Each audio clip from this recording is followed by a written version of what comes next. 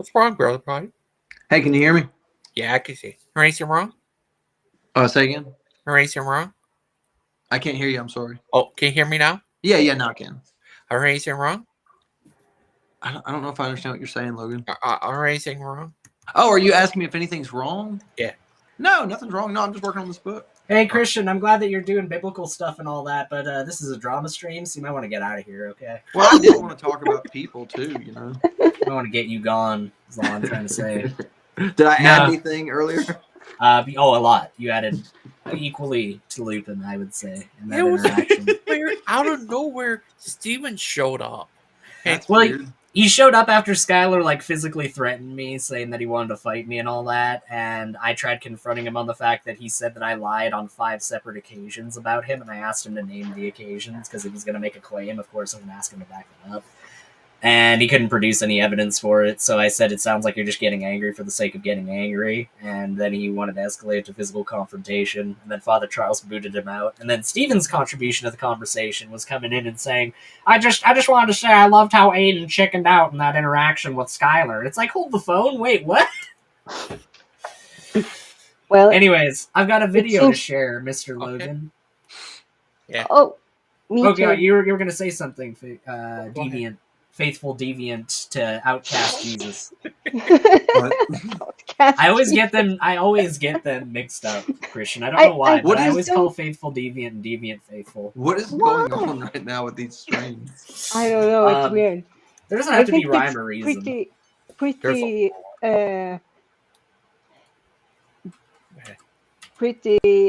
obvious that they were coming on in an attempt to stir something up, interrupt. Oh, you mean to seek peace and ensue it, right? The C piece. To the scripture tells us to seek peace and to ensue it, which means create peace. So that's the reason they were coming on, right? Well, yeah, no, they came on to be friends. Stephen, when he said that and then immediately left before anybody could respond, I just felt the brotherly love. Pouring from him in that moment.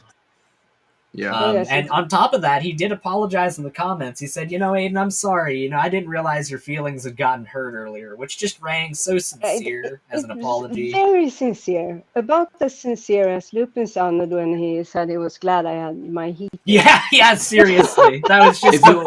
He literally said it on the lines of, are you trying to... Because I got a snipe in at him, I'll admit. I said, Mark, you better watch out for these people because Deviant showed her heater that she got from the community when everyone pitched in. Yeah. And I said to Mark, I was like, you better watch out for these people in the community that get people in need of heater. And Lipin was like, are you trying to... Wait. Well, you know what? If that's the case, then congratulations. You got a heater. My reaction. Just so sincere. Oh my goodness. It wasn't the fact that I just picked it up. I left the stream to go and pick it up outside and came in and wanted to show it. That wasn't it. It wasn't.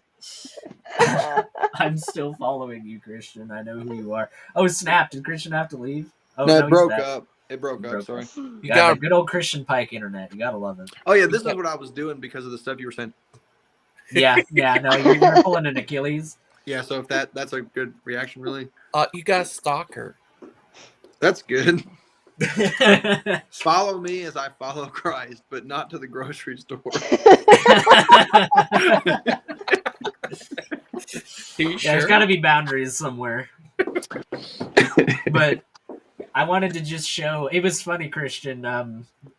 I would play their stream on Father Charles because they were talking about Mark Stoney. They were talking about how his eschatology was just wishy-washy and doesn't. He's got anything. A lot of notes, man. I was impressed. And I went on there and shared it because they were talking about him. And literally the second I started sharing the stream, Steven piped up and was like, "Oh look, they're streaming us right now because they're losers with no lives." It's like, wait, what?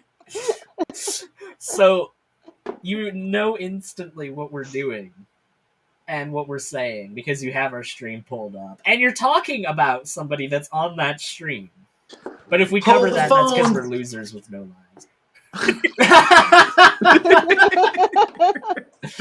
Christian, I will say, in this stream, you are actually contributing to the conversation. I appreciate it. Thank you, Christian. Anyways, with that being said, time for the drama. Yeah, please, please. I'm gonna pull that up now. Gangster Ghost, if you want to. Yeah, I was gonna ask you what the heck. All right, can you see? Yeah, Yep. barely. Evolution is a mental illness. Yeah, prove us Good wrong. starts, good Probably, unbiased, I think it's impartial you. beginning. It's where you live. Yeah. You see bad stuff over there.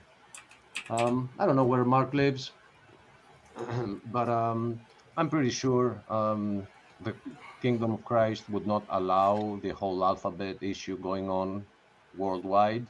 Mm-hmm. Hey, Stump, how come you didn't upload this to the ministry channel? Upload what? I have it on screen. You don't see it? The video I made. Right, that minister channel that's only about glorifying I don't want God. to take what I'm doing, as part of this channel. Do you mind if we watch it?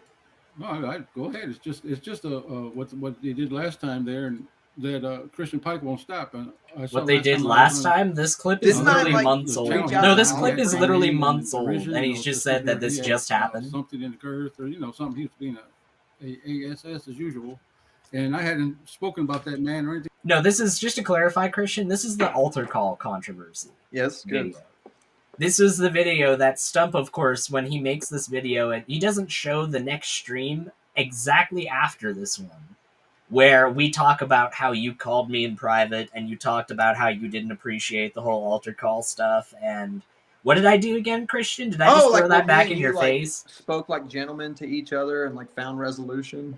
Yeah, no, but I threw that that back in your face, I'm sure, and said that you're a false brother. And yeah, that sounds about right. No. But yeah, this is from just recently, according to That's Stump. good. Didn't I just extend an olive branch to these guys like last night? That doesn't. Well, that was last night. That's true. Past is the past, Christian. Come on, you gotta live in the present. That's Right. true.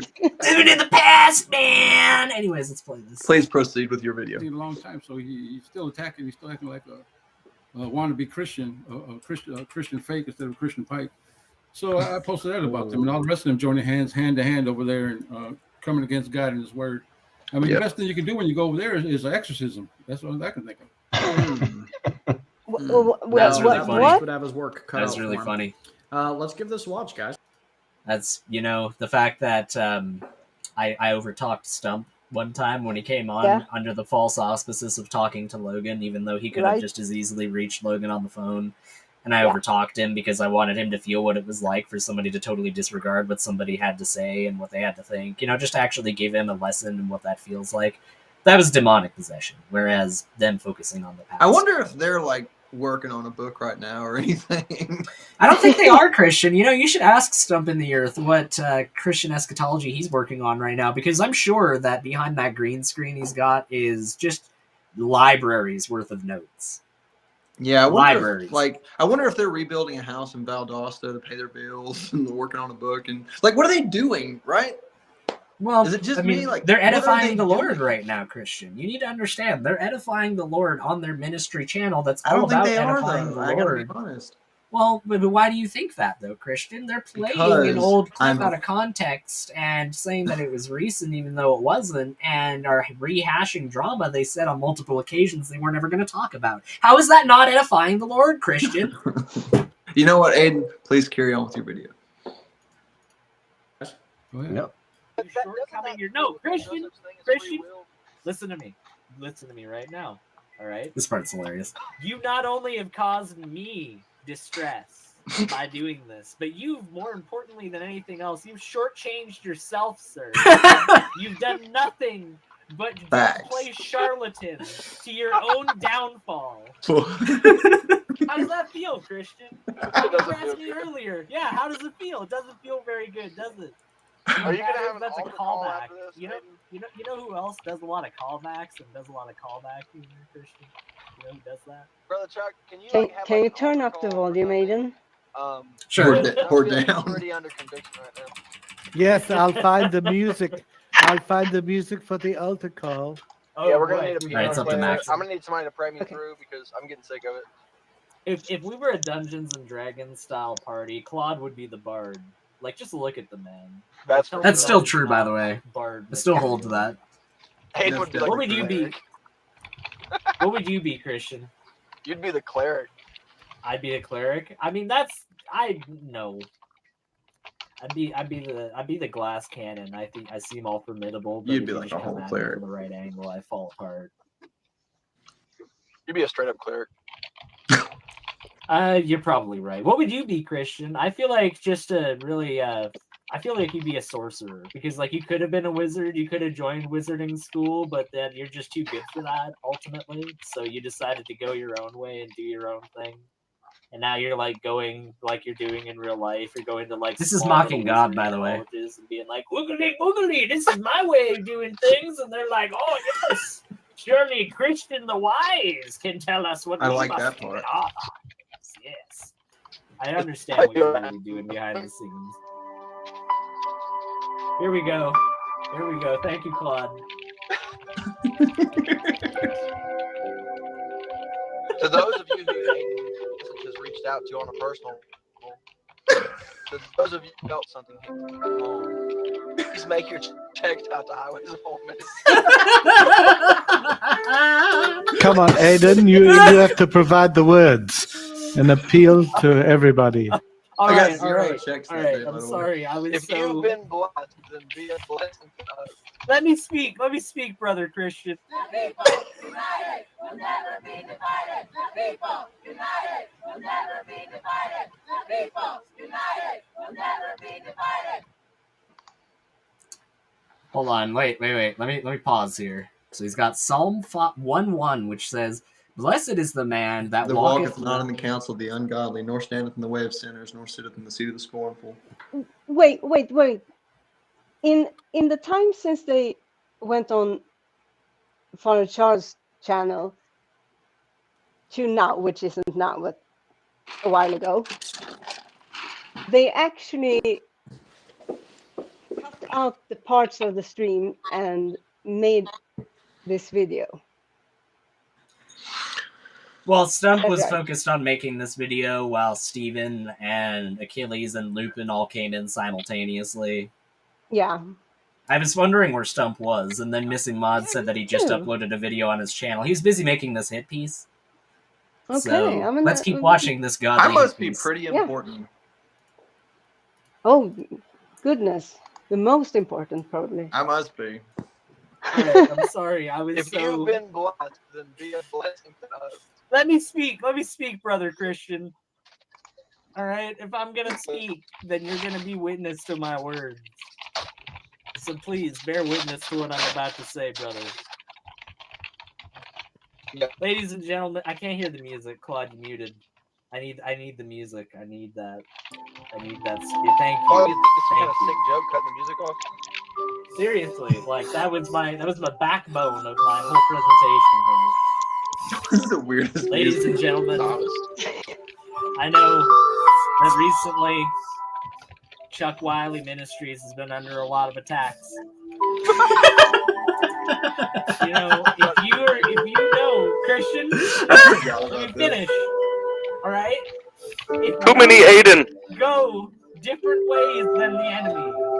Music's too loud. This guy sounds really smart and intelligent. Just yell over it. It's fine. Then you know that you are working with the enemy. Because if you're working against them, you should collide head on. Alright? I just want to quote a particular part of scripture. It really means a lot to me today. Alright?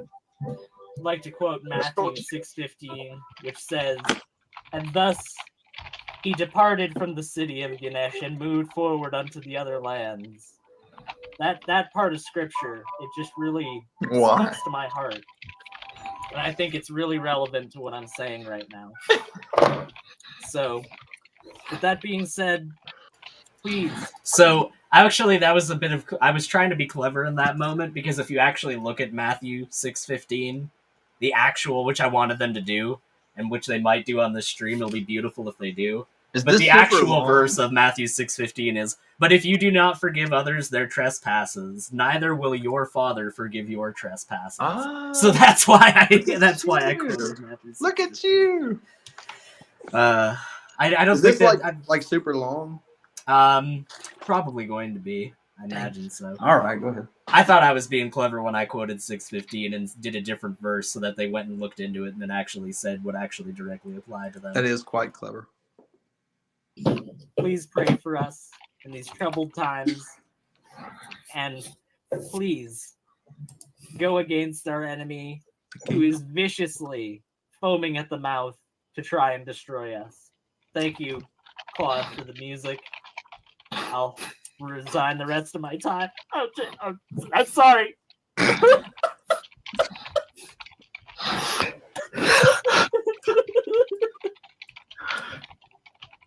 Charles, make them stop. Make the pain go away. Make them stop being detractors.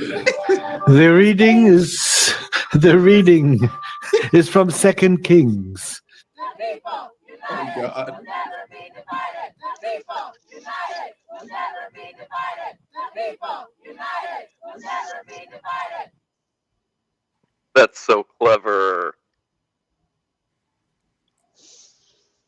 That's pretty funny. Charles, make them stop. Make the pain go away. Make them stop being detractors. The reading is from 2 Kings 2:23. Aiden, pause it real quick. From there, Whoever's playing it. I love how they threw my avatar in there and that will never be divided. And I wasn't even in this stream. This is the first I've even seen this stream. Same. Well, that's why I said that Stump was busy making this hit piece video, because he's using your current avatar right now. Yeah, I only brought this out like a couple days ago. You know what this is, Mark? This is soul winning at its finest. You're right, Christian, This is you're hungry right. person feeding and naked person clothing. Gospel preaching right here, baby. If, my goodness. If by that you mean clout chasing, then yeah, sure. Can you imagine having so little to do in life and being such a nothing of society that this is how you occupy your time? Well, and the funny thing is, I was trying to say it before, if he got this video just now, it means that he had to have poured back through a lot of Father Charles's back catalog in order to find this. And it stands to reason that if that's the case, then he saw the next stream directly after this, where we talked about how you talked to me in private about this and we'd reconciled that. Yeah, we actually had a conversation about this, I remember, and you were very, very considerate, because I told you, I was like, I blame myself too. We really should have been a little bit more careful not to offend people. Like, we really had a very adult conversation about it. Yeah, and we walked away, I would say, having more respect for each other than we had at the beginning of the conversation. It's crazy how that works, isn't it? Wait, you didn't just snipe each other and back out of the room? I know. I It's may crazy. have called him Gade and Linden, I can't remember, but He did. for the most part, there was no sniping. Yeah, he did. I don't even remember whether or not he did for sure, but you just say with plausible certainty that he did. Elisha went up to Bethel, and he was walking along the road. Some boys came out of the town and jeered him. "Get out of here, Baldy," they said. "Get out of here, Baldy." He turned around and looked at them and called down a curse upon them in the name of the Lord. And 2 bears came out of the woods and killed 42 of the boys. Well, that'll teach them a lesson. And killed 42 of the boys. Here endeth the lesson. Over to you, Adam. People united will never be divided. What is this little thing? Is this something we did? No, this is Stump's editing. This is what he thinks people want to hear? He knows what the kids Here, let's want. hold on. Let's pause this. So it's 2 Corinthians Be not 6:14. unequally Be not yoked yoked together together with with unbelievers. Yep. For what fellowship hath righteousness with unrighteousness, and what communion hath light with darkness? That's the reason I left their channel, was because I believed that scripture.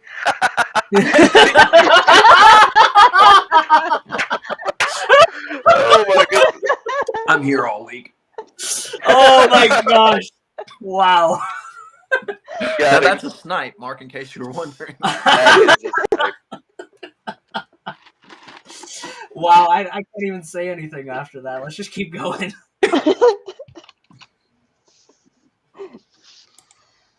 Over to you, Eden. Thank you. Brother Claude, that was beautiful. Thank you for recounting that to me.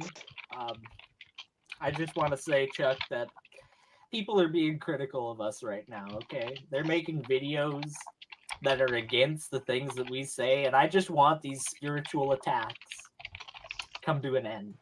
All right? I just want this horrible warfare, which I entirely initiated, and which I've had the opportunity to end at any given point. I just wish it would end.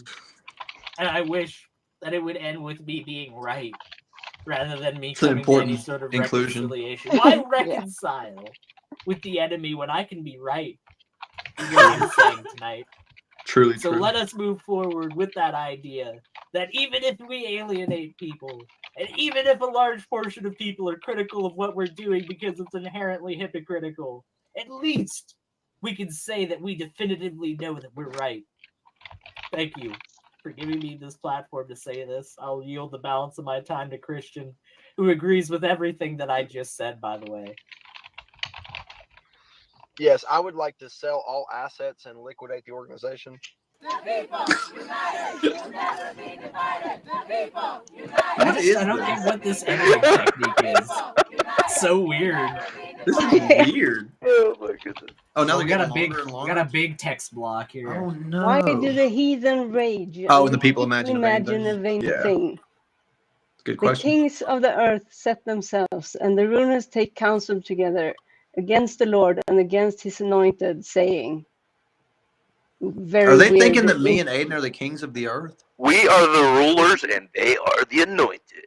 Interesting. Let It's an us interesting break dynamic. their bonds asunder and cast away Not their my cords bones. from us. My Their bones. cords, I paid for their those cards, bonds. their cords. I'm using He those that bonds. sitteth I'm happy with my bonds. in the heavens shall laugh. The Lord shall have them in derision. I think we were the ones Ooh, laughing. This is a All right, well, very I see how that strange- applies to us because me and Mark are, after all, rulers of all of the earth. Or me and Christian, rather. Mark wasn't even part of this, but he is. No, he was actually, though. His according to avatar stuff. was there. Yeah, so he he's must that's have true. been. He was Vicariously, there. I am all about it. Yeah. But yeah, I love that they play this because they don't even realize Stump has so little self-awareness that he doesn't realize that this clip demonstrates what they're doing right now. That this paradigm, it's so that unreal. Like you might as well pick a random verse from like Haggai or Numbers and just put it on the screen and be like, "Yeah, checkmate." It's called quote mining. oh, Like, Stump's who an begot expert who? at quote mining. He's an expert at that. I'll give him that much. Anyways, yeah, let's keep going. Unreal.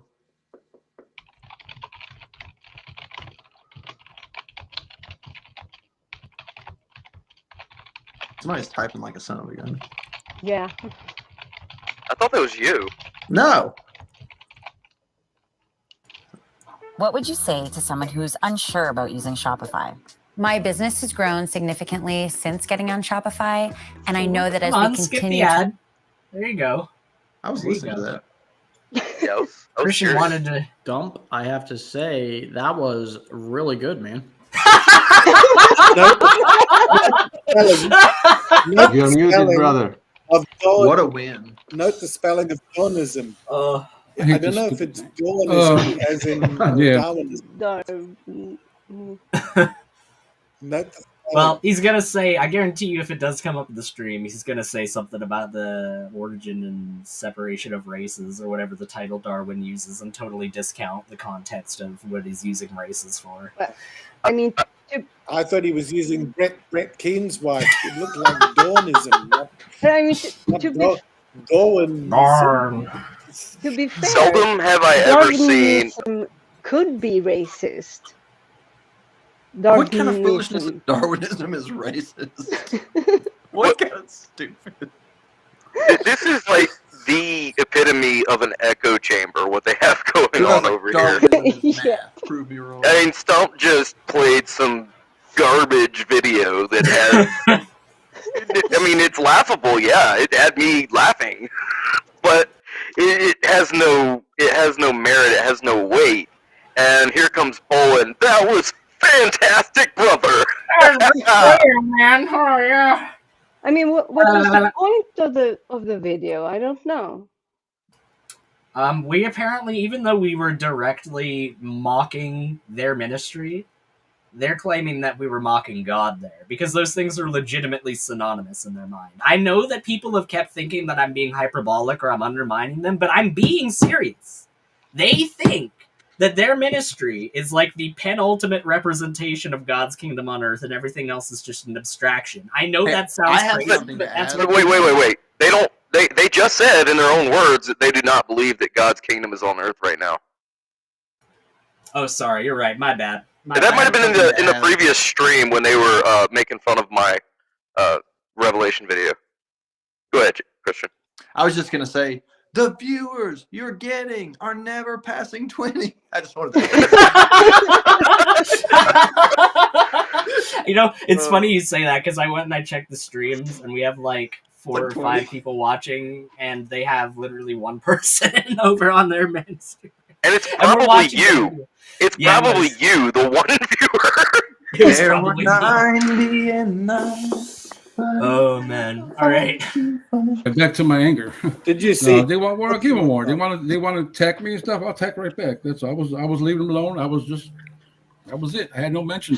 I went over there one time to say hi on Gangster Ghost show, Gangster Ghost, and then they just attack, call you names, all kinds of stuff. Yeah. Coming out the mouth of Christians who sit there and let them mock God's word, His people.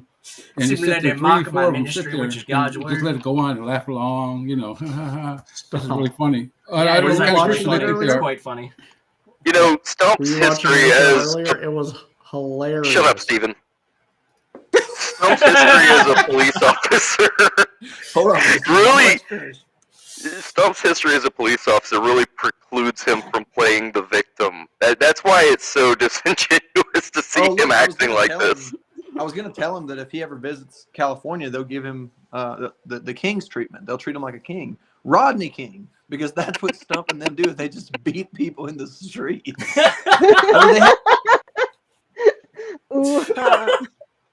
You're on fire today, Christian. You're genuinely... I don't know what got into you, man, but... I think he's frozen. Either he's frozen or he's staring at his camera at a very weird angle. No, he froze. Gosh dang it. Yeah, we're laughing. Stump is raging. Hey, can you hear me? Mod hit the nail on the head. Real quick, I just want to finish that thought. So, in Chicago, it's one of the places where police brutality is at its worst. And so, Stump belonged to a police force that is notorious for beating poor people in the streets. And here he is throwing stones at us for what again? What did we do? Did we beat poor people in the streets? Like, No, Christian. He's the victim here. He's the victim. We picked on him. I mean, well, we by we I mean I wasn't even there, but still represented in this argument. No, he's being picked on. He's being bullied. He's the victim here. He's the victim here. How many heads have I ever cracked with a billy stick? You know what I mean? Well, 0 is the answer. Stump was a chief, so he didn't actually crack anybody with a billy club. He told other people to crack people. Oh, he was the overseer of the cracking. Yes, that's right. So he was never a beat cop? Well, I imagine that he would have had either he would have had to have been at one point or another, or he would have went to some sort of. He's never mentioned higher education. Depends the definition of. I'm not trying to be anti-police or anything. I'm just keeping it real. You know, we're talking about who's living the Christian life, and cops in Chicago are notorious for beating people with billy sticks and just shooting people. Like, they shoot them all the time. Wow. Way to attack Stump by pointing out a completely legitimate correlation between two things. Maybe he didn't do any of that. Maybe he's the exception to the rule. But it's like... No, I'm willing to also say that. There's no way to know with absolute certainty that he did any of those things, and it would be unfair to claim that. I'm just saying, he's making all these claims about what kind of indecent people we are. I'll be honest with you. I couldn't even be a police officer with a clear conscience. I'm not saying there's no good ones out there. I'm not saying I'm against them. But it's like being a landlord. There's certain jobs that I just don't think I could do with a clear conscience. And that's definitely one of them. Police officer and the landlord. Well, I mean, they're both arms of the state. They're both arms of the state. It is a bit of a weird category when you think about it. I mean, Mao was kind of right about both of those. Let's be honest. I'm just joking. That's a joke. That's a joke. I don't know. I'm just saying, when you've lived a life where your income, your livelihood has come to you in many cases by bringing violence and incarceration to others. Maybe don't throw a bunch of stones. I don't know. Yeah. Well, let's keep going. So Skylar and Aiden got into it, and Skylar said he wants to physically fist fight Aiden. And Aiden was like, oh, I'm a gentleman, civilized society. I don't want to wet my pants. And when I got done laughing, I went on their stream. They kicked. What I actually said, by the way, just for people who are actually interested in knowing the truth, I know that's in short supply over there. But what I said was, that's really mature of you, Skylar. It's really mature of you as a person in a society that has clearly never mentally hit puberty for you to just threaten physical violence to somebody because they made you upset. That's me. That's me peeing my pants. I invite all those guys to come beat me up. Steven, what was I supposed to do, Steven? Ruben, was I supposed to meet his challenge of violence? Is that what the scripture tells me to do, Steven? Is that no? Genuinely, I'm asking him right now because I know he's listening. No, it's stupid, obviously. Steven? And the truth is, when people go around threatening like that, they don't mean it anyways. Skylar's not going to kill anybody. He's not going to beat anybody up. It's you don't go around saying stuff like that all the time if you're serious about it. That's a clear token that you're not serious about it. Steven just mentioned the Aiden Lindens of the world. That is a horrific mantle to have. I please, it might be one of the most insulting things he's ever said, because if there's another person that's synonymous with my personality, that is a burden I wouldn't wish upon my worst enemy. Look, I'm not hard to find. Come beat me up, guys. Well, and I know that, obviously, I know he's not being serious, but when I was asking that, I'm genuine. Steven, right now, tell me in the comments section. You're not banned in this comments. You can come on here on whether Proverbs Guys or Stephen Bolin Official. What was the biblical thing I was supposed to do in that encounter? Was I supposed to meet his challenge and fight him? Is that what the Bible tells me to do?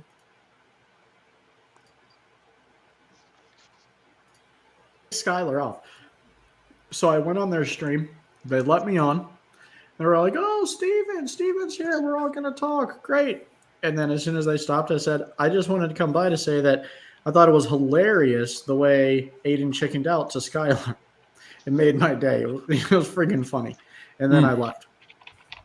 Wow. Yeah. Wow. Wow, yeah. Aiden always seems to be the problem. I don't know. Crazy is right. Everybody has a problem with Aiden. Somebody threatened to kill me. right for once. But it's not. They don't even bother me. These little whining demons don't bother me. It's the ones that say they don't bother you. They don't bother you.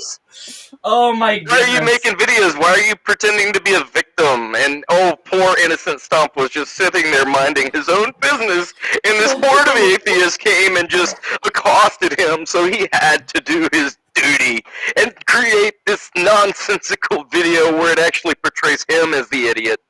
That video is legitimately 8 months old. I kid you not. You can go back and find the original, like the content in that video that Stump showed in that video. You know what that tells me? You know what that tells me? It's been nagging at him for 8 months, and he's been waiting, just waiting for an opportunity to pull that card. Yeah, you don't go back that far back in time to that specific of an event unless it has been nagging at you and living rent-free in your head for months. So, Stump, you got 2 choices. And I'll tell you what, the closest you ever came in my mind to being serious about the whole I don't care about Aiden, I don't care about it was the time between when you kicked me off of the show, when you called me a person that was just trying to stir up trouble and stir up issues. It was between that and when you went on Gangster Ghost's channel under false pretense. That was the era where I actually could have believed you with that claim. Because you were actually kind of demonstrating that you didn't care and that you were just totally ignoring all of this. But now that you've played this video, that shows that that's not true. I was wrong in assuming that you had let it go. I was wrong in assuming that you had moved past this. This is very clearly something that is still very prominent in your mind after all of this time. So you got 2 choices, Stump. You can either let it go and say that you're above it, or you can make sniping videos that are 8 months old that actually make you look like the fool. It's your choice. You can't have both, though. I'm sorry. Like a fool when you are a fool. I know he can pretend like he has both in an echo chamber full of people, but you know, if he's a representative of this little thing called the truth, then he can't actually have both of those things at once. in hand with these demons. Well, and they and- attack. Demons. They attack here. They attack Kent Hovind, and they just try to take people down. Wait, all that. did I know attack Charles are Kent devoted. Hovind? A couple Yeah. of them. To Aiden- attacking. That's all they Aiden's do. got Chuck bewitched. That's for sure. Yeah. And Chuck's not himself right now. They've No, I given think him Chuck some is exactly kind who of he is days. supposed to be. Actually, you called Chuck a loser earlier in this stream, Steven. You actually said when I started playing the video on Chuck's channel, he was like, oh, it's just a bunch of losers over there with no lives. So you think that Chuck is a loser with no life, Steven? So don't try and push all this false sympathy towards Father Chuck. Oh, he's just not himself right now. Shut up, Steven. You don't believe any of that. You know you don't believe any of that. It's so baffling to me why you can so bold-faced lie about this when just a few months earlier you had called Charles out before and said that you didn't want him around his community anymore, but now you want him back for the upteenth time. Can you just not be wishy-washy about one thing, Stephen Boland? Can you be consistent about one issue in your life? I would really appreciate it because it would make it a lot easier to engage with you as a human being. Well, it's hard when you don't have a person, when you don't have a genuine self, when you don't have any substance. He has a genuine self, but he tries desperately Yeah, to genuine hide it self, from YouTube. but not genuine substance. No, I think that there's a couple examples that Mark and I have both seen, and other people. I found in this out a little room, bit about his genuine self. where the mask slips, and you actually get to see who he really is for just a moment. Yeah, Christian certainly got a taste of that. He was at Steven's house. These are two people that met in person. Well, and not only dined that, with each other. I invited them to come to our house and visit. Him and Ryan wanted to come visit the property where we're building the house. So I invited them to come, and then I offered to buy his hotel for the night, which he didn't let me do, to his credit, but I offered. Bought their breakfast that morning, bought their lunch that day, and tried to pay for everything. Tried to pay for his gas and everything, and really had a great time there at the house. Then later on, I went down and visited him at his house, offered to help him repaint his house anytime, not charge him anything. And so because of that, he wanted to spit all over my face. Yeah, that makes sense. I mean, what else? What other outcome Because would of you the really character. expect, Christian? Character. I mean, you need to understand, Christian, you were there when we were mocking their ministry and pointing out the fact that they're self-righteous hypocrites that can't actually make a valid scriptural argument to save their lives. That is synonymous with blasphemy. You need to understand that. You need to get that. I don't understand it at all. I just can't imagine what they're getting from this. You know, like, we spent over a year building their channel, building their community, having a good time. Like, what are they getting? Their viewership is down. Their quality is down. All their shows are filled with drama now for the 2 people that are watching. What are they getting from this? Well, Stump is feeling better about himself, and that matters more than the actual success of the channel. That. You need to think about that, Christian. I will. You know, going forward, I'll consider that. Okay. Well, thank you. Himself right now. I think he's Chuck under is some exactly kind of who he is daze. supposed to be. I don't know. I don't think know, that man. man's I mean- a wolf in sheep clothing. I can see it in his eyes. Look at that man sometimes. He looks like he's vicious. I'm gonna tell you the truth. That man's something wrong. And if he comes on here, I'll tell him. He can come on here. I'll tell him he's a wolf in sheep clothing. Who's I don't he want nothing to do talking with that about? wolf. He's talking about Father He Charles. pretends like he's somebody other than he is. I've seen him lie, Why don't you straight talk up about lie. What kind of Christian is that? Lie to another Christian's face and you know, like it. Whatever. I'm just gonna. Yeah. You're just gonna throw out the insinuation that he lied to another Christian's face, and then don't actually elaborate on that insinuation. Classic No, stuff. not at all. Classic stuff. Because that's what the Bible, for the upteenth time, I feel like I'm talking to a brick wall, genuinely.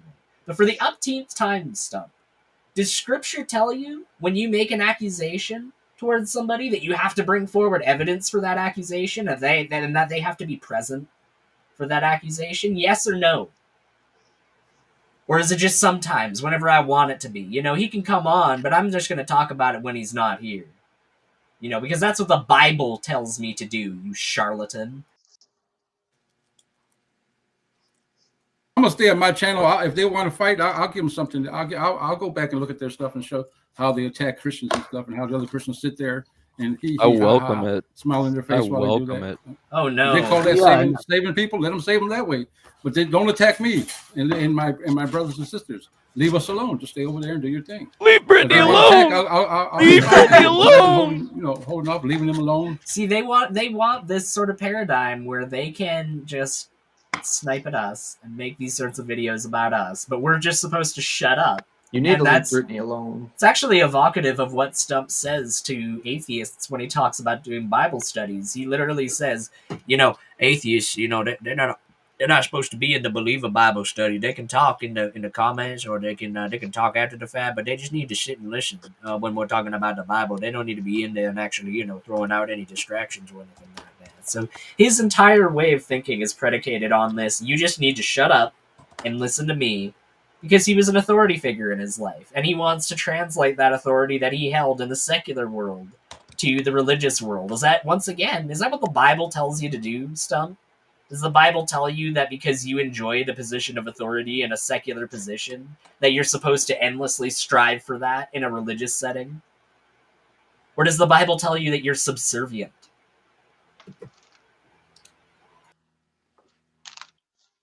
I stopped from putting stuff up and everything. So hey, I could fight for my God too if I want to, and I will. And the thing is that they get the right to have an opinion. We get the right to have our own. We mock evolution. They mock the Bible. So it is okay. We're trying to warn them not to do it. They sure act like it's okay. If evolution is right. Wait, did Achilles just say it's okay to mock the Bible? I gotta get back to this book. For real. Yeah, you know what, Christian? You can go ahead and leave. Like I said from the beginning, I warned you at the gate. You've got to be honest with me, all right? I warned you at the gate what this was going to be about. Let me leave you with these words of wisdom, if I can. Okay? Daniel 11, verse 9. So the king of the south shall come into his kingdom and shall return into his own land. And with that I depart. Oh, that again? That's a snipe. That's a snipe. I couldn't even pull it up again, yet. Mark. The South shall rise again. It's gonna. It didn't really rise good the first time, but we'll try it again. Well, never Give mind it a all shot. that. Never mind all that. Well, if those guys come back around, just be like, hey, Christian said, he still loves you and he'll give you some money or buy your lunch or whatever. Yeah, I mean, if any of them come by, I'll be sure to let them know. Because I'm just running out of olive branches. Like I killed all the olive trees by tearing all the branches off so that I could offer them. So the consequence is that there's no more olives. Yeah, okay, so in Daniel 11, verse 9, it says, so the king of the south shall come into his kingdom and shall return into his own land. The south shall rise again, baby! Damn! That is really what that's saying, really. Talking about Dixie! Hail Earnhardt! Quit saying Dixie. You looking to praise hell, praise down! That's right! Logan's trying to speak. I'm sorry. Can you look in the private comments? Yeah, Logan tries to speak. He ain't nothing but a Yankee anyway. He ain't nothing but some Yankee Northerner anyway. What done be over by the lake? What am I supposed to be noticing here? Oh, yeah, I'll send you my email address. Yeah, I'll sure do it. Actually, my family's from the South. That's why I like you, Logan. Wouldn't be surprised. Why I like you. What? Well, what do you say, Aiden? I was trying to point out earlier. Christian's going to leave. I don't blame him whatsoever. But I just wanted to say whites, but like with an H at the beginning. Whites. Whites. Yeah. Whites. Just like that. Stuff. So they know. I just like our neighborhood to be a little less liberal, if you know what I'm saying. A little less Democrat, if you know what I'm saying. A little less liberated. That's right. And always remember to separate your whites from your colors when you're doing laundry. It's true. And on that note, I leave you, brother. Wow, thank you, Christian. Once again, the amount that he contributed to this conversation, just stunning. There's no reason to Truly thank me. stunning. For this reason, I was sent. Well, I'll thank you anyway. Thank you, Brother Pike. But the thing I was trying to point out, though, was that just earlier here, Achilles says, well, they mock the Bible and we mock evolution, and that's okay. I'll play that. We're trying to warn them not to do it. We mock evolution. They mock the Bible. So it is okay. Yeah, it's okay. It's okay It's that they okay, mock the but Bible, just even though we don't. constantly levy that as a criticism against you. He warns you not to do it, and then says it's okay. Yeah, like, it's okay, but I'm gonna warn you not to do it. I mean, like, Mark, if you were going towards a cliff, and I warned you about that cliff being ahead of you, I'm sure it'd be okay if you just continued going towards that cliff, right? Like, it's Yeah, just it'd be talking fine. out of It's both okay. sides of your mouth. Hey, it's okay. You know, cool. I'll Like, follow. on one hand, you're going Thanks, towards Aiden. hellfire, but it's fine. Which really, Thanks, to Aiden, me, for letting me fall off the cliff, Aiden. I really appreciate that. well, it's your See what choice, kind of a Mark. friend you are. It's your choice, Mark, whether or not you want to fall off the cliff. Okay, whether if No, you no, want to not fall off the you cliff, told you me just it was have to okay. agree. Well, You no, told me it was okay. It's I your trust choice. you. That's what I I'm trusted saying. you, It was Aiden. your I choice. trusted you. Well, the only way. I trusted you. Oh no, he fell. That's a good Doppler effect, actually. But I find it so funny that they try to say on one hand, you're doing this horrible thing, and it's abjectly horrible, and it's not allowed, and there's zero tolerance. But it's okay because we mock evolution. It's just really, it strikes me as very odd for a supposed Christian to say that. The only way that makes sense to me, if he's an actual Christian, is if he wants me to fall off that cliff, and he wants me to go to hell. And I wouldn't be surprised. Honestly, I really wouldn't if his actual feelings were that he would prefer me be in the lake of fire. I think that there's a lot of people out there that call themselves Christian that get this sort of morbid satisfaction out of the fact that people that they find to be abhorrent are going to suffer this ultimate horrible punishment. Welcome, BBM. Hello, Big Bad Mama. Hello, everybody. Wait till you get to the P-Town section where they talk about the Aiden Lindens of the world. Oh boy. Well, I'll let this play uninterrupted for a little bit then. And if anyone wants to skip ahead or pause or anything like that, just let me know at any point. I mean, we're trying to warn them not to do it because if evolution is right and I mock it, I will not be accountable to anyone. But if the Bible is true and you mock it, you will be accountable for mocking it. So what we're doing is we're trying to warn them. And I just want to pick up from what my brother said, that I will always have an issue with those that call themselves Christians, but do not prove to be Christians by interrupting a mocker. Sorry. So what he's trying to describe there is an apologetic, and it's not very effective. Oh man, I just had it on the tip of my tongue. Why did I start talking? Pascal's wager. Yep. But it's a terrible, terrible apologetic. It is, because you can be a Muslim and it applies just as equally, or Hindu, or Zoroastrian, or a Wiccan, and it would still apply just as much. If you choose Christianity and it turns out that Islam is actually right, you're equally effed. So yeah, so the argument falls flat on its face. It's an argument that's primarily made to people with the hope that somebody doesn't know their refutation towards it. Because on the basis of it, without thinking about its context anywhere else, yeah, in isolation, that sounds like a good argument, but it would only be a good argument if Christianity was the only religion on the planet, and it's not. So I have to disagree. I mean, you it's just terrible. Well, that's why I'm saying the only way that it would even be palatable as an argument would be under a circumstance that doesn't exist. That is indicative of a bad argument. Yeah. So true. And letting them know what the Bible says. If you don't do that, you are not a Christian.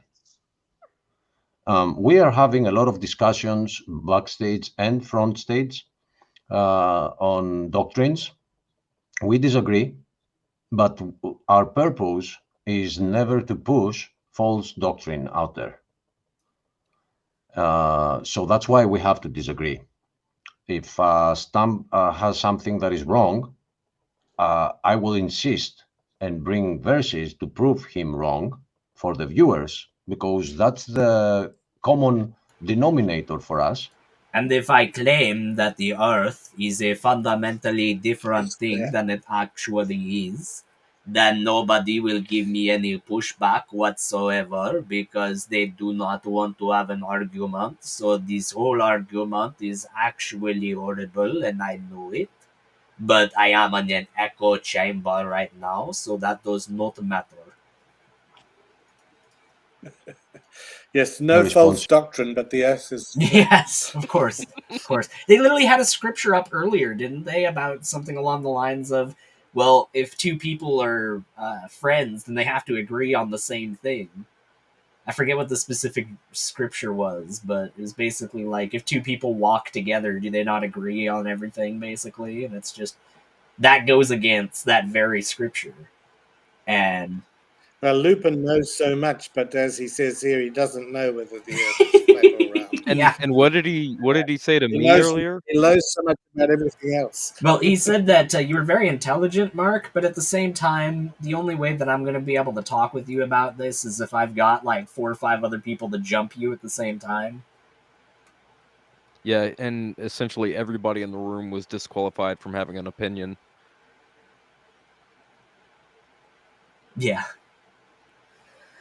All right. These guys are brilliant. They are. They really, the fact that they dig their own graves and then they turn around and they look up and they're like, wow, that light is really getting to a pinprick at this point. Let's try and make sure that it's just completely gone. Let's go a little keep deeper. digging. Hey, do you have some dynamite? Crap, we hit bedrock. All right, yeah, it's time that we get some dynamite in here. All right. You know, like, what the heck is this? Possibility of pushing truth and not lies, because lies will never work for the truth. They are two opposing roads, and that's why we will disagree. So if you are a Christian and pretending to be a Christian and you are pushing evolution, which is the creation without a God, not a single Christian in this community has ever proposed that. I don't see you as a Christian. I see you as a more dangerous than a person. Talk about a straw man argument from the person that came in here and tried claiming things were straw men when they blatantly weren't. Like, talk about somebody that's throwing out a blatant straw man argument. This is like, there was a stream, and I know that you don't know about this, Mark. There was a stream where Christian, and this is the reason why Christian got kicked out of the Proverbs guys community. It was the straw that broke the camel's back. But Achilles was on Father Charles's show, and he was talking about me, and he was talking smack about me.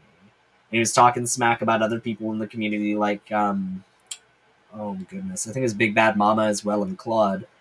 And Christian holds his feet to the fire for like an hour and a half straight, asking him over and over again, please find me any sort of clip where Aiden's mocking the Bible, or where he's mocking the Holy Spirit, or where Big Bad Mama is doing that, or where Claude is doing that. And he even said in that stream that he'll make that video. And that video never came. So I think that says everything it needs to as far as that's concerned. Yeah. The atheist, and it's scriptural why you have to get rebuked. We tried that privately. There was a time when some of those doctrines had debates, had backstage discussions, and people just want to insist to keep spreading them. So we are now at the public domain. We are on the 3rd level. And this is where we're staying. The apology is not going to be to us. It's going to be to God. All we're doing is warn them. If someone says, oh, guys, you are right, we will not ask them to apologize to us. We will just rejoice for them realizing they were wrong, and they will stop doing it. For them realizing that we're wrong and they'll stop doing it? Hold on, was that a little bit of a Freudian slip there, Achilles? When they realize that we are wrong. Okay, sounds good. So we were going to go over, what did you guys want to go over today? Whether the end times are already past. The end times have passed already? I mean, I don't know why we would do a show about something everyone with even basic level of eschatology would need to go over. But we can go over that. Eschatology, what is that? Do you have a list, Steven? My theme was evolution as a mental illness. Anyone with even a basic knowledge of eschatology. It's like, did you go gay for a moment there, Steven? Did you get a little fabulous? Eschatology. Okay. That was certainly something. That's another Bolanism right there. Mark, me and you have got to talk eschatology at some point. Let's do some eschatology.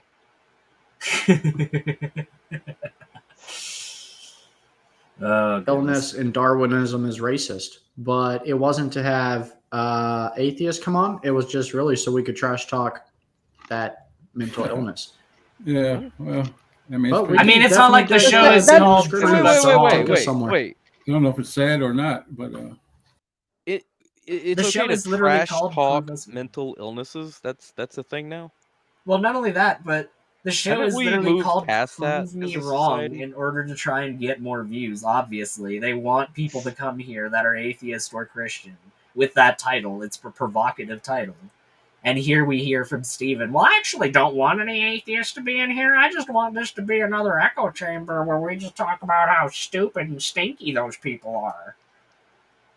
It's Wow. also a very Christian concept, I feel, to trash talk.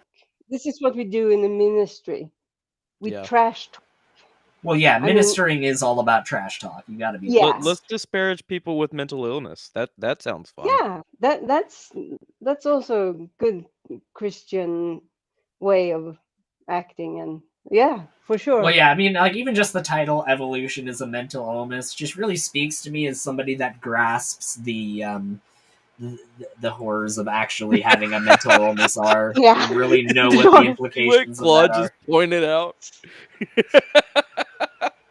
Should be recorded for spelling. Even still Darwinism. You're right. Darwinism is racist. Darwinism. That's what I was trying to say earlier. Dying. But maybe Darwinism. I only saw it now. Darwinism.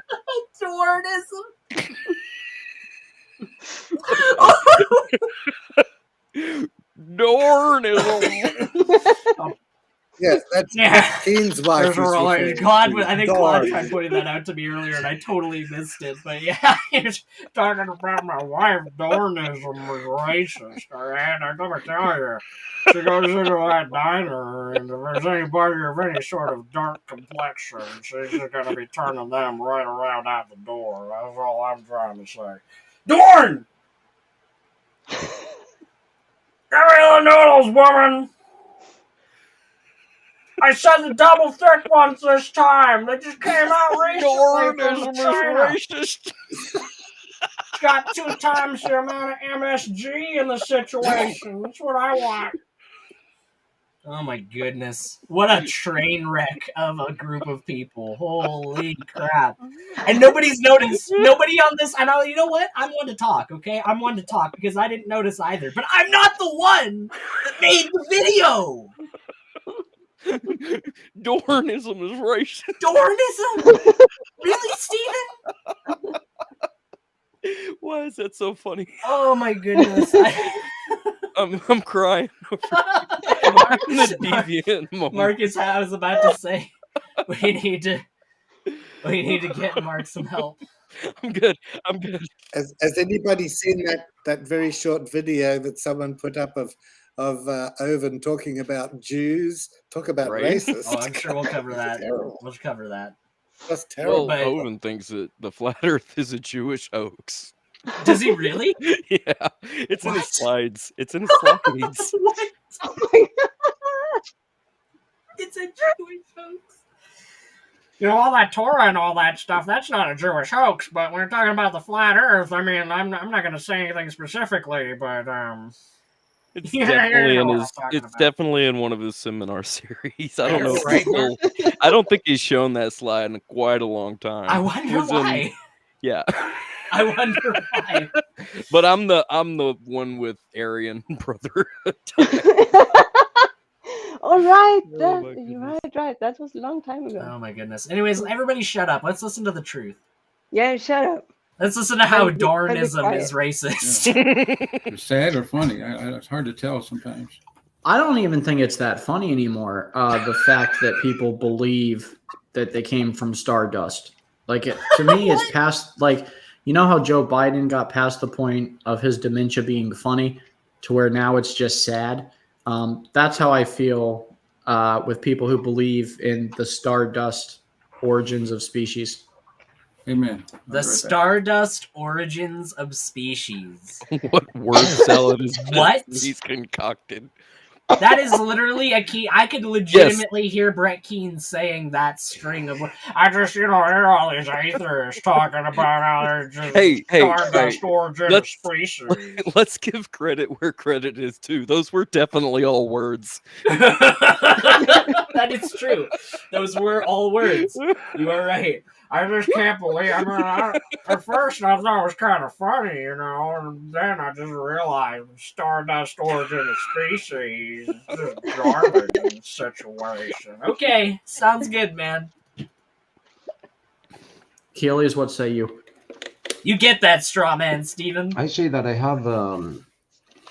I was thinking, where did I find that video of that woman that had a PhD in biology, and she was giving some proof about why it's all a lie. And I was thinking about finding that and sharing it, because you said that this is some form of the theme. So I was like, maybe this is the time to bring this up, because they bring a lot of any scripture or evidence tonight that you guys have for disproving evolution. Bring it forth. I encourage that. All the scripture that counters the evolution theory, is there anything and all the juicy in this part, evidences Big Bad because that's what scripture was this. for, to disprove a theory that didn't even exist when the scripture Right. was written. That's the entire purpose of it. So let's bring forth those proof Mark, texts. You need to understand that in 2576, all right, other Christians are going to be talking about how the theory of Shmagadaduba is actually refuted. And Dornism. They're going to be talking about how Dornism is racist, okay? Because even though the Bible doesn't talk about Dornism, and it's never mentioned whatsoever, there's just boatloads of evidence against Dornism. But it's racist, man. It's racist. It's true. It's racist. Big Bad Mama, I don't know if you've watched through part of this or more than this than us. I thought that you did, given your comments earlier. But is there a good part of this? Can we skip around, or is this all pretty good? The part I only watched the part where P-Town came in there, and it was pretty good. All right, should I maybe skip ahead? I'm going to skip ahead a bit here. It's still going over there, by the way. I'm in there. I'm doing what I'm doing over there. Yeah. Let's see. Here's P-Town. desperate to get out of the water. That's what I remember. Yeah. It was so cold, so dark. I told my old lady, "Come on, let's go." I took my wife with me. It was pretty good. The place here was we go. The place was full of megalodons. We had to get out of there, guys. Yeah, it was dangerous. What's up, P-Town? So then we turned it. Hey, P-Town. We turned into this. We turned into this rat-like thing, and then we kept going to a rat. And look, we're starting to develop. Look it. See, we're starting to stand upright. Here we go. Here we go. Wait, brother, Tom. Wait. Here we go. Hello, P-Town. Let's say hi to our brother. Hello. Hello, P-Town. We got a wheel at this point. I got a verse that you'll find really funny here once I find it. Oh, let me finish my evolution. You guys interrupting it's really interesting to me. I we can got tell. a wheel, and then later we got a stick and some shorts and some shoes. Then we wore a skirt and high heels, and now we're here at the end. And then we turned alphabet. And just think, God waited for all this Actually, time it literally to says this plan there. of salvation. Hey, Stump! It literally says if you actually read the text, you illiterate troglodyte. That's actually us in the future. That we don't know what it is past that. So no, the question mark man was not where we are right now. Actually, that's our future.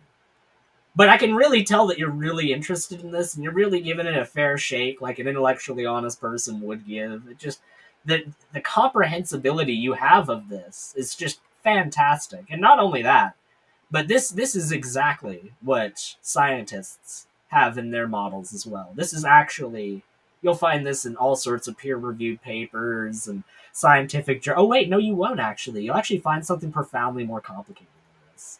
And they don't want to address the things that are more complicated because it's too hard, it's too difficult. I don't want to pour through all that information. Well, I poured through your scripture. I went through and I went and understood as much of your theology as I possibly do. So why don't you do the same thing for our theory if you're so interested in it? Well, that will He take waited some for us. honesty. He's very It's patient. difficult. He's long suffering.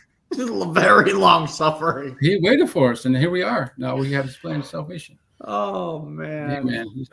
The Christians that believe in evolution, I found out they're right. I saw this, and they're right. End of presentation. You know what, Stump? That was a fascinating chart, and because it was so colorful and the words were so catchy, I think I'm going to convert to their religion of because that's what evolution, or sorry, Dawnism. Sorry, that's what Dawnism is based off of, Stephen. It's based off of flashy chart. No, that's how you think, Stephen. You think that if somebody presents a flashy enough chart or gives a bunch of flashy slides in a certain order, that just automatically inherently means things are true. Most people actually have a bit more advanced thinking than that.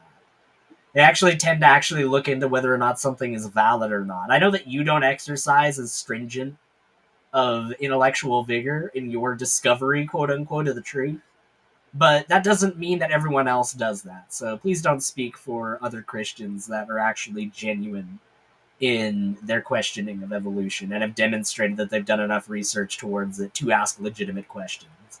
Because you certainly have not met that criteria. of death. Mm-hmm. I no longer think that evolution is a mental illness, and I no longer think Darwinism is racist. Dawnism, actually. Amen. And to be fair, us creations don't have a cool chart like that. We don't have nothing like that. That's share true. my screen real quick, Steven. It's directly related. Go ahead. Yeah, he could show God, what weak sauce mockery. There you go. Like, this is such, like, second grade tier. Ha ha, you're stinky! I have said to corruption, thou art my father, to the worm. Thou art my mother, to... My sister. Oh, and my sister. Amen. Is that Isaiah? Is it the same chapter that we brought up? Oh, no. The last was Jeremiah. It was Jeremiah, the one we brought up. And where is this, Piton? Job. Let me see here. Job. 17:14. Job 17:14. Job 17:14. Yet again, proving that our Bible is prophetic about today, where people have turned this into a religion, but also the fact that it was also common around then. So wait, so you're saying that evolution is what's being talked about here. What's your scriptural basis for that, Achilles? This is like when Mark was asking you what your scriptural basis for things were, and like the alien invasion. Yeah, and his explanations were basically, well, if you look at this other thing, well, if you look at this other thing, well, if you look at this other thing, then you'll actually find that I am right. Like, he just kept duck, dodge, weave every single possible specific argument that you were making against, what is your actual basis for this in the scripture. He always had to deflect to some other scripture or move to some other point rather than actually addressing your point. And I'll let him do that to a degree because the initial question was, what is the firmament? And he wouldn't give me an answer to that. He kept telling me what it wasn't and what parts of it was and that it was broken, or maybe it wasn't. I'm not too sure where he stood on that. But then he started bringing in aliens, and I'm like, oh, what the heck is this about? Okay. But no, he never answered anything. It's just like, look at this, look at that, look at this. Like you said. Well, and I mean, like, any time that even I thought, at any point in our interactions, Mark, that you were quote-unquote adding things to the scripture, you could justify the context for why that could be justified as an addition to the narrative within the context of what was going on. He could not do any such thing. Yeah. There's no justification or, like, any kind of warning about aliens, alien invasion. Or evolution. There's nothing in the Bible about evolution. The Bible has absolutely nil to say about evolution. It has about as much to say about evolution as it does about the combustion engine. That these people have deluded themselves into thinking it talks about one of those things, but not the other. Okay, Missing Mod has a great question in the chat. She says, what is the firmament, Mark? It's an open space. That's the definition. No, but it has to be this special thing, and some people think that it is open, and some people think it is closed, and I think that it is closed. Some people think it as it has been punctured. I do not think that, Oh, Oh, okay. So no, I'm wrong. It's something else. Anyway, continue with the video. It's magical sky water, is what I he don't. thinks I it don't have is, to essentially. justify the answer when it is the correct answer. No, but long story short, and I did try calling him out with that when he was here. But Achilles basically believes in magical sky water that is suspended above the earth through magic, and it's just there because it's there. And why else would the sky look blue if it weren't for the fact that there's a magic ocean above us? And there's absolutely no symbolism involved in water and the fact that we can't survive underwater and also can't exist in heaven as human beings. Gee whiz. Metaphors don't exist in scripture. Never, ever. Started with Aristotle, and Egypt adopted the theory, and Moses grew up getting taught that in Egypt in schools. So it's exactly the same we are going through right now as it was going back then. Sorry, go ahead. What did he just say about Egypt? That go Moses learned what in Egypt? I think he's talking about how Moses learned evolution. I think that's what he's done. Let me rewind this a bit here. Yeah. 14. Yet again, proving that our Bible is prophetic about today, where people have turned this into a religion, but also the fact that it was also common around then, because it started with Aristotle, and Egypt adopted the theory, and Moses grew up. He's legitimately saying that Egypt adopted the theory of evolution from Aristotle. From Aristotle. Yeah, and Moses learned it in Egypt. How the does he think time works? To start with. Well, as we know, Aristotle is older than the entirety of Egyptian civilization. Yeah, of course. And also, it's not like Aristotle came around when the Egyptian civilization was already like 2,000 or 3,000 years old. Right. And also, just to have it said, no, the Egyptians did not believe or have any concept of Darwinism or evolution because it was not a thing until the 19th century. CE, that is current era. I mean, I just don't understand, like, if that is the case, and we've been at this for as long as he claims, then why is there no literature on this before that point? I'm sure he'll try and say that this or that. He'll try and cobble together some crap and quote mine some stuff that Aristotle said and go, oh, he's talking about evolution there, but it's just crackpot nonsense. Yeah, there is no. The Egyptians have several creation myths. None of them even come close to anything that could be likened to evolution. Yeah, but I know that you've actually studied this society and civilization, Deviant. Like, I know you went to school about this, but yeah, I think you need to step aside and you need to let Mr. 8,000 Euro telescope tell us how things really are. Okay? Yeah, you're probably right. I should humble myself. Getting taught that onto this man's in Egypt, in telescope. schools. So it's exactly the same that we are going through right now as it was going back then. It's getting taught in schools. Amen. And what's funny is back then we wrote with hieroglyphics, and today, if you look at a teenager's texting with emojis, we're back at hieroglyphics. Oh, very no, true. Hey. No. Deviant, please, just deep breath. Deep breath. I know it's beyond retarded. I know. Thank you.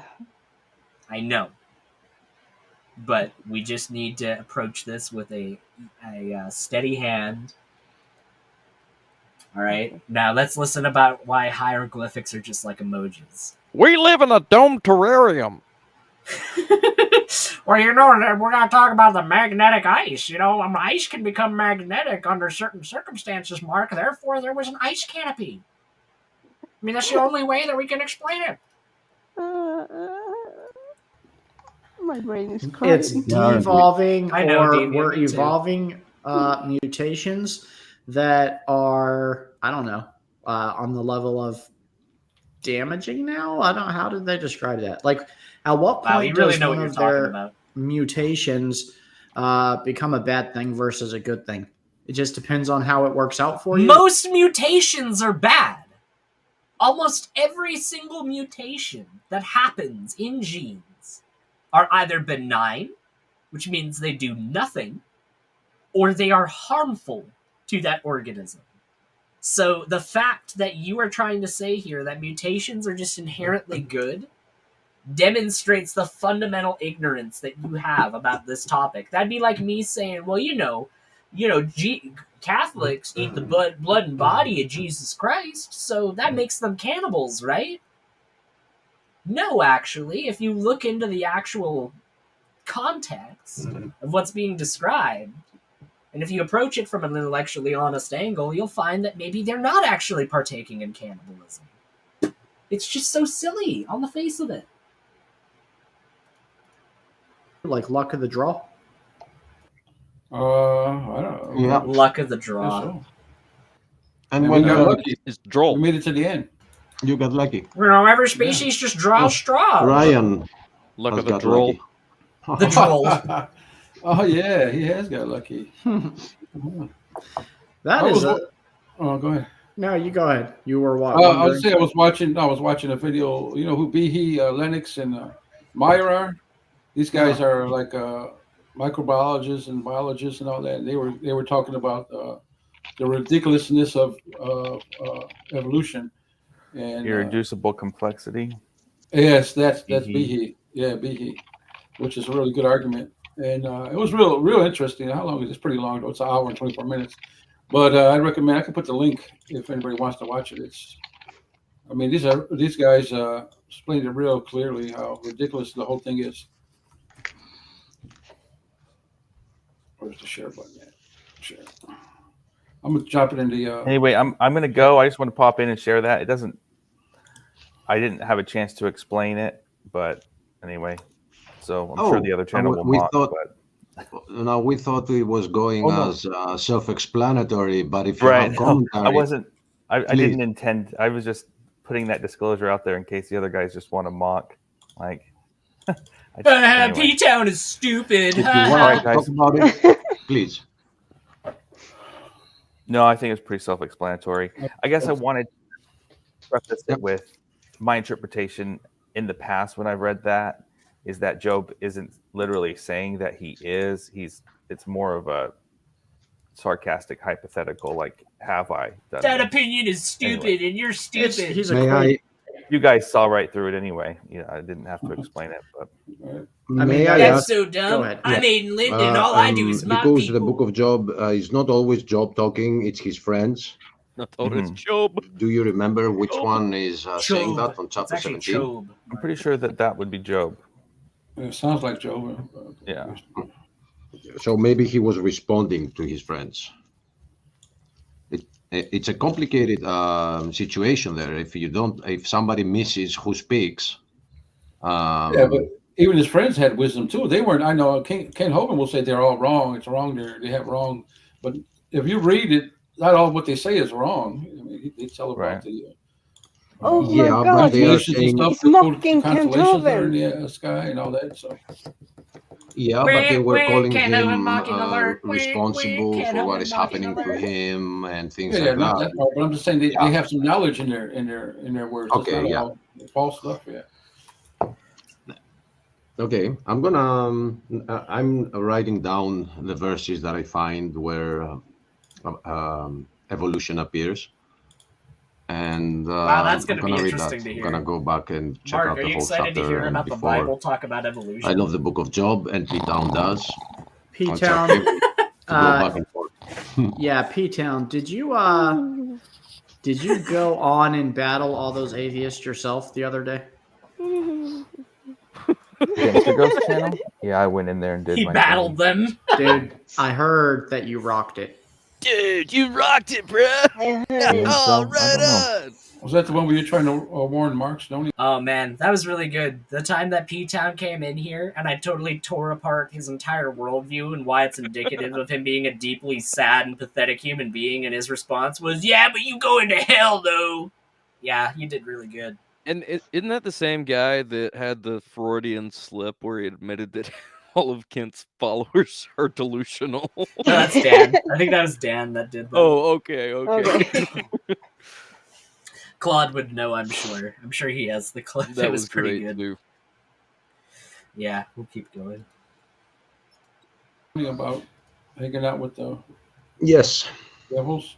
The devils. Yeah, well, yeah. You know, it's I try. He one thinks those of things us where I as don't devils, wanna Mark. get You're a into devil, drama. Mark. I mean, those guys are gonna. I just said it. What it is. I mean, they all their other channels are devoted to mocking Kent Hovind in the Bible.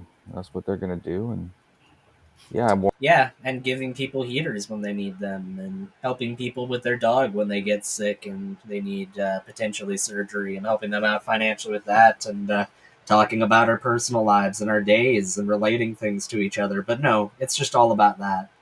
I love it. They act like they're telling the truth, and we told him to his face when he came on that that is not the entire truth and that he could look into it. And judging on his response here, Faithful, I'm sorry, but I think it's obvious here.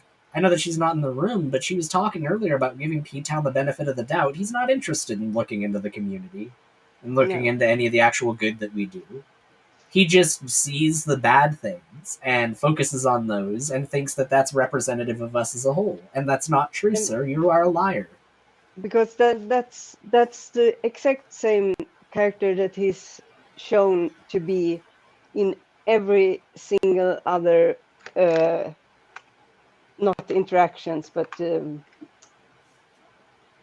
instance where I've come across him. He's acted the exact same way. He's incredibly He has- arrogant. Hey, Yeah, he's Steven incredibly- corrected spelling. What's that? No, Steven No. corrected spelling. Aw, man. Why He would probably- he do that if we're just a bunch of idiots, you know? Why Yeah, would he that's take- true. Why would he take correction from us?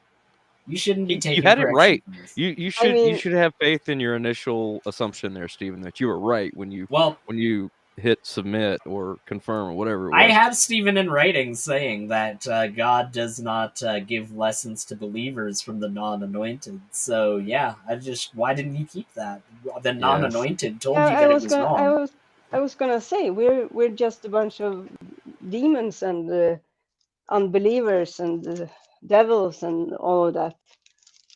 So I mean, they don't even know what they have written now. If they only knew. Mwahaha. I know you're listening right now, Steven, so I just wanted to say this real quick before we keep proving how much of an idiot you are. Kick rocks. Let's keep going. warned Mark Stoney. Absolutely. Oh, Yep. they warned me. And, they didn't try to overtalk you all the time you were trying to do that. Yeah, but they'll put words in my mouth. Like they'll say, "I'm saying that that he shouldn't hang out with them." And that's not what I said, right? I mean, it's not what I do. I spend more time with the atheists than I do the Christians. He says right to all the people time. that were not So, Yeah, there. the issue yeah, is claim not that. atheists. The issue is militant atheists, right? I think that is the difference that the Aiden Lindens of the world don't want to draw, but that is the major difference. Did he just say militant Some folks are born made to spread Satanism. Ooh, that horrible blasphemy. Yeah. Like, what are you talking about? How am I a militant except from atheist? Aiden, because he's obviously a militant atheist. I'm horrifically Characterize militant. me as a militant atheist. Would you characterize Big Bad Mama as a militant atheist? Or Aiden? I mean, Aiden's my mini demon, but It ain't me. It ain't me. I ain't no fortunate son. No. I ain't no saved one. no. You know, like, it's just so ridiculous. An actual militant atheist. I was a militant atheist at one point in my life, so I can speak about militant atheism. There was a time in my life that I thought religion Aiden was freaking Linden. Dude, I was an edgy teenager. All right, like from like 13 to maybe 16 or 17, I thought that religion was an inherently horrible thing that was a blight upon humanity, and that humanity would be better off if we just discarded everything that religion ever had to say about anything. That's militant atheism. Did Dornism teach you that? It did. It did. She actually came to me one day and was like, "Let me tell you about how atheism is bad." That's how she talks, by the way. Yeah.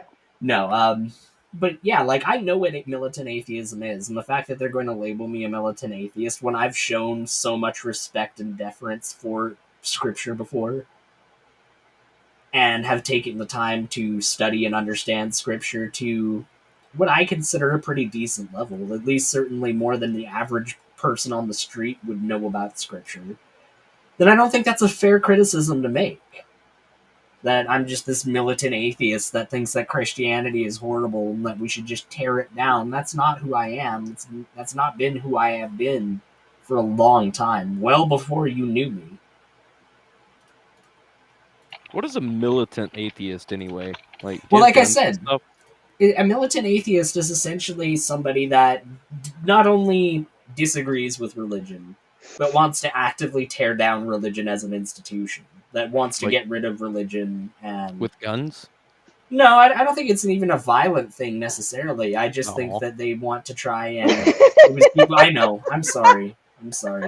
It's funny that they call it. There are some people, I'm sure, that are atheists. They're like, we should just shoot all the Christians, man. But that's like probably like 0.001% of all of the atheists that exist. So I think the term militant atheist is a pretty extreme term, because when I hear militancy, you know, I think of African children getting loaded up into an APC in order to go and fight in some diamond war. You know, I don't exactly think of some fat neckbeard sitting in their apartment typing on a keyboard. I'm sorry. That's my bad. Where's your Sky Daddy now? Christard.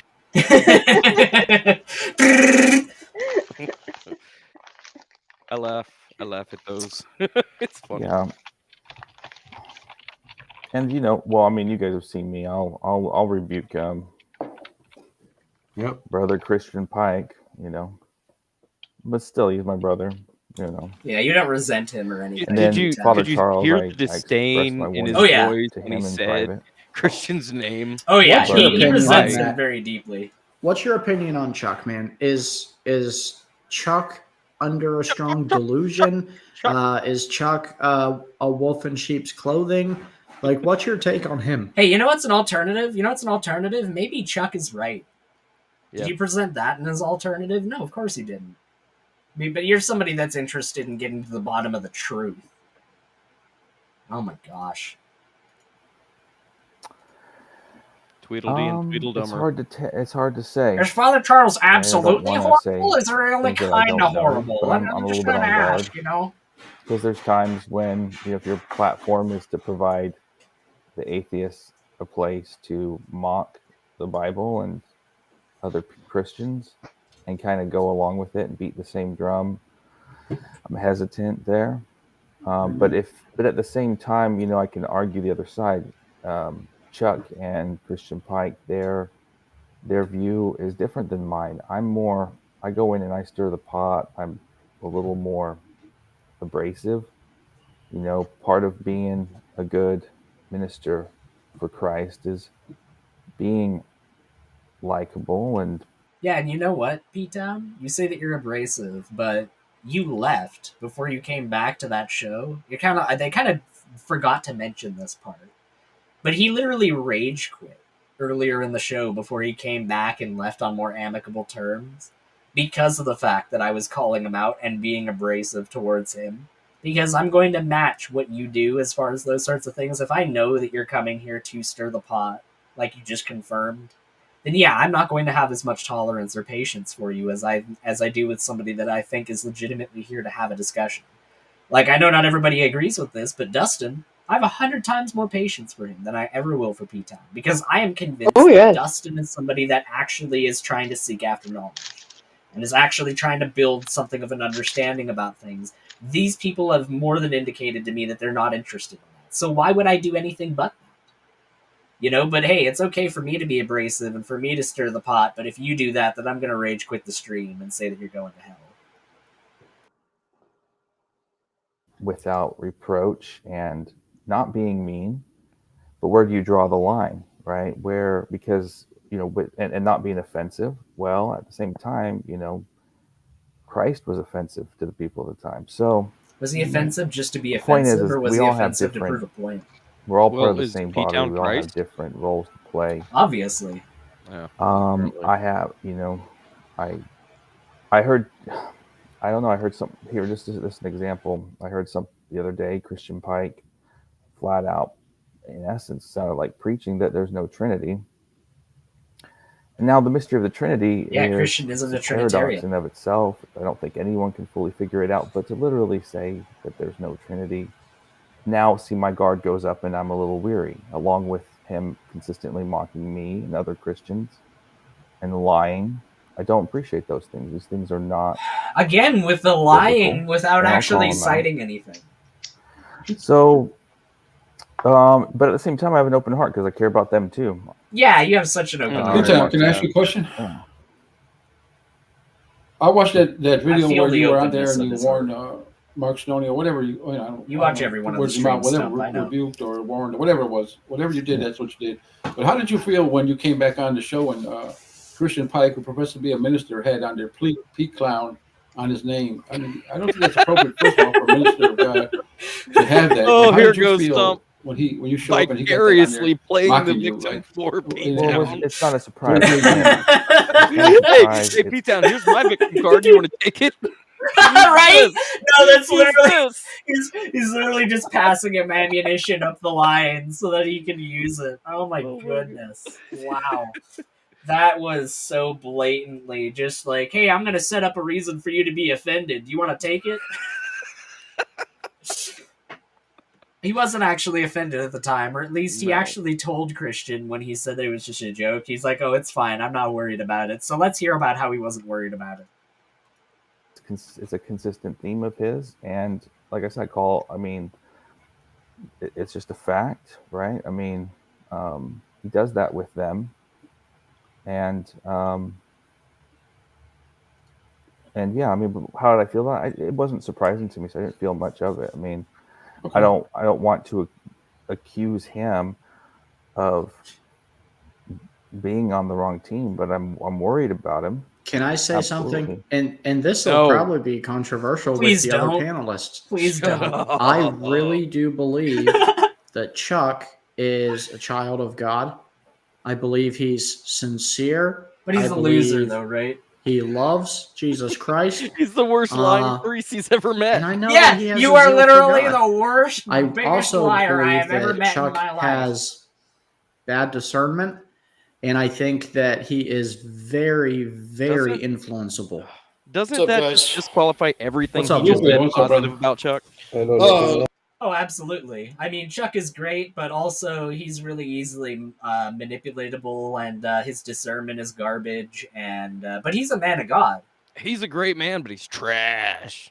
You know, he's a man of God, and, you know, typically the Bible says that the mark of a man of God is spiritual discernment, but Chuck doesn't have any discernment, but he's also a man of God. God, can you just make the fork a little bit longer, Stephen, in your tongue? Well, I mean, I want to know what his foot tastes like. I mean, I not personally. I want to know it from him, explaining to me what his foot tastes like in his own mouth. I certainly don't want to taste his foot. Yeah, I tend to agree. But I imagine that's a flavor he's very familiar with. They were covering our stream as well later on in this. I'll probably get to that in just a little bit here. But yeah, they were covering the stream that we just had. But once again, you know, we're losers. Just a bunch of losers with no lives. Not much. Just going into that den of, I don't even want to call them den of viper. I mean, dude, it's just like den of liars, maybe. I mean, I go in there still with a sword and slaughter them, and I had an idea for a future What?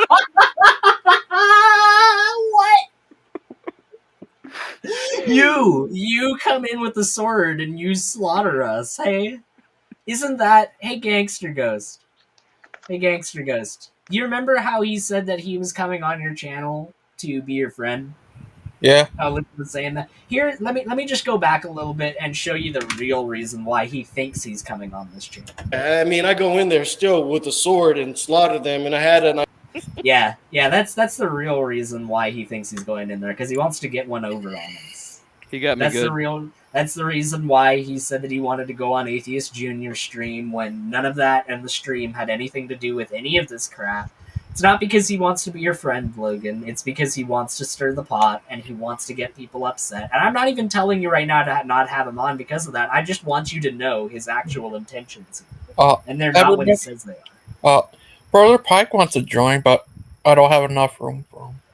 Oh, is this somebody have to drop out? Sorry. Oh, somebody did drop out. Mark, Was that Mark? Mark. I can. Oh. I And was then there gonna were drop out 4. for a while. Mark. Let me know if anybody needs to drop out in future before someone. Drops Yeah, out. I was trying to take a tally before everyone just left. Mark, come back! Hold on, I'm gonna message him. Mark has been absolutely fantastic this stream. That's why I want him back, because I mean, he's always been a top tier person on for the show. Come back, there's room, is what I just sent to him. Mark says he needs a minute. Oh, I need a minute anyway, okay. No, that's fair enough. I'm sorry, Gonna Mark. poo-poo. Yeah, that's fair. Come back, Mark, and then when Oh, he it's says he'll be time, when everybody's got their shite together, let me know and I'll leave. Well, no, we've got room now. There's 2 wow. open slots now, so him and Christian could both come in. So you're good for now. Big Bad Mama also left, so there's slots available. Anyways, while we're waiting for Christian and Mark to come in, we'll just keep on playing. idea for a future podcast, but then I saw that you guys were live right now. This is a figment of your imagination. Okay. So can I schedule something for like 6 o'clock? Well, no, because unless you keep it under an hour, because Larry's at 7 or 7:30. All right, 5 o'clock then. What time is it now there? 3:45, so an hour 15 minutes. Yeah, that sounds about right. We could wrap up in an hour 15. Oh no, is it the false brother himself? The slaughtered soul. The slaughtered soul. Remember, Christian, how Lupin slaughtered you? You know, I did. I woke up this morning and I kind of had like a crick in my back, and I was like, well, maybe I just slept wrong. But the more I thought about it, it's because he slaughtered me with the sword the other day. It's true. It's true. I don't know if you'll ever truly recover, Christian. Maybe you'll think one day. He's such a skilled physician that I didn't even feel the blade come in, and it took days to notice that I was bleeding. Well, I mean, not only is he a true physician, but a wordsmith as well. Like, when he says that he doesn't not agree with somebody rather than just agreeing with somebody. He doesn't not agree. It's just, it really, to me, those are the words of a modern Mark Twain. No, they are, really. They are. Well, that's the reason, of course, that he's the leader of the pack. What about Mark? Well, he's the alpha wolf, right? Hey, look at this. Look at this this picture. Oh, nice. Just sort of a cow on a couch. Just Lupin made me think of it for some reason. It inspired you. Oh my goodness. Sorry, wait, you're gonna say something, Gangster? Oh, Mark Stoney? Mark Twain? Oh, sorry. I think they're the same person. You're right. Mark Twain, am I right? Ah, got him. Got him. Oh, woo. Or you could just Smoked hang out him. with us here and bring up what you wanted to bring up. Or have your shows on your regular scheduled day, which have been reserved for you, oh great sir. Well, I mean, they brought up some interesting things about end times and dealing with the preterists.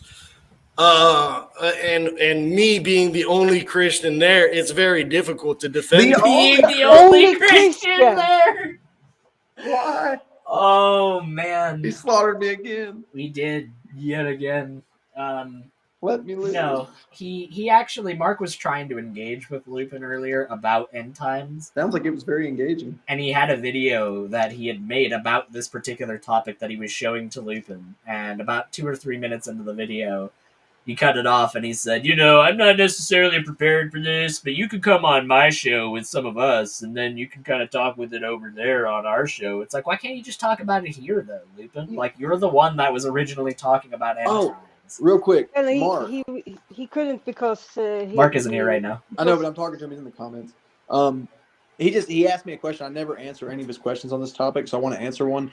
Mark, I believe the decree starts in the month of Nisan when Nehemiah was first given the decree by Artaxerxes. To answer your question, I believe that is when the clock starts. So I hope that answers your question. Please carry on, Deviant. Yeah, the reason he wanted to speak with Mark over at his channel was because there were Christians there, and on Father Charles' stream there were no Christians. So he thought it was better to have the conversation with other Christians. Well, he never we're all on the said same page. he was literally in a room with Father Charles, and he never said the words, I don't think that you're not a Christian. But all of a sudden, he can just toss that around over here with no problem whatsoever. He had to dance around that by going, well, you know, Father Charles, I think you're knowledgeable about some things, but, you know, you also flip-flop on other stuff. And then when he asks him about what specific things, he can't actually name anything for the umpteenth time. You're not allowed to say umpteenth. You're not from the South. No, I am allowed to say that because they've literally, this is every single time they make one of these claims. They never back them up. Not once. Just tell them to keep their demon slaying sides in their pockets. True. I will allow it. Sorry, Deviant, did you want to say something? Who's Dr. What's her name? I have no idea. Yo, who are you? They were talking about how I was a demon over at Proverbs, guys, so that's kind of neat. Oh, well, that's good. Okay, we'll carry on. Yeah. Anyway, yeah, let's keep going. That's good. Yourself against a preterist and whatnot. I'm going to dive into the preterism right now because I would be willing to do that for the simple fact I want I'm Mark willing to stop talking about evolution because I think the preterism is almost as dangerous as evolution. Okay, so what timestamp is this? I guess it's going to change because they're still live. Crap, we won't be able to keep it as He a just hit timestamp. Mark with a combo right there. Ooh. Yeah. Preterism as bad as evolution? He just DDP'd you, Mark. You need to tag out. Tag you in instead, right, Christian? Golly, that's rough, boy. Oh, man. I can't wait for Mark to destroy you on preterism, Christian. It's going to be so good. Me and him actually have been having some pretty good little private back and forth getting ready for it. No, I'm joking. I think it's anybody's game. I don't know. It's going to be a great conversation because Mark is, I'll tell you this, he's a lot more well-read than me on the subject, and I look forward just to listening to him, honestly. Oh, he's devoted years of study to this one particular topic. Yeah, I can tell. So yeah, we'll keep going about. I guess I'll try coming back to this point because I don't want to have a big preterism thing go on without Mark to be here because I'm pretty sure he's the only preterist in the room. So we'd just kind of be talking on Mark's behalf. I'm gonna go to the part where they played our stream earlier. Here we go. Interaction. I mean, you know about my. Here, hold on. I've been coming around, yeah, something like that. Do you feel any kind of something growing inside? Have you been softened at all to Christians? Like, has it done any good besides just social interaction? I mean, you know about my personality flaw, so the answer is no. Yes. Wow. So, my 20 years of being a Christian. Oh my God. He's literally asking him to validate himself right now. He's literally asking him to go, well, do you feel like I've been doing a lot of really good stuff with you right now? Do you feel like what an awkward position to put somebody in? I need headache medicine just because of the headache. But like, what an inherently manipulative thing to say. Like, do you think I'm doing a good job of bringing you to this thing that you don't think exists? If you say no, then that means that you don't think as highly of me. So I'm actually putting pressure on you to say yes right now. So I would appreciate that answer. Hey, I got to dip, guys, but I may jump back on in a few minutes. No, that's fair enough.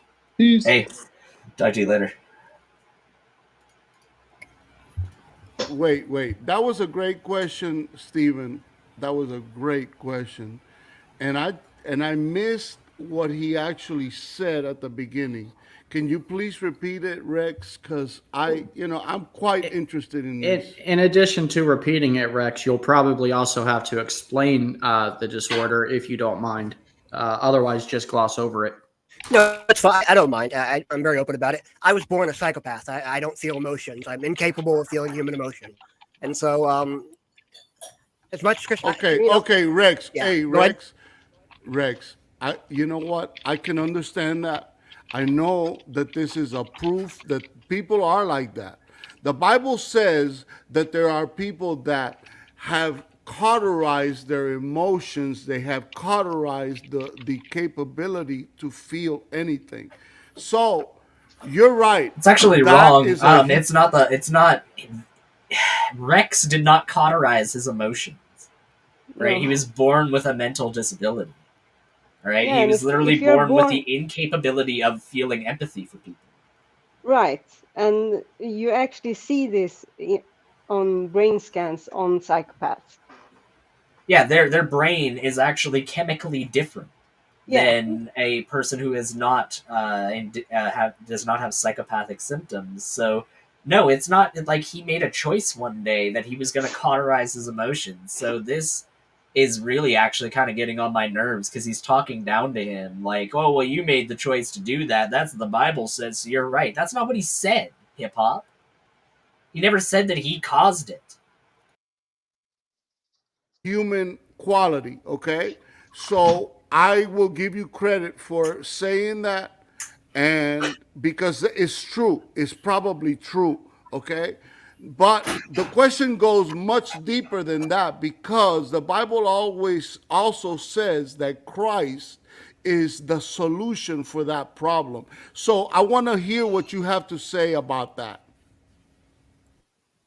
I sought that solution for a long time. When I was in, it's probably my third year working toward my bachelor's, and I was in a Bible college by then. There was a blind kid, and he's still a preacher today. But he used to go, and all the people would tell him over and over again that he didn't have enough faith to be healed from his blindness, and it drove the guy crazy. I mean, he's still a devout Christian, and it could be I guess, a fault in my faith level, but I certainly have no emotions, and I have no encounter with God. But I'm not opposed to the thing. If I had either an encounter with God or an emotional connection with God at any point, I would turn my life around and devote it to God. And so I am not close to the idea. I just simply don't believe it. Okay, but you got to understand that is probably just you, okay? It is a rare occurrence. It's not just him. It's not just him. This is a documented phenomenon, hip hop. This is not just one person that's experiencing this, and that's why the red flag went up to me when he said it's probably true. Mm-hmm. Because to me, that's indicative of one of these people that has this old-timey, toxic view of mental health, where it's just, oh, he's just pretending to be sick. Right. Like, that's what I immediately thought of when he said that, and now it's kind of starting to look that way, given what he's saying. Occurrence on earth, because I'll tell you why. The Bible, not just the Bible, but human record says that people have been blind and they have, because of Christ, been completely restored to vision. They have literally gone from blind to be able to see. There are people that... This is how you're going to get him to never convert. Because if you are genuinely trying to tell him that his brain chemistry is going to change when he accepts Jesus Christ into his heart, then he's never going to accept Jesus Christ into his heart. Because that's not going to happen, hip-hop. Okay? We don't see that happen. We don't see people's brain chemistries just for no reason whatsoever just suddenly shift, and all of a sudden I'm just not a psychopath anymore. What a stupid thing to say to somebody who's mentally ill.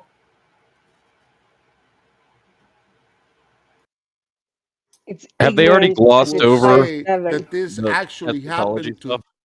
I'm sorry, what was that, Mark? Have they already glossed over the eschatology stuff? Oh no, they were No, talking we about preterism earlier. I could try and go back and find that if you want. That's yeah. okay. I'm sure they didn't have anything to add. Oh, trust me, they didn't. I can say that, and I didn't even see it. But we can keep going. I Then believe that he believes historically, that hip hop. I think though he also believes that sometimes it's not God's will to heal people. For instance, you know, we know that Brother Paul was afflicted with something, and 3 times he asked the Lord to take it away from him, and he was told that his grace is sufficient. Or sometimes people like Justin Peters may have a handicap that they can't repent of. It wasn't something that they sinned and got. It was something they were born with. It was just something genetically. God inflicted And, on them but for no God reason. can use that testimony. For instance, Justin Peters has touched me many times, seeing how disabled as he I is, would he admit gets that around as publicly. much as he does. I'm pretty sure that's something you admit after the show, Stephen. Yeah. Sorry. Sounds like a share private the matter. gospel. Yeah, that's something that you share with Stump in the back room. And even though I don't And I agree just with want to him say I have a lot on of all his respect for theology, like it Peter. touches. You have a lot of respect for Justin Peters. Yeah, he's a pretty Okay. good one. Anyways, I don't think this is. Who- I'm gonna try to skip it ahead a little bit here. Touches my heart. So God. amen. Says I walk for it. But some sort of internal change. And I believe that I saw something. They actually gonna talk about anything that's on the screen here? I don't. Come on now, talk That about makes us. you a good grandson. Wow, I agree. that is incredible. That And Rex is a sociopath, and he struggles with feeling emotions like empathy. Nah, I guess it was just a neat backdrop for them. I guess. Amazing. Well, I could go back and try and find the preterism stuff, or we could honestly just close it out here. Yeah, there's another video I think would be interesting to watch. Smeared with Soot just put one out. Sure. Concerning their fearless leader, Kent Hovind, you know, the second most important person to Jesus. Of course. Yeah. Yeah. You linked that in the private chat, didn't you? I did. Okay, I'll pull that Yeah. up right now.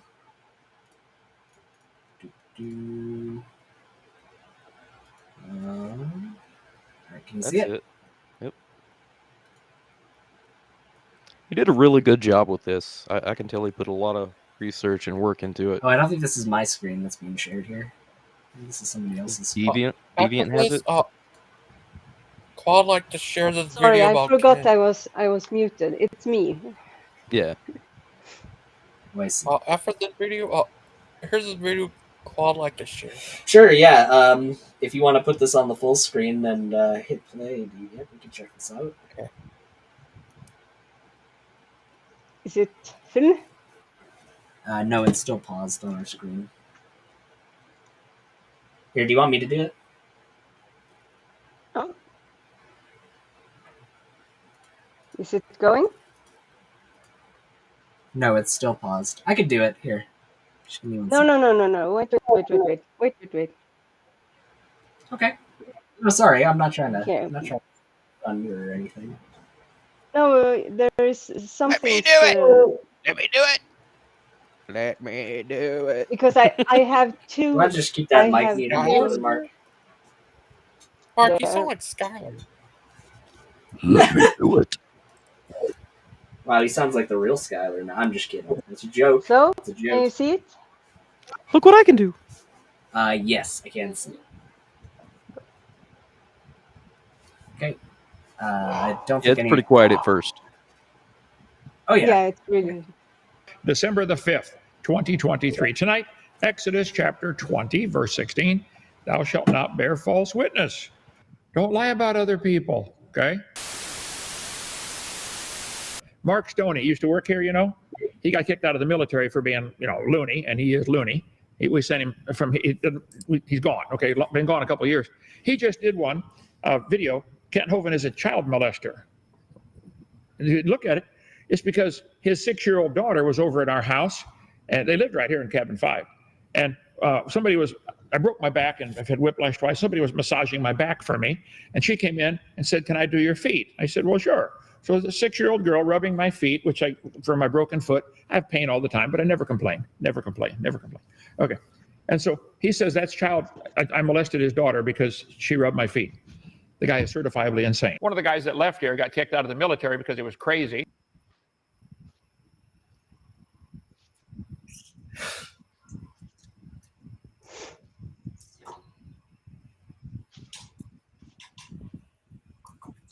He's still crazy. Crazy and verifiably insane, you say. And yet you made him a trustee of CSE. That doesn't make sense. He's probably doing most of this spreading the rumors around.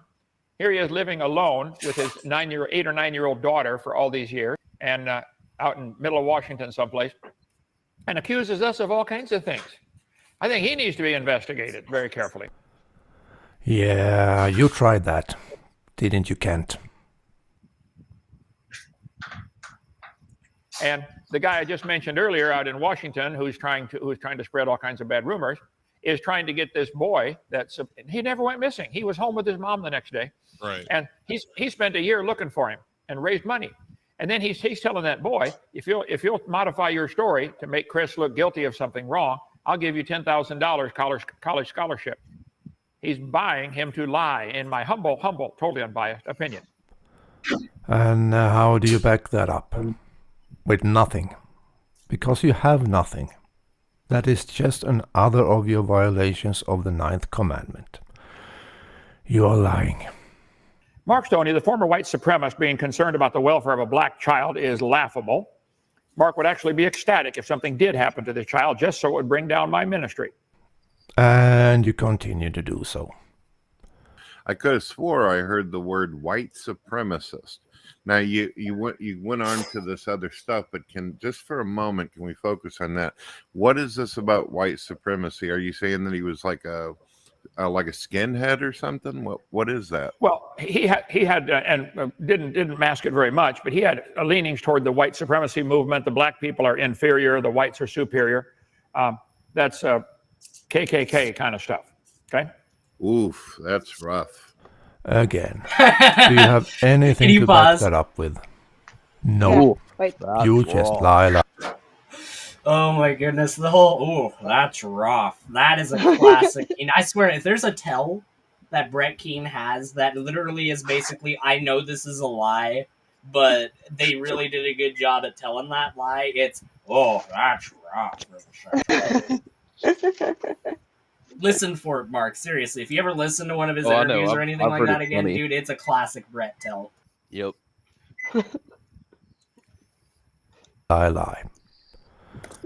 Those of you who have followed Kent for a longer time will recognize Kent's own rhetoric in this so-called letter some guy wrote to him. Continue on.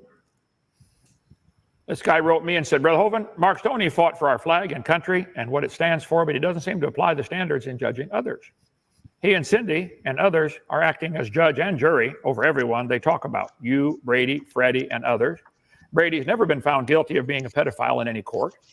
And even if the accusation is true, it was 30 years ago, and it's none of these accusers' business. Let the law handle it. Over 30.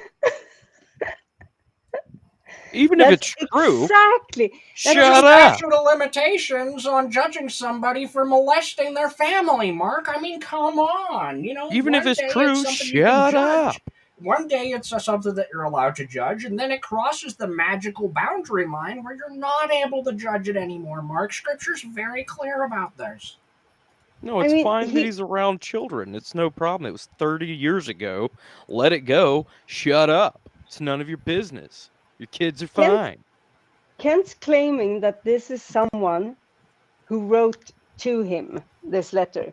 He wrote it himself.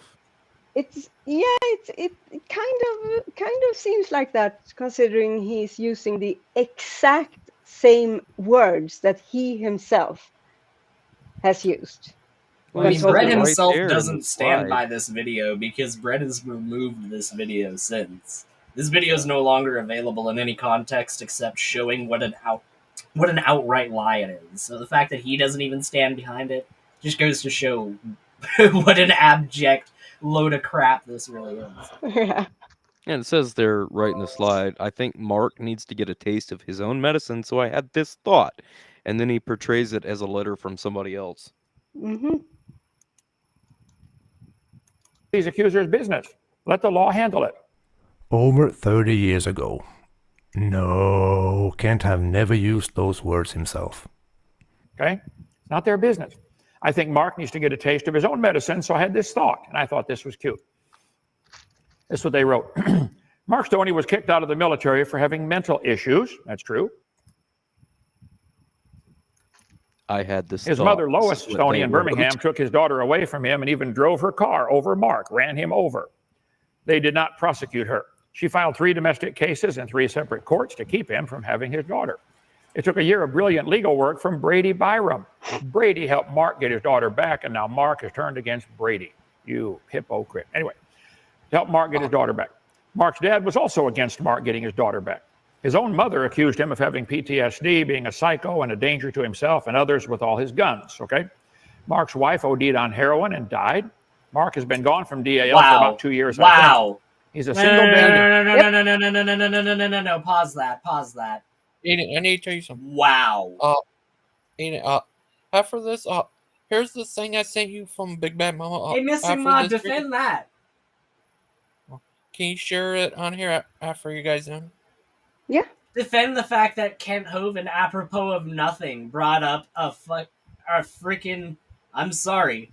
brought up an extremely personal event in his life for no other reason than to try and get one over on him. Go ahead. Oh, wait. This was his thought, but it's what they wrote. So he's already given himself that plausible deniability, so he can say whatever he wants. Right, it's because, only what someone else wrote. It's what they wrote, even though it was his course. thought. It's so disgusting. Kent is such a disgusting person. With a psycho problem, living alone without supervision with an 8-year-old girl. Since she has not been seen since leaving DAL, and some think we should demand to see her on camera. And she should. Some think, kind of like what Kent has said himself. Yeah, I'm sure this was written by someone completely different, not Kent at all. He said it in the earlier slide. He said, Yeah, I know. These were my thoughts. And then he said, they wrote this. So he obviously has multiple personalities jumbled around in those thoughts he's having. Must be. Should be taken immediately to a hospital to be examined to see if she's been sexually molested to prove his innocence. Sound familiar? Okay, there is one thing I had to bring up because I did talk to him earlier. He was concerned that his record with the military might be brought up and all this, and I have to say this or I'll be held accountable by the audience on this. He showed me a documentation, and I've never been in the military, but it says that he was released honorably on the documentation that he gave me. Are you aware of that? Maybe it got updated since the last time you've seen it, but it says honorably. Well, there are 3 different ways the military said. What did you say? Oh, I just the way that Brett qualifies that with the whole, I've never been in the military and maybe it got updated since the last time we were shot. It's like, yeah, you're really holding him to account, Brett. You're really holding his feet to the fire by putting as many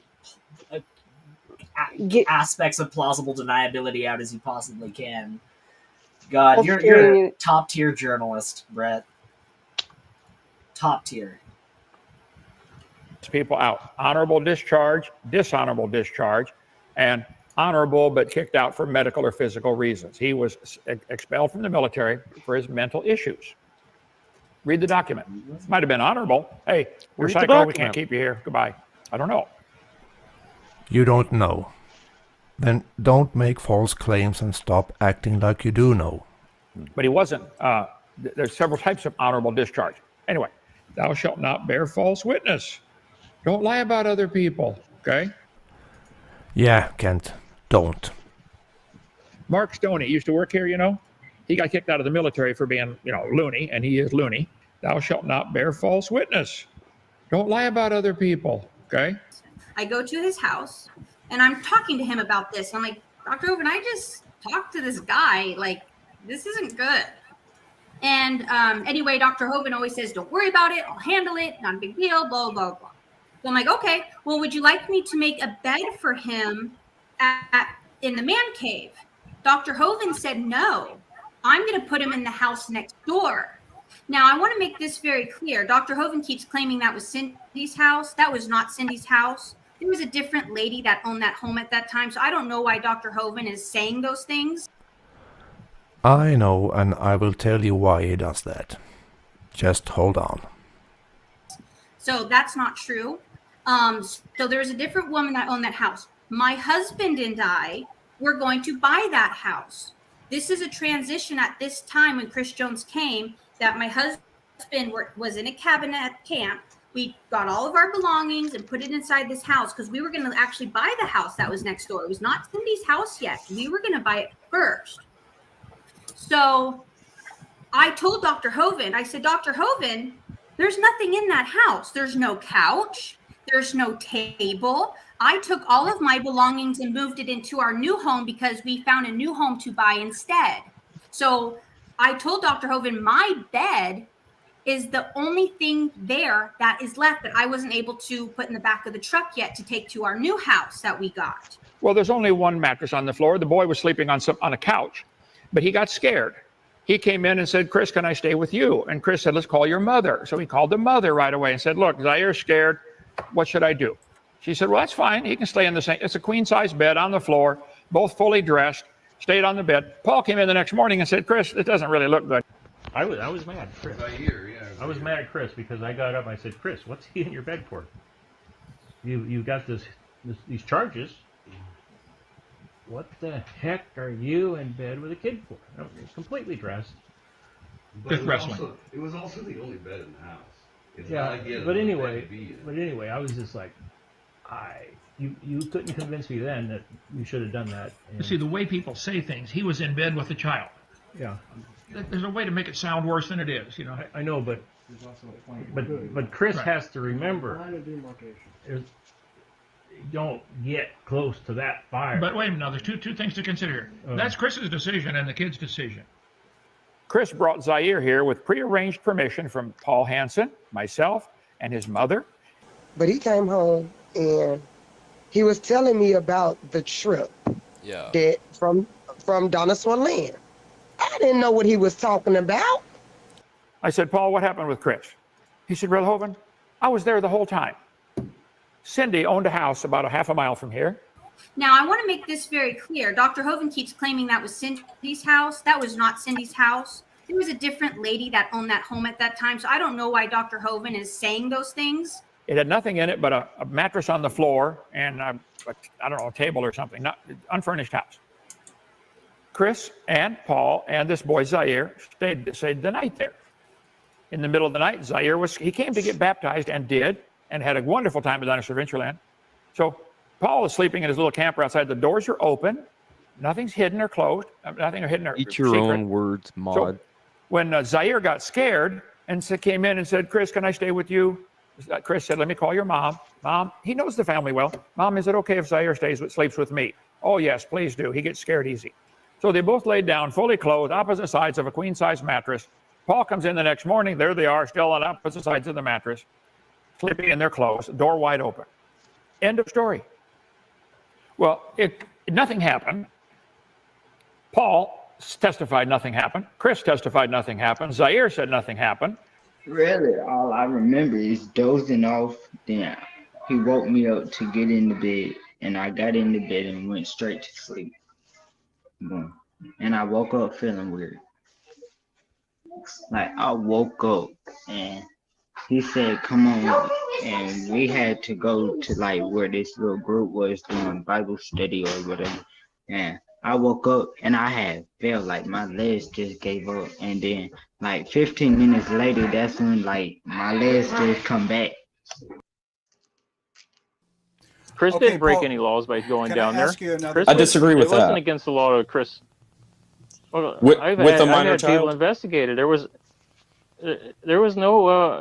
I haven't seen any evidence that Chris is in violation of any law. I'd like to look at it. It's actually a felony. I think it's a Class C felony in Alabama for a registered sex offender to sleep under the same roof without any kind of supervision. It is actually a Class C felony, so Chris could be looking at felony charges there, and Kent Hovind could also be looking at conspiracy.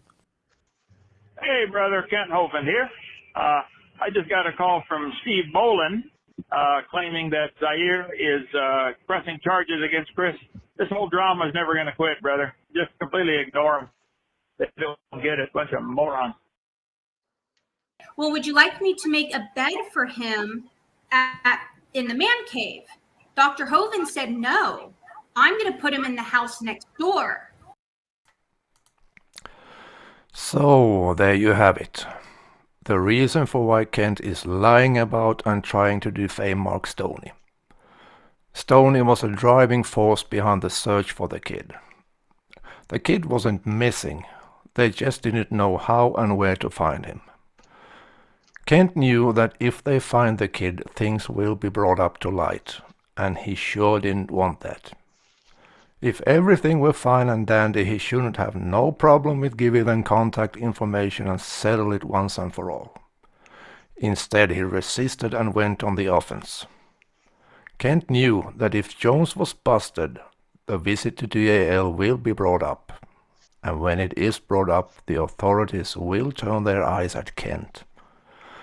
And the reason for why Kent claims the house was owned by Cindy is that when Kent goes down, he will do everything he can to drag others down with him, like he did with Joe. But it is too late for that. Jones have already been to court, and I am sure the crossing of state lines with a minor to DAL have already been mentioned. It is just a matter of time when Kent will find that out. So trash talking and throwing blame on others is futile. So you can stop with the lies, Kent. It's over. You are made of stupid.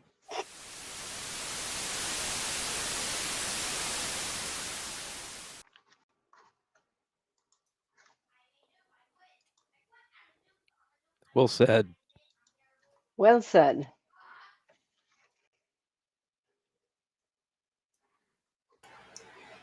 Missing what Mark, else? why don't you come join the panel if you've got so much to say? Seriously. Defend that. Defend it. Defend everything you just saw, everything you just heard.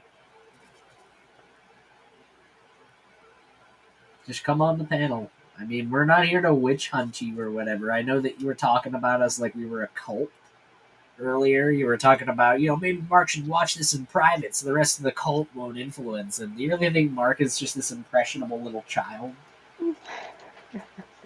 Lol, the video is over, nothing else. Well, then just come on and articulate your views on this, because it's way easier to do that than to sit in the side chat. Just what me, Big Bad Mama sent me. Aiden's a demon. Do you identify as that, Aiden? Do I identify as a demon? Yeah.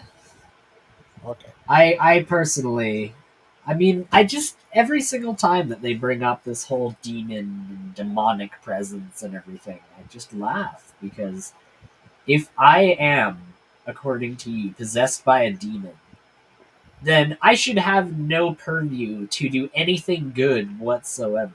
If I'm under the influence of this horrible entity that's just taken me over and rendered me asunder, then I shouldn't be a good kid at heart, as Achilles himself stated and Claude pointed out to me before. So, yeah, it's just a lazy argument to me. It's an argument that, I'm not actually going to criticize any of the points that you make about anything. I'm just going to call you demonic, because that's a word a lot of Christians associate with something that's inherently bad.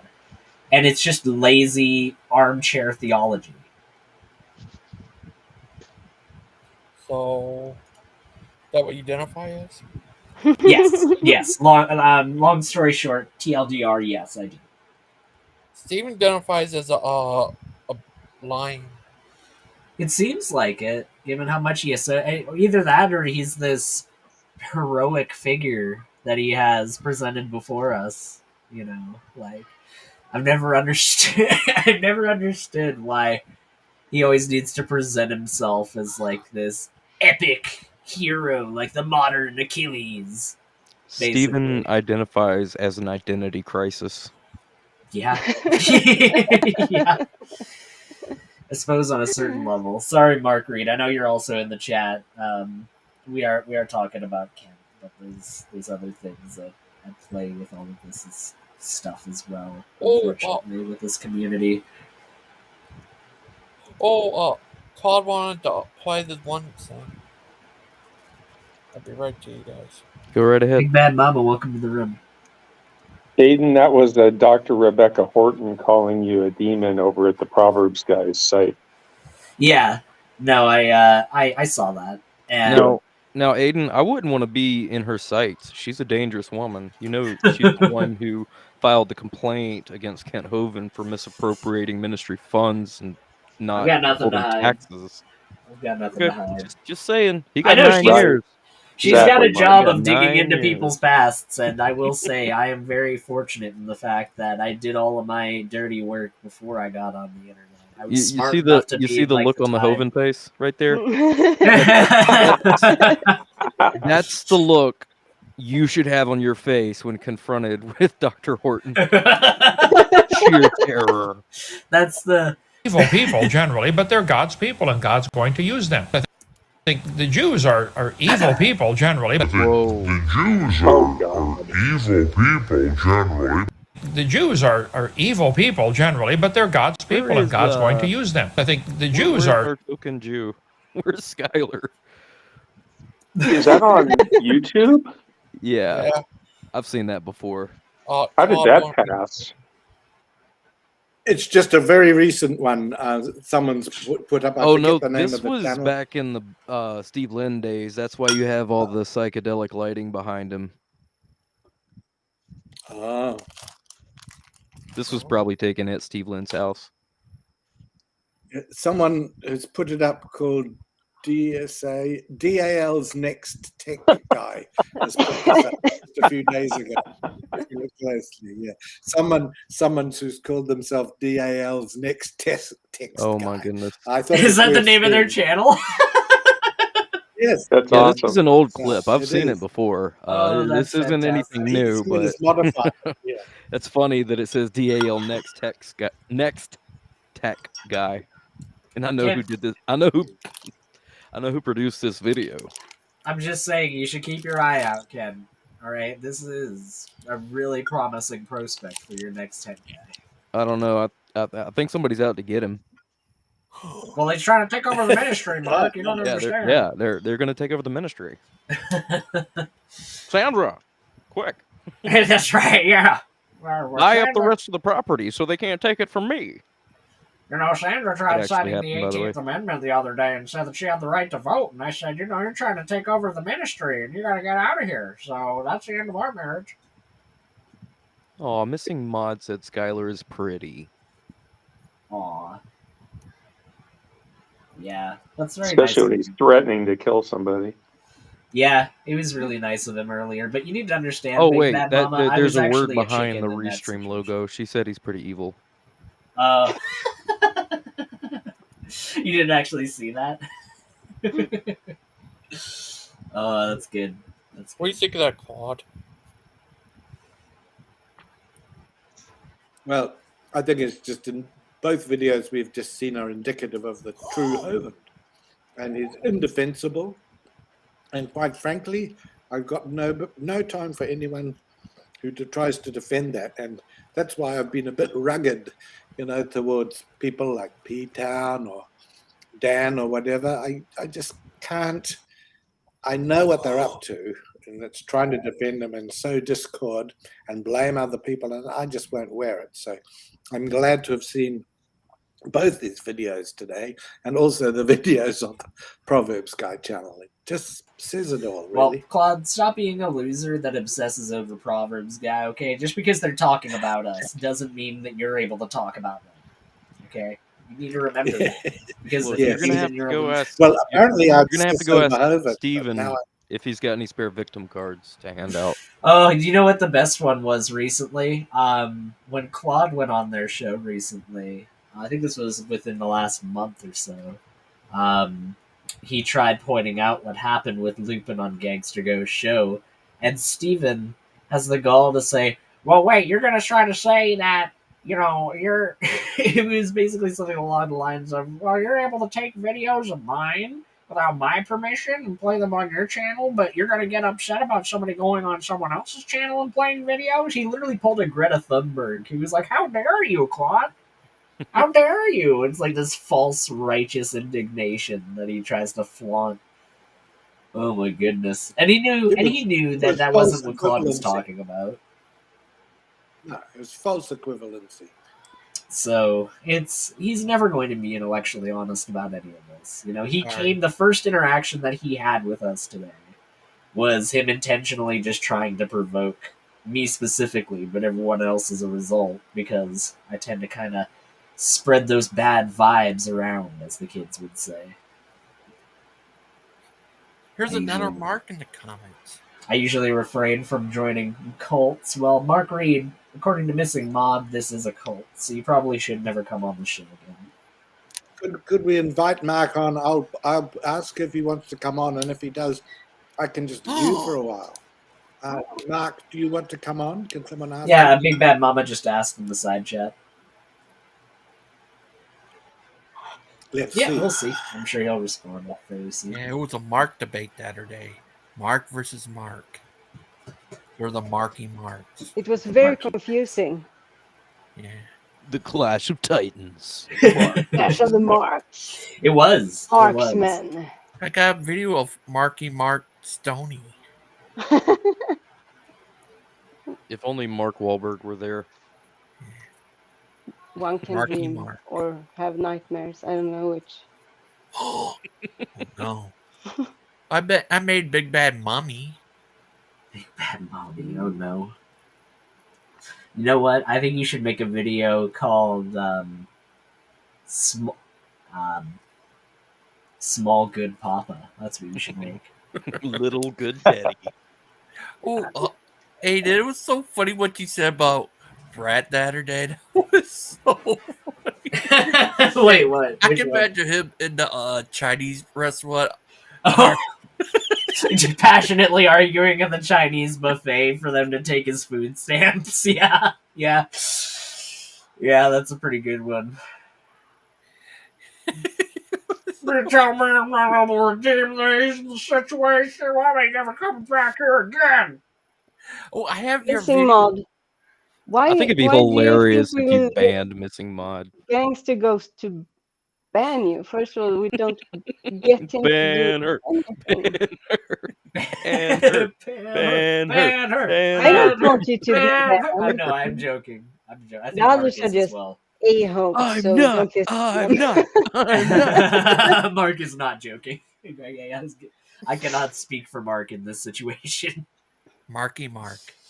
Marky Mark. Please don't say that, because whenever I hear Marky Mark, I think of Mark Wahlberg, and he's just Yeah, and I hate that. I hate that. I hate that. decrepit human being. Left. Yeah. Who left? I think Big Bad Mama left because I was talking about Brett Keane, and as we all know, Big Bad Mama is the biggest Brett Keane shill on the internet. I mean, everywhere that you go, Big Bad Mama is spreading the gospel of Keane as far as we could possibly. You people don't even know, okay? Big Bad Mama is. They realize you think that you're in 2024 AD, but we're actually in like 42 BK right now. Oh, is there more than one Big Bad Mama? How many are Is there any more Big Bad Mama? Well, there's plenty more Big Bad Mama to give. Don't worry. I'm sure they have plenty of videos in the pipeline. Does anybody know what happened to the challenge of Nick Shunk to debate Kent? Did he do a runner from that, Kent? Because I haven't heard anything else. You know? I think he did do a runner from that. I am Brett Keane. I mean, you know what? I would not. If you did, if Big Bad Mama, if you turn on your camera one day and you had the dark, the abyssal plane in your background, like you were traveling through the. Oh, what's that one? What's the deepest point in the ocean called again? The Marianas Trench. Yeah, the Marianas Trench. If you don't have the Marianas Trench like as a background, and you're just horrifically overweight, and you're wearing these shades that are way too small for your blubbergumptious beach ball of a head, if you did that one day, then I mean you'd throw me through a bigger loop than I think Mark would be thrown through if he realized I was a computer program, like we alluded to the other day. Is it true what Achilles said, that you're really a kid? That lady was your mom, and you're working for the over. Shut up. I dropped. Sorry, Mark. Sorry, my bad. I didn't mean to say the quiet part loud like that. I'm sorry. No, but I actually dropped that when Achilles was there. I did the whole "Mom, get me a juice box" because Achilles was in, and he thought that you know. Generally, I do not appreciate it when people yell and scream over each other, but for him, like it's understandable because it's so infuriating just to listen to him, not even to be engaged in the conversation with him, just to listen to him dance around every point that's laid in front of him like they're landmines. It's so infuriating. Missing Mod says Aiden would love it if you turned out to be Brett. Missing Mod, you could not be further from the truth when you say that. I would not love that even slightly. That would be. I'd have to reevaluate a lot of things if I found that out as to actually. Oh no, Big Bad Mama's Brett Dawn Keane. is making me some mac and cheese in the kitchen situation. Oh, Let me tell you, she's working on all cinder blocks, getting that going. I have you sing like Brett video. Have you seen your Brett video? Which one? I had. Andorra! Oh, you know, I sent you a link to Brett's new video he's coming out with. Is he still alive? Yeah. I You are thought what I they- mean, he's still alive, but I thought he had transformed completely into humanity by now. He's not quite there yet. He's not Okay. quite there yet. He's actually working really hard on it. If you look at his latest videos, he is he's putting in the work to get to be a manatee. Yeah, I mean, I've heard the sounds, and I'm in Sweden, so I mean, I thought by now. One of my favorite things about Brett is the fact, and I know it sounds cruel, I know, but it's the way that him even making very basic movements elicits these like grunts of extreme effort. Like you hear him moving around or just breathing, he's like he's just it's so labored in every single one of his videos.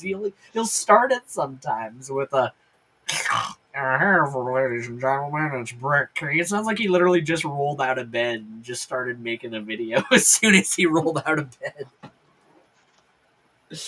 I don't know. I found that to be funny. You love Brett, though, Aiden? I mean, there is a certain part of me that, I mean, he's got an irascible charm, Missing Mod. I don't know what it is. I can't describe it. I can't quantify it. But he's just such a road, you know?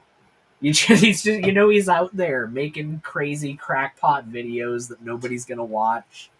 And yeah, I'll admit that's kind of comforting to me on a certain level that there's somebody like Brett just wasting his life away. I made this Brett video. Not nice. I know I made that's a Brett that is King nice. video. You should put this. Yeah, you should play this.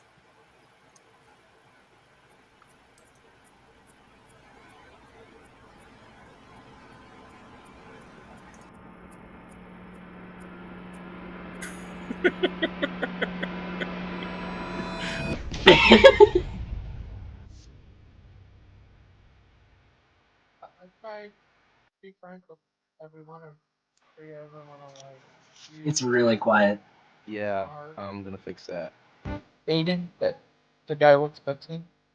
Well, Mark's already made it clear to me. Mr. Mark Stoney made it clear. He said Brett, if you're going to support Kent in any kind of way, or you're going to defend him in any kind of way, I'm not your friend.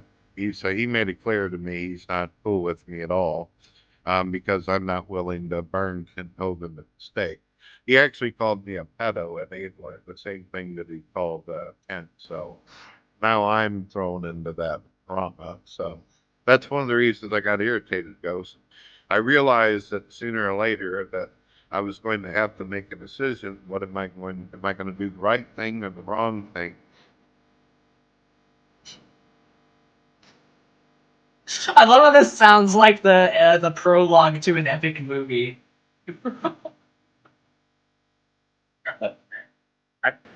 Hear that? Oh.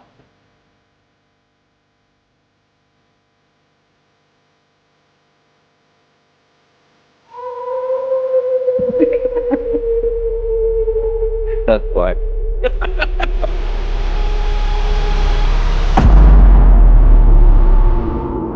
Oh, Mark, I remember that. I was on there and out of nowhere, he said that. Yeah, he just made up a bold-faced lie. Yeah. Wow, it was crazy. It was like, what did you say he did? I forgot. He's like brings it out of nowhere.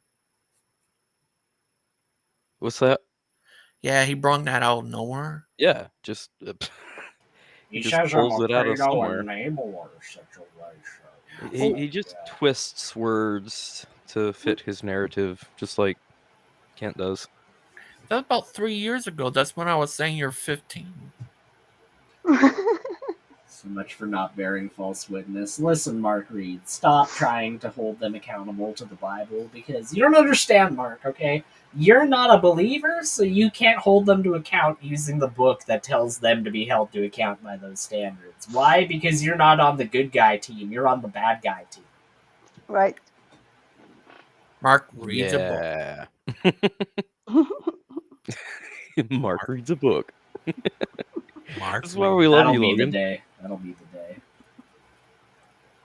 I'm calling you illiterate, Mark. I'm calling you out, Mark. Me and you, brother. I'm gonna tell you right now, brother. You're not gonna be able to see me coming when I come for you at SummerSlam. There you go, Missing Mod. There you go, Missing Mod. I hope that cheered you up a little bit. You're on a team. You are on a team. I know that you didn't know that you were on a team, Mark. I know that you try to approach things in as objective a manner as you can. But yes, you are actually on a team. There's a spiritual war going on right now, and if you're not on the good guy team, then that means everything that you say is inherent. I mean, I didn't know I was on a team either, and suddenly I've become a demon-possessed witch who also controls other demons and plenty of other things I don't even know about that I'm doing. So, welcome to the team. It's just so clear. It's clear because it's clear. It all makes sense if you just think about it. Think about this, Mark. Stump had a I'm scripture. really bad with accents. Stump had a scripture on his video, Mark, that said, you know, like if you're friends with those people, then you basically have to believe everything that they do. But then, you know, later on in that stream, they're like, you know, but we still disagree on stuff. You know, like we can still disagree on things, and you know, recognize that just because you disagree on things doesn't mean you're inherently wrong about anything. Unless you disagree with me. Unless you disagree with him, you know. We can disagree, just don't disagree with me. Okay, I won't. Thank you. Mark Now that Reed, we you have an should go on understanding. and be more content fodder for Proverbs guys. He really needs views right now, Mark. Like, he really needs views right now. And you could be a better Christian than he is by clothing the naked. I mean, you could be a good Christian here, and you could show him by giving him those There's my newest demon. Bum's uncle. He's here. Oh my goodness, I am he's here in the flesh. Hello. Welcome. Yeah. Bum's I just gotten up too. How do you feel knowing that you're on the bad guy team? It's always made me like, it's really weird to say, hey, we're in a war that you don't know about. Like, I've heard this before, and it's like, there's a war on. It's like, is there? I wasn't even aware of this thing. Like, apparently I'm fighting a war that I'm completely ignorant of. It's a weird feeling. Well, you're their enemy, whether you realize it at first or not. You are their enemy, and Yeah, I they don't. said so. Yeah. So, I don't think so. Mark, There, Mark that better? Stoney, are you? Is Mark Reed your enemy, Mark Stoney? No, I'm trying to help him out. I even turned my logo upside down so he could read it all the way over there in Australia. Mark Reed. Never heard that joke Yeah. before. I imagine. Good idea. Yeah. You know the toilets go a different way too. Mark Reed, Bob's uncle. Yeah. Indeed. Huh? Indeed. Would you Put a say strap on that. Verily? See, the question is, are we going to put up with this imposter, Mark? I mean, come on. Who let him in here? Well, there's, it's like Mark superior and Mark inferior. We barely we try to tolerate him. Is this going to be Talking like a about big Mark Mark, Stone. little Mark? Marky Mark. God, I hope so.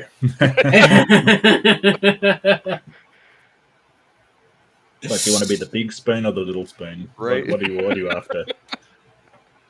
I used to hang out with some other people, other groups, and there was another Mark, and I was little Mark because he was older, but it was just a running inside joke.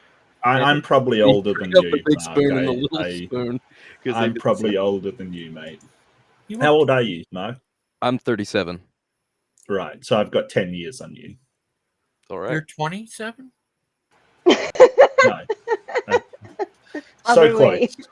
So close, Logan. So close. Look, he's trying, Mark. Okay. If I got on a rocket ship and went around the sun in the same orbit as the Earth and lapped the Earth 10 times, would I catch up to you?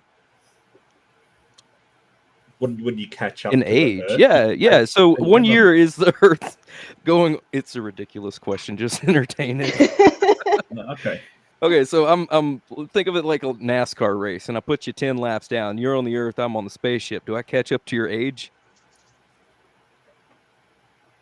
I made 10 more orbits around the Earth. I know. No, I'm thinking like if you could Womp, travel womp, near the womp. speed of light, your time would slow down, time would dilate for you. So Yeah. if I traveled away at the speed of light for 10 years, then we'd be the same age. Okay. Yeah, but what's it called? We can't travel right You at the get on the speed of light, spaceship. can't you? You could travel very close to the paradox? speed of light. Sure. Mark? Is that what it's called? The Einstein paradox?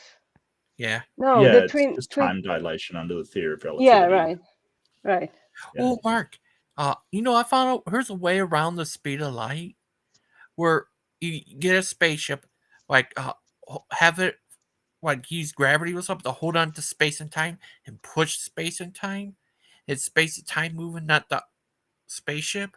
So it could go around the universe in a second. Yeah, but how do you move space and time? It's gravity. Because Well, gravity yeah. has an effect on it. Are you kind of talking like an Alcubierre warp drive kind of Yeah. thing? Because, to my understanding, at least in the theoretical models that we have, an Alcubierre warp drive is a thing that basically you contract space in front of the spacecraft and you expand it behind it, and that would apparently allow you to travel an immense amount of distance without actually moving all of that far. So, I don't think, from my studies into it, that it's technically impossible, but we certainly don't have any sort of means of achieving that. Find a way to use gravity. That'll work. Because gravity has an effect on time. We don't really know what, like, we can describe the effects that gravity has on things, but we don't really know what gravity itself is, so to speak. Yeah, I heard. Yeah, that right. I remember hearing you use gravity. Like, find a way to have a spaceship use gravity, hold on to gravity, and hold on to the time and push it. Like a tractor But that's beam. that's the trick. The only thing that we know creates gravity to that degree is mass. So there's I a know. problem there. That's the problem. But you can do it with your great intelligence you have. You can use the control gravity and control space and time. He'd be like Professor X, he'll Like just use his Magneto? mind. No, it's Excuse me, Professor X. Professor X Yeah. never controlled time and gravity. He was a telepath. He wasn't like. I mean, he like could just that control basically mind. means that you can control everything, Mark. Come Doctor on. Strange could control time. Yeah, but that's magic. Come on, magic can do anything. You're right. That's magic, as opposed to somebody that can just look at something and have them floated across a room. That's not magic. No, Professor X could never float stuff across the room. That's the whole point. He could only control minds.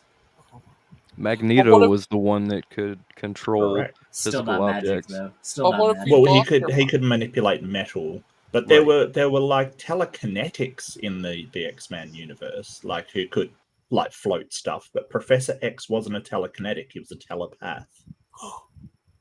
Wow, are you one? No, I identify as a television. I mean, yeah, I've got the haircut for it, but no. He's got the haircut. yeah. I can bet you in a wheelchair driving around, being Professor X. Yeah, I would take the role if it was offered, but you know, Make a good one. Aiden, he could be who could be Aiden? Could be the guy who shoots lasers out his eyes. Oh Well, god, I think you'd have Cyclops. to be. I think you'd have to be Wolverine. Like seriously, you've got your name's already Logan, so it just fits. It does. No, he has to be Logan. But who will Mark be? Mark Stoney. Mark Stoney, Jean Grey. I don't know. I don't. He could know. be the sleazy general Hey, guy. how about Beast? Yeah. Beast? That's Dustin. Dustin is Beast. Actually, Oh, okay. I'll have you know. Right. Why is Dustin Beast? Well, why not? Why? Do you have an issue with Dustin being Beast? Is it Well, just I that mean- Dustin's incapable of inhabiting that role, Mark Reed? Is that what you're trying to say? Okay, I'm trying not to throw Dustin under the bus here, but I was gonna say, like, Beast is the scientist of the team, and Wow. So you're saying that he just can't be a scientist now all of a sudden? Why is that? well, I'm not Is it- saying he can't be a scientist. I'm saying he's not a scientist. Like, because that's he's what white, I'm isn't saying. it? It's because he's white. Well, Beast is blue. that is a thing. Exactly. That's the point I'm trying to make. Right. Who Claude be? Could Claude be Professor? Magneto, the gravity guy. The gravity guy. Gravity guy. What is it called? Like, the bag. Now, who could Claude be? Could he be? Oh, Deadpool. Deviant could be Storm. I think Big Bad Mama would be Deadpool. To be honest with you, I feel like I get real like break the fourth wall vibes from Big Bad Mama. Who could Claude be? I don't know. Wait. Can I be Storm just because it's the only woman? No, No, Storm wasn't the only woman. No, Storm. You had Rogue as well. Rogue was a woman in the X-Men. You had Yeah. Jubilee, a woman in X-Men. Transformer lady? What's her name? I forgot her name. She transforms. She's a blue lady. I feel I feel Mystique. Yeah. I feel someone who creates a lot of chaos and doesn't do much. I'm on board. Yeah, you can be sure. Why not? Who could? Stoney could be the big giant metal guy. Oh, I've got it. Claude can be Gambit. The French accent and everything. Oh yeah. No, that's true. Gambit. An opening Gambit, perhaps. Claude, next time you go to Australia, can you go visit Mark? Read a book? It will be on the opposite side, unfortunately. Yeah. Would you like me to well, read a anyway. book to Mark Reed? Is that what you're saying, Gangster? His The last Yellow read the book Pages, to Mark read by Reed. Mark Stoney. Mark, is your last name Book and your middle name Reed? Sorry. Mark reads a book. Oh, sorry. No. Oh, okay. It's Well- a very common name, actually. It's an incredibly common name. It just means red in a Scottish dialect, that's all. So presumably my ancestors had red hair at one point. Mine certainly did. Yeah. Are you Scottish? Part of my ancestry is Scottish, yeah. Part English, Oh, I think, sort of a Me few too. other We places. could be related. Yeah, maybe. Who's that guy in the X-Men that would always slow down time? The Flash. Or No. There was a guy that was. That's the Marvel. Or was he just super Quicksilver? quick? Was he super quick? Quicksilver? Quicksilver. Yeah. That's what it was. He was Yeah, just really Quicksilver. quick. Yeah, It he wasn't can that he run so slowed down. fast he slowed down time. Everything was relative to Right, him. I guess he right. didn't actually slow down time. But yeah. Or else he would have gotten younger every time he did it. It's true. It's true. Who could that be? The Flash. This model would be the lady could transform. The lady that can Or you mean Mystique? Yeah. Yeah, I don't see how that wouldn't work necessarily. I'm Batman. That would be. What's the difference between you and me? I'm not wearing hockey pants. Yes. There's a guy that does a really good Batman impression on YouTube. It's so good. I can't remember his name, but it's amazing. Quicksilver, that could be.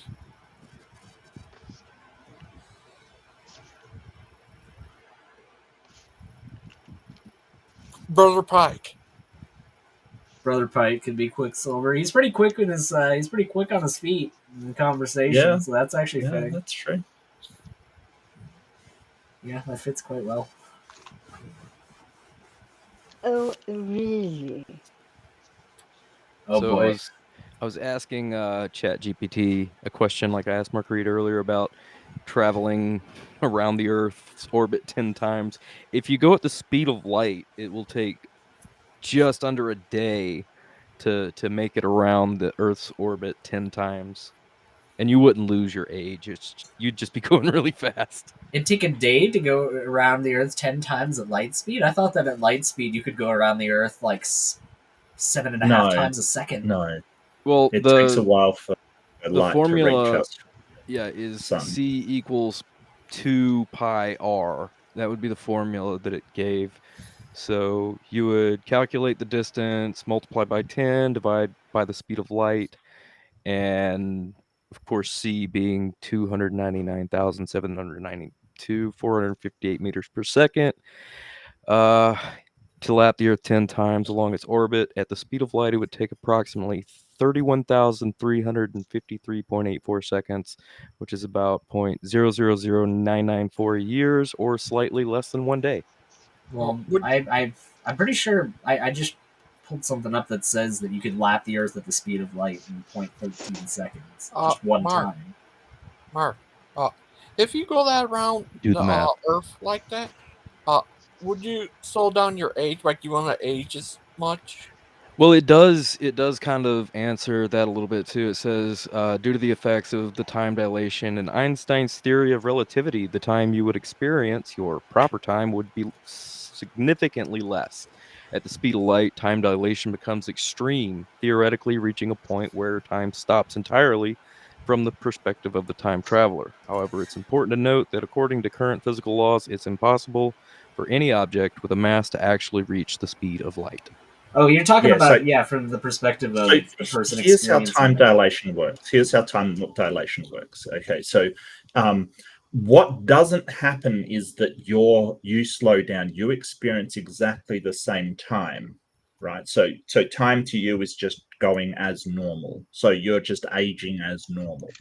Right. To somebody else, it looks like you will slow. So from an outside observer on Earth, if you're going like as close as possible to the speed of light, it looks like you're traveling extremely slowly. But to you, you're still aging as normal as you make that path around the whatever you're around the sun kind of thing. Yeah, there's a really good movie that kind of goes into that. I forget what it's called, but they have to go down to a planet to save a previous Interstellar. expedition. Yeah, that's it. That pretty much, that's a pretty good explanation from what I understand how time dilation works. Well, Dr. Kip Thorne Theoretically. was the physicist that sort of advised on that film, and he's amazing physicist. So that it's pretty well spot on to what our current understanding of time dilation is, and we've measured that. We've measured it by sort of And the reason why wasn't because of the speed they were moving, it was because of their proximity to mass in that case, which is the other thing that can dilate space-time. Right. Yeah, so we've like put clocks in orbit, like really, really precise atomic clocks, and measured the time dilation between a clock in orbit and on the Earth, and it works out perfectly with the theory of relativity. And we Pretty know that mild. gravitational forces can affect time as well. There's an instrument, a tool. It's many kilometers long, but they measure when I think it was like a supernova, or when two stars actually collided, and they measured the time difference from the gravitational waves along this really long. I don't remember what it was called. It was an instrument to measure the time, but they did. There was a measurable difference in the clocks. Chronometer? I'd have to look into it, but it's smart. Yeah. Read. Something I saw on like Discovery Channel or something. Does it prove that, does it make you age like not as quickly as normal? No, you age exactly the same by your perspective. From other people's perspective, you're slowing, or at the speed of light you actually stop. But so what would happen is that you travel away at the speed of light, you come back, and everybody's sort of much older. They've aged more than you have. Oh, but so that means they age quicker than I did. So I did. What Correct. if you do that around the Earth? Yeah, so if you took a year-long journey, right, just so you go out for half a year, 6 months at the speed of light, come back 6 months at the speed of light, you will have aged a year. But to the other people, you haven't aged at, you haven't aged at all. Oh. Well, I also heard that her satellites that need to take relativity and like had to go by that to work. Yeah, they need to account for the time dilation to actually work. Yeah. You ever heard of King Crocoduck? Yeah. That what King he said. Crocoduck's cool. He debated Kent before. Oh, you ever heard of this other guy, Adam Lore? Yeah, I've heard of Adam. I've met Adam Law a couple of times. He's a bit of an odd one, but he's all right, I He guess. believes the universe is internal. So, what do you think? Yeah, I think that Adam has some really weird ideas about how physics works and sort of what the Big Bang entails. I saw something on him talking about the Big Bang like it's the origin of the universe, and it was really kind of weird because he's sort of The Proverbs insisting guys converted him. You didn't hear about that? No, I heard about that. I heard that he did convert. No, he just did he followed Neil deGrasse Tyson in saying that he doesn't like the label of atheism, and the Proverbs guy jumps all over that as if they had converted him to Christianity. They threw like a big party. It was sweet. Well, I mean, it's just Adam always had some kind of odd ideas about physics and stuff, and about evolution, and about all kinds of topics. So it doesn't really surprise me.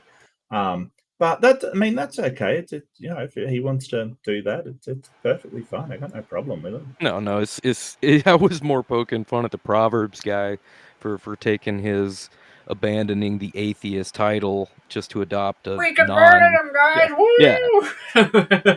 Like they claimed a victory when there wasn't even a battle. Well, yeah, that's what they do, though.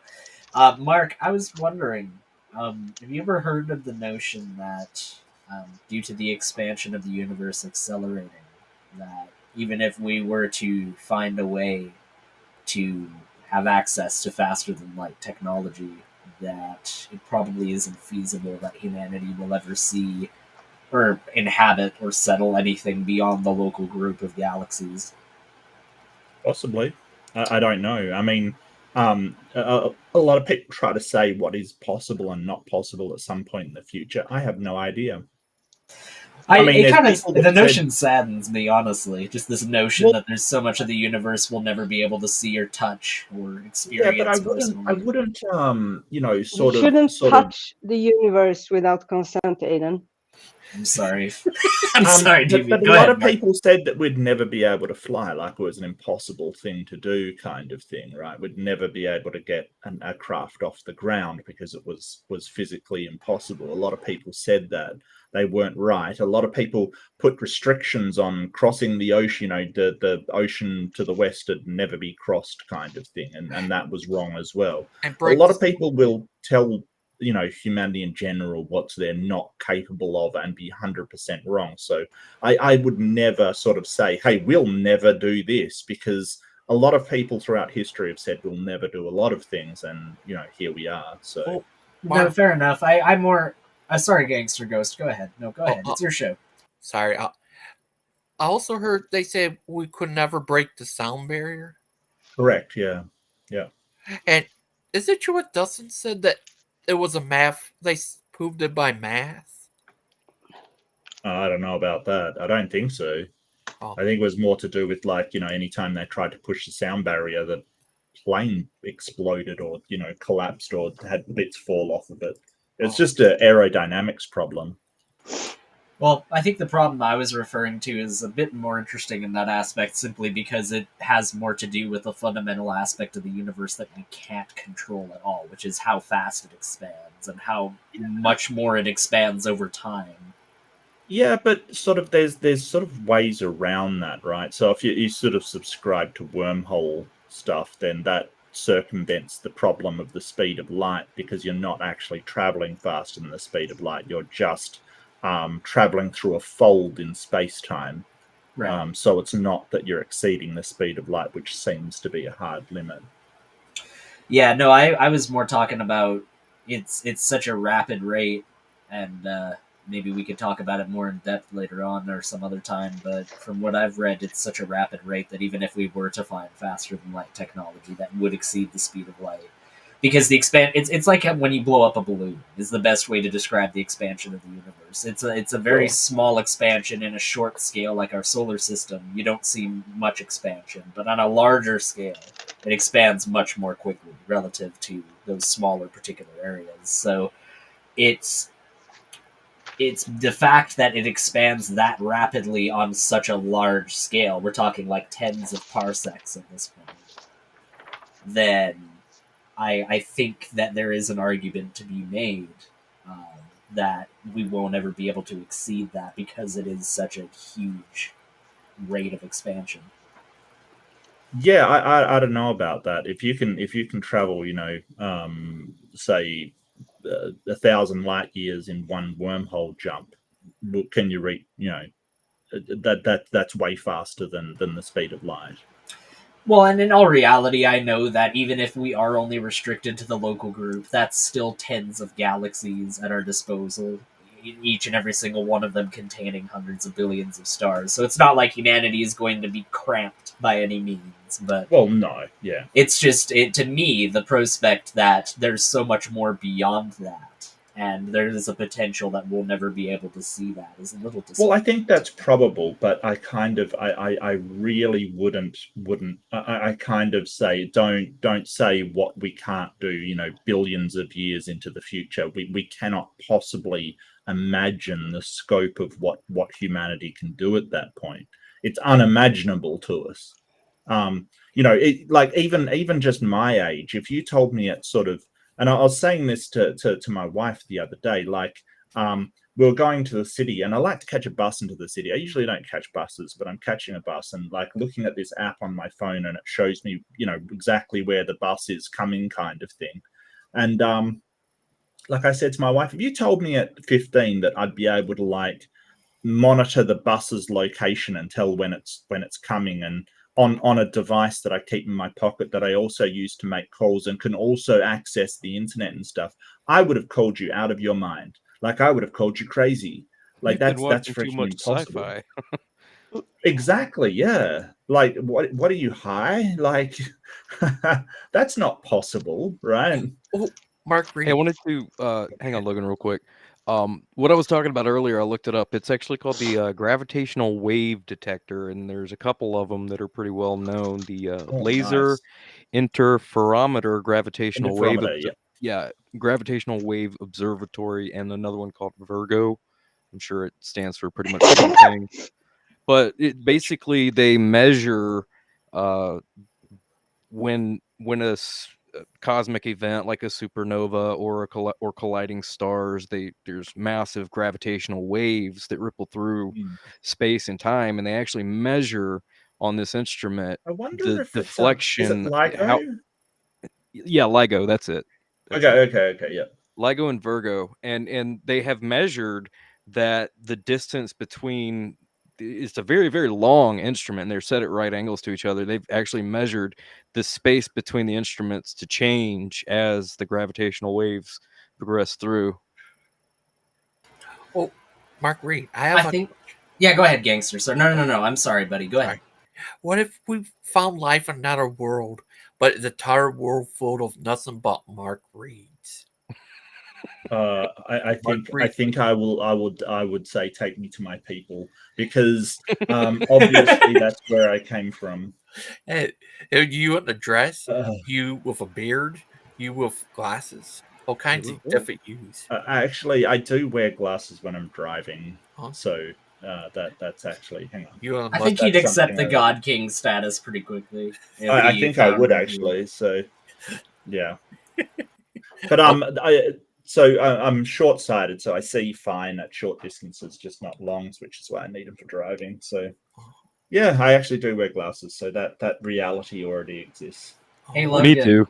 Hey, Logan. What? Do you think that world would only consist of people frying shrimp up on Barbies? Yeah. That's all that's going Walking on around, going. What's the thing you say to me all the time? Crikey. Bob's your uncle. Crikey. Bob's your uncle. Just go to the Sydney Opera House. Well, That's all I know about Australia.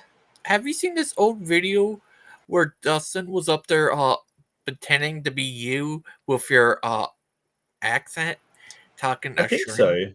I think well, so. Mark I think is it was only a terrible 3-year-old, accent. as we know. Mark is only a 3-year-old. Yeah, I am. That was funny.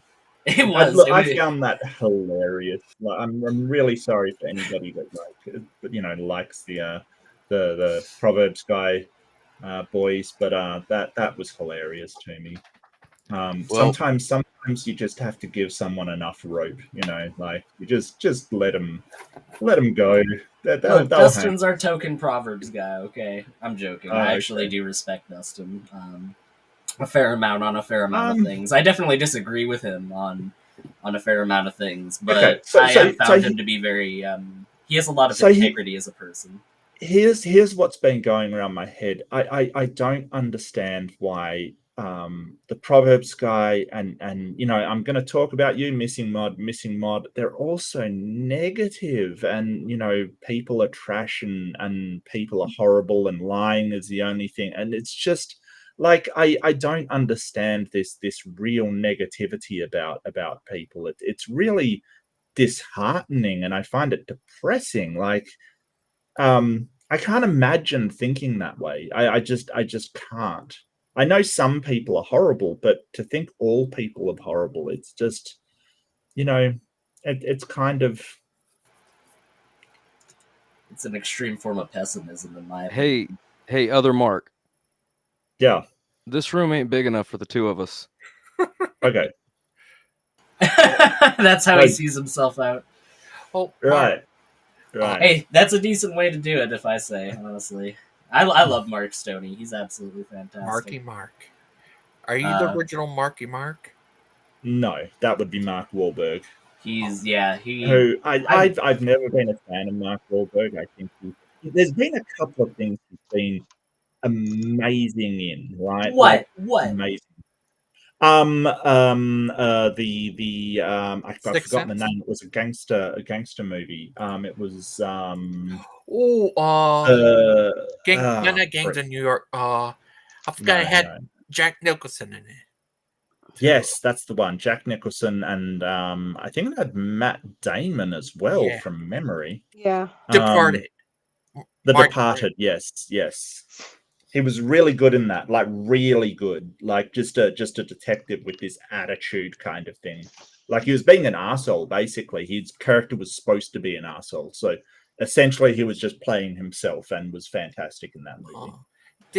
I'd have to watch that to see that, because everything I've ever seen Hmm. Mark Wahlberg in, he's been unpalatably unfunny. No, I generally agree. Yes, but there is the occasional movie where he actually does well.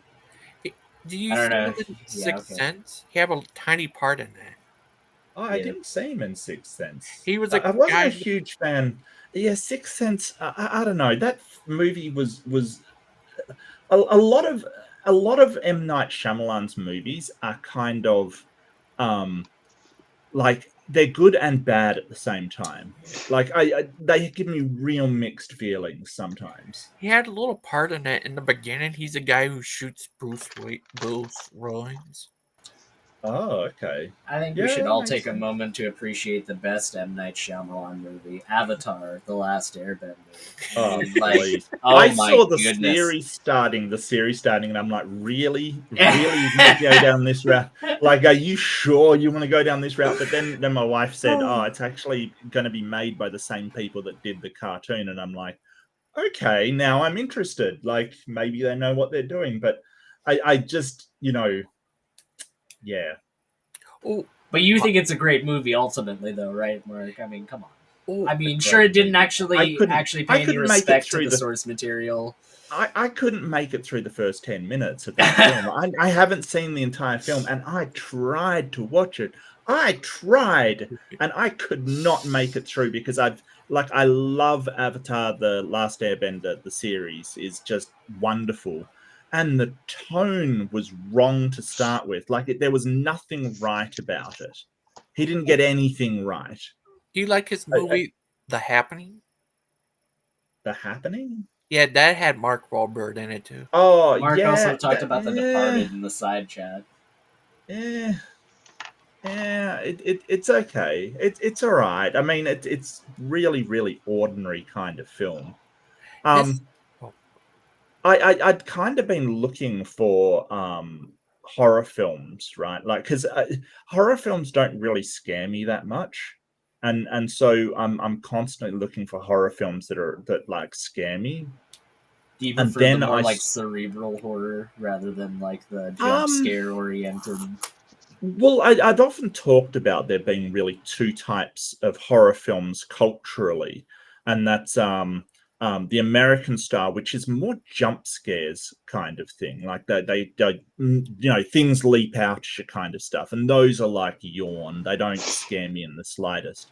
Um, and then you have ones like the Japanese style of horror films, and they're freaking scary.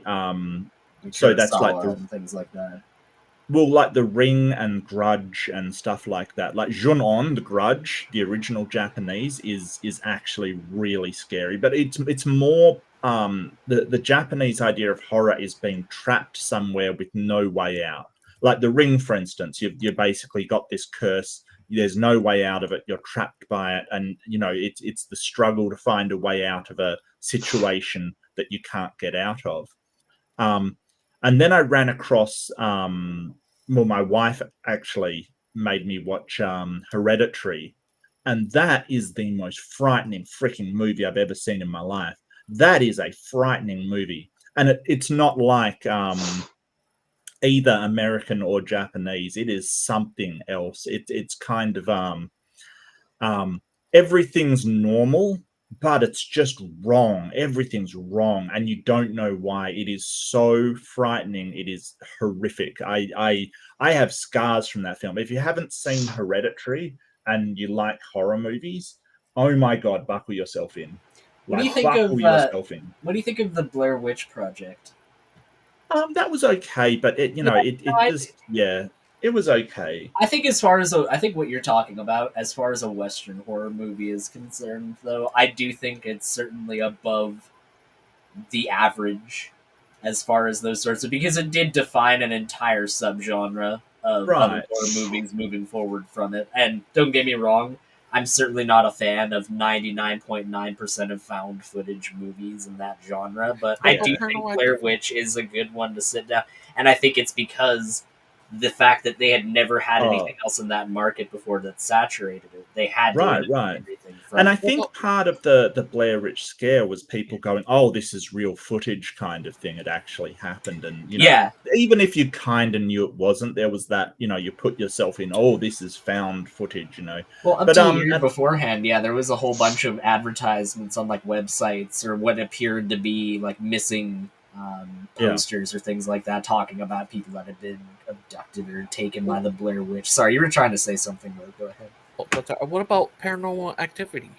No, I've never liked those movies. I've never liked any of those movies. I think they're a basic flaw. I think that concept of them could be well executed. I think that if you had a different director that was willing to do a lot more of a slow burn as far as something like that is concerned, and not just ramp it up to 11 at the very end like they do every single time with those movies, I think it could be a really good genre of horror if they did it right. Mark Stoney, if you're watching her, to strap yourself in. It is horrifying and dark, and like you've never seen anything like this. Like it is on another level. Like I said, I'm usually never scared by horror movies, and that's something else. Like that is, it's more that it's incredibly unnerving and disturbing. Like it is disturbingly horrible. Like seriously, buckle up if you're going to watch that, because I was like, oh yeah, horror movies don't scare me anymore. And then I watched that and I was like, oh, that is just wrong. Like that's just horribly wrong. Another found footage was Cloverfield. That wasn't bad. Yeah, that was good. Cloverfield was. What I liked about Cloverfield was the mystery around it more than anything else. You always wanted to know what else was going on, and movies that do that, like movies that suck you into a world enough that you're really wondering things like that while you're watching it, I think are indicative of really good world building. But once again, it's another example of when they innovated by doing a genre or a subgenre like that. Every single other thing afterward that tried to imitate it was just a pale imitation by example. Mark, have you ever watched movies like Dominic Toys? The what? Dominic Toys. Dominic Toys. Like Demon Toys, I guess. No. You mean like Chucky or? Yeah. Hey, here's another Child's Play. That's really a comedy more than a horror thing. Really. And there's that movie about Puppet Master. You ever heard of them? I've heard of Puppet Master. It's not scary though. There's very few things that scare. What about Saw? Saw. I mean, Saw was the first one was pretty good. I mean, it wasn't really scary. It was just sort of the gruesome sort of body horror kind of stuff. Just shocking stuff. I made a movie out of Aiden. Well, I feel like don't do that, please. I feel like 7 was actually a better version of Saw kind of thing. I feel like 7 was actually better than Saw. But Saw was a great twist at the end. The twist was pretty damn good. Yeah. I really liked it. Did you like any of the sequels or? Not really, no. I mean, one of them, the second one, was like some girl falling into a thing of needles, and I have a thing about needles. I hate needles, and I was like, ugh. And that's the only time it kind of, which was my personal. So Saw, it generally hits those sort of phobias that people have: fear of elevators, fear of your leg off.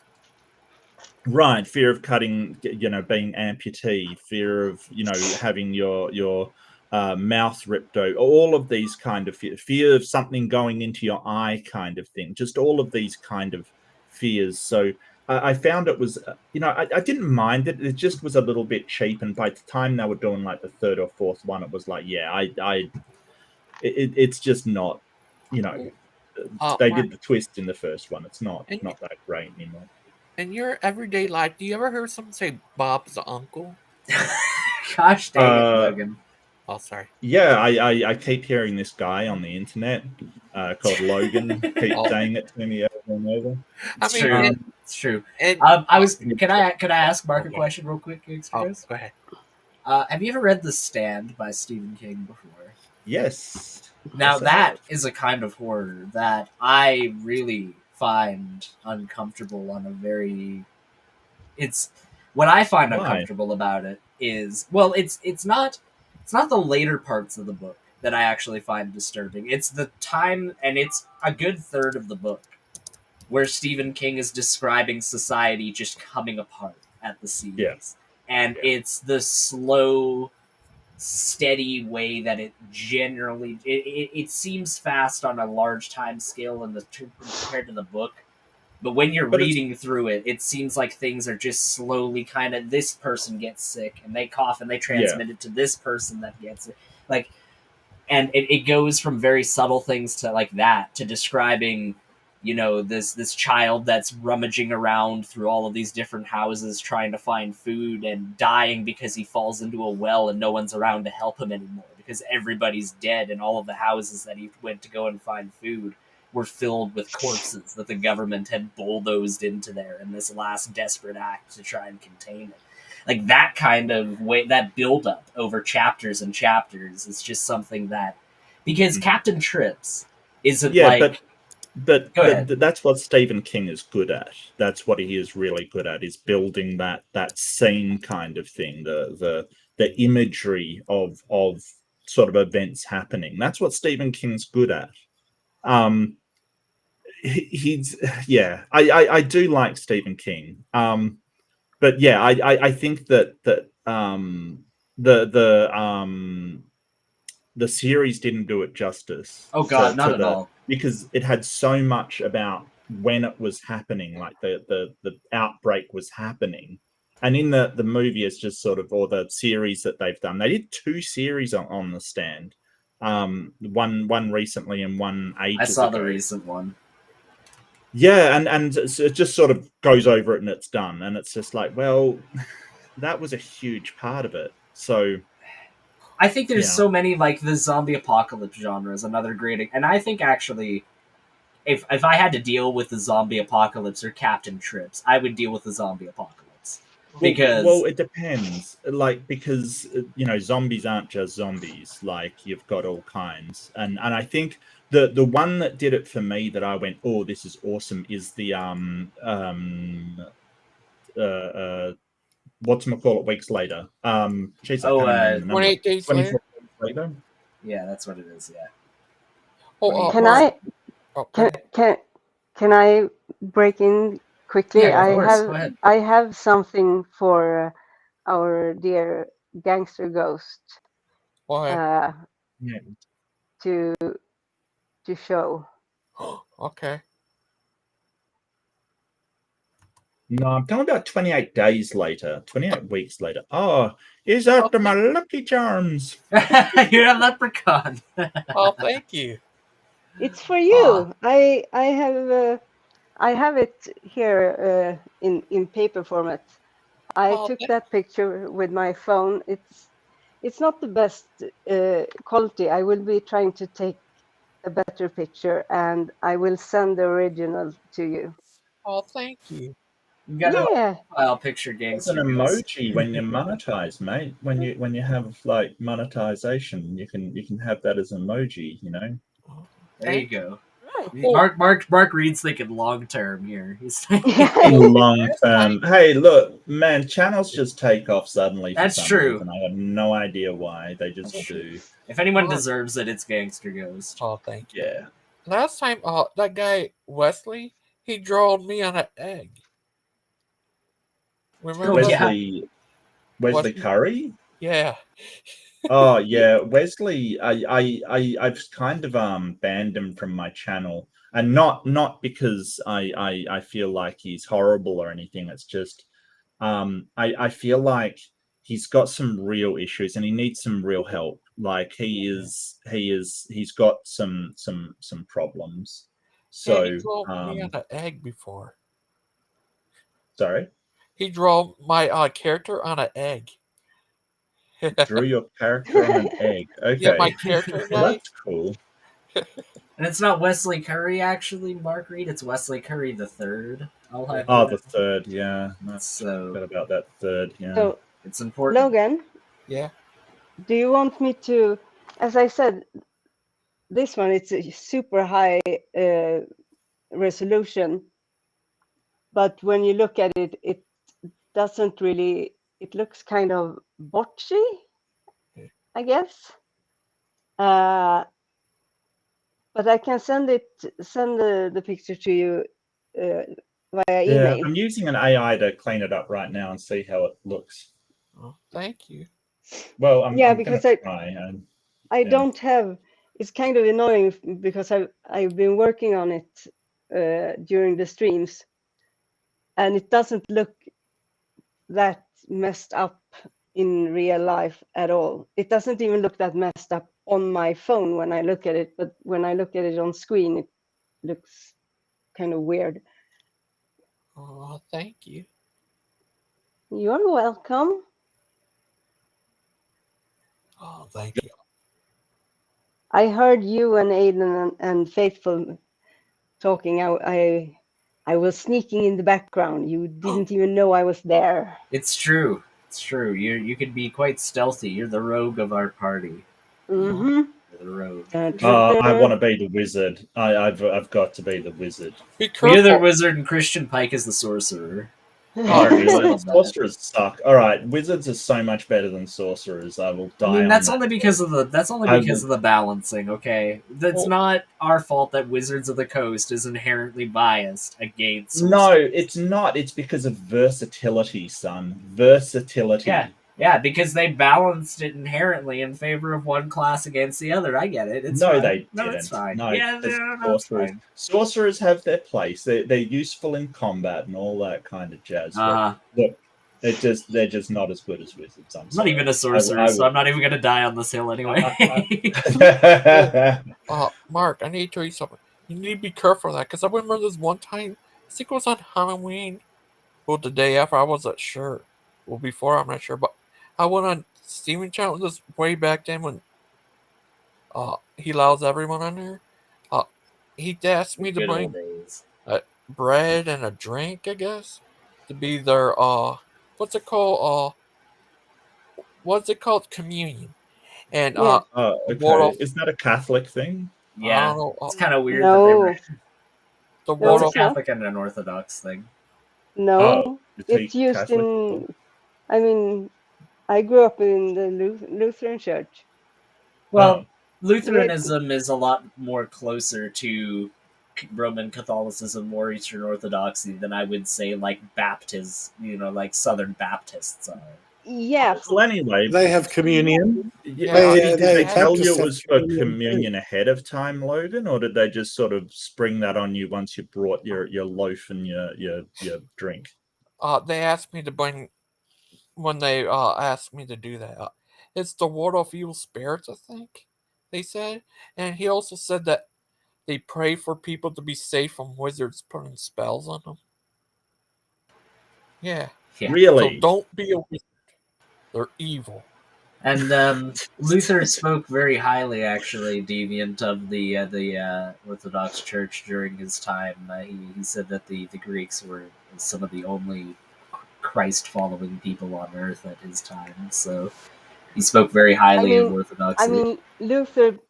How little I am worried about a wizard putting a spell on me. I cannot I explain. put a spell on you! How little that worries me.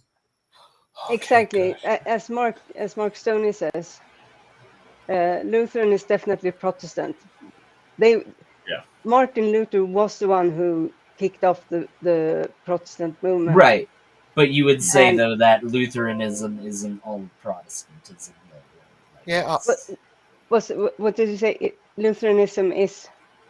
Lutheranism isn't all of Protestantism. All Lutherans are Protestants, but not all Protestants are Lutherans. Are you sure? Yeah, right. What about Martin Luther King?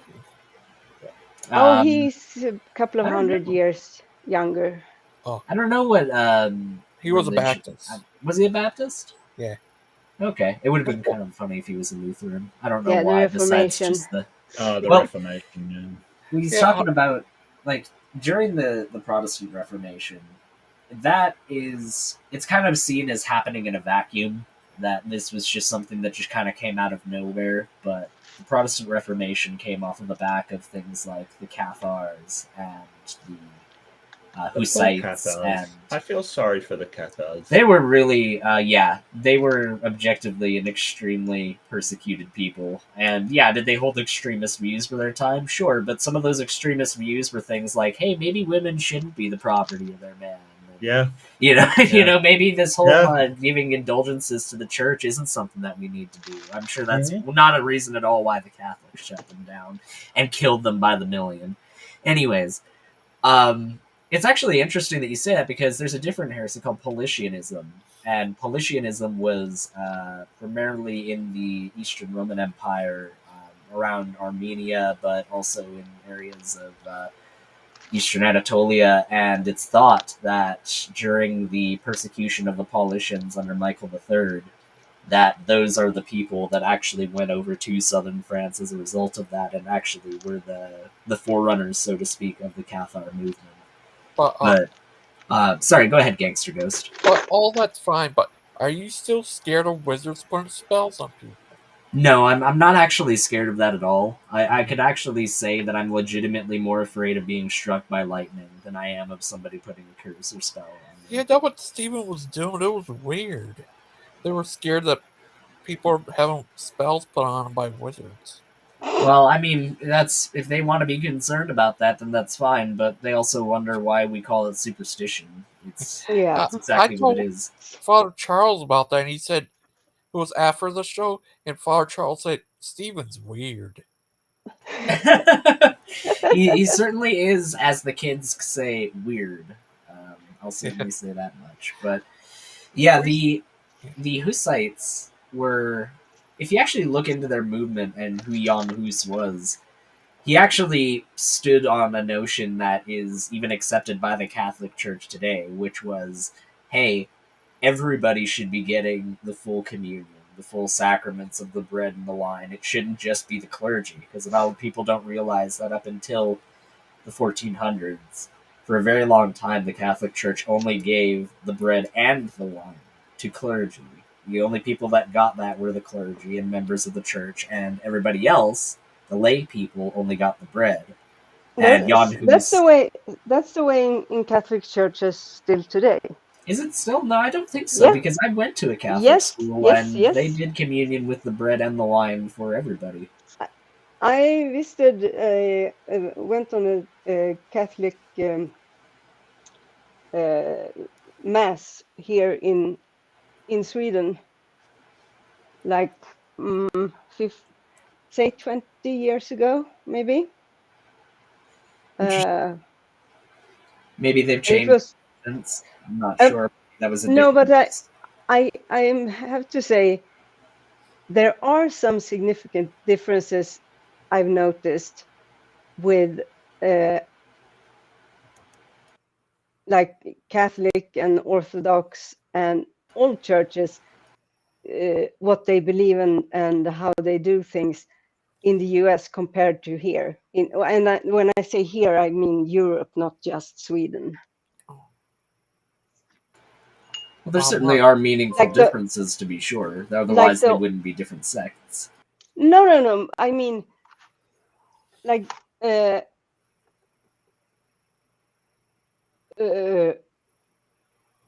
Father Charles. Isn't he a young Earth creationist?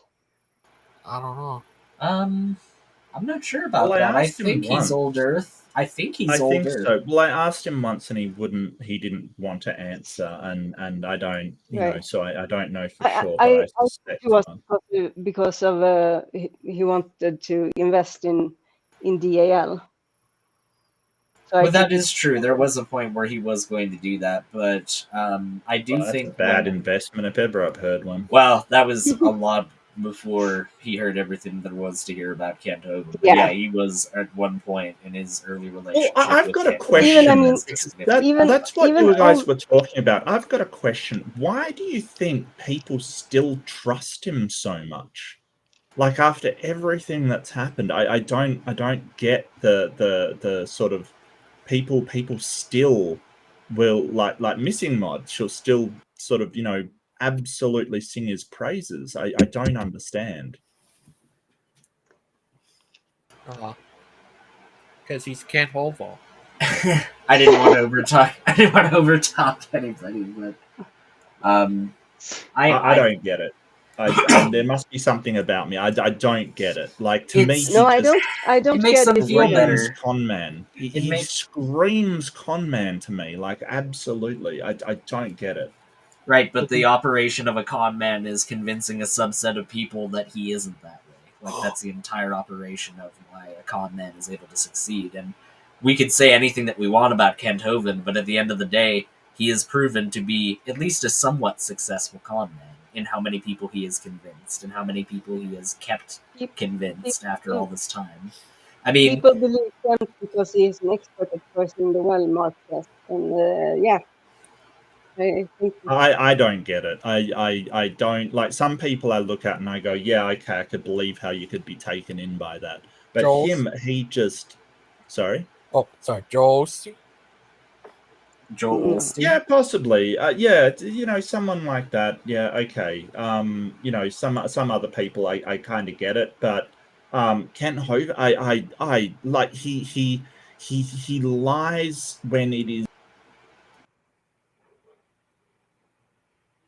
Stoney's discharge from the military. He's got it in plain black and white that he had an honorable discharge, and he still is sort of saying these lies. It's like, they're demonstrably false, and people will look at it and go, oh, well, maybe we don't know. No, you do know. Like, come on. It's really weird.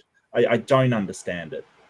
It's because Kent Hovind does enough in other, and I'm saying this based off of what I've heard from people like Missing Maud when I've asked her these things over and over again. But Kent Hovind seems to be a person who, because he has talking points related to evolution and creation, and arguments against evolution that debunk it and prove young Earth creationism in their minds, because he has so many seminars and DVDs related to these things, then ultimately he's a good guy. Sure, he's got some issues, but he's a good guy ultimately, because I've heard Missing Maud, in all fairness, criticize Kent on certain things. Like, she has said that he was wrong about what he said about Mark Stoney. She has said that, but then she'll also turn around and say, but all this other stuff that Kent does still makes him a good person, and I still love him and respect him.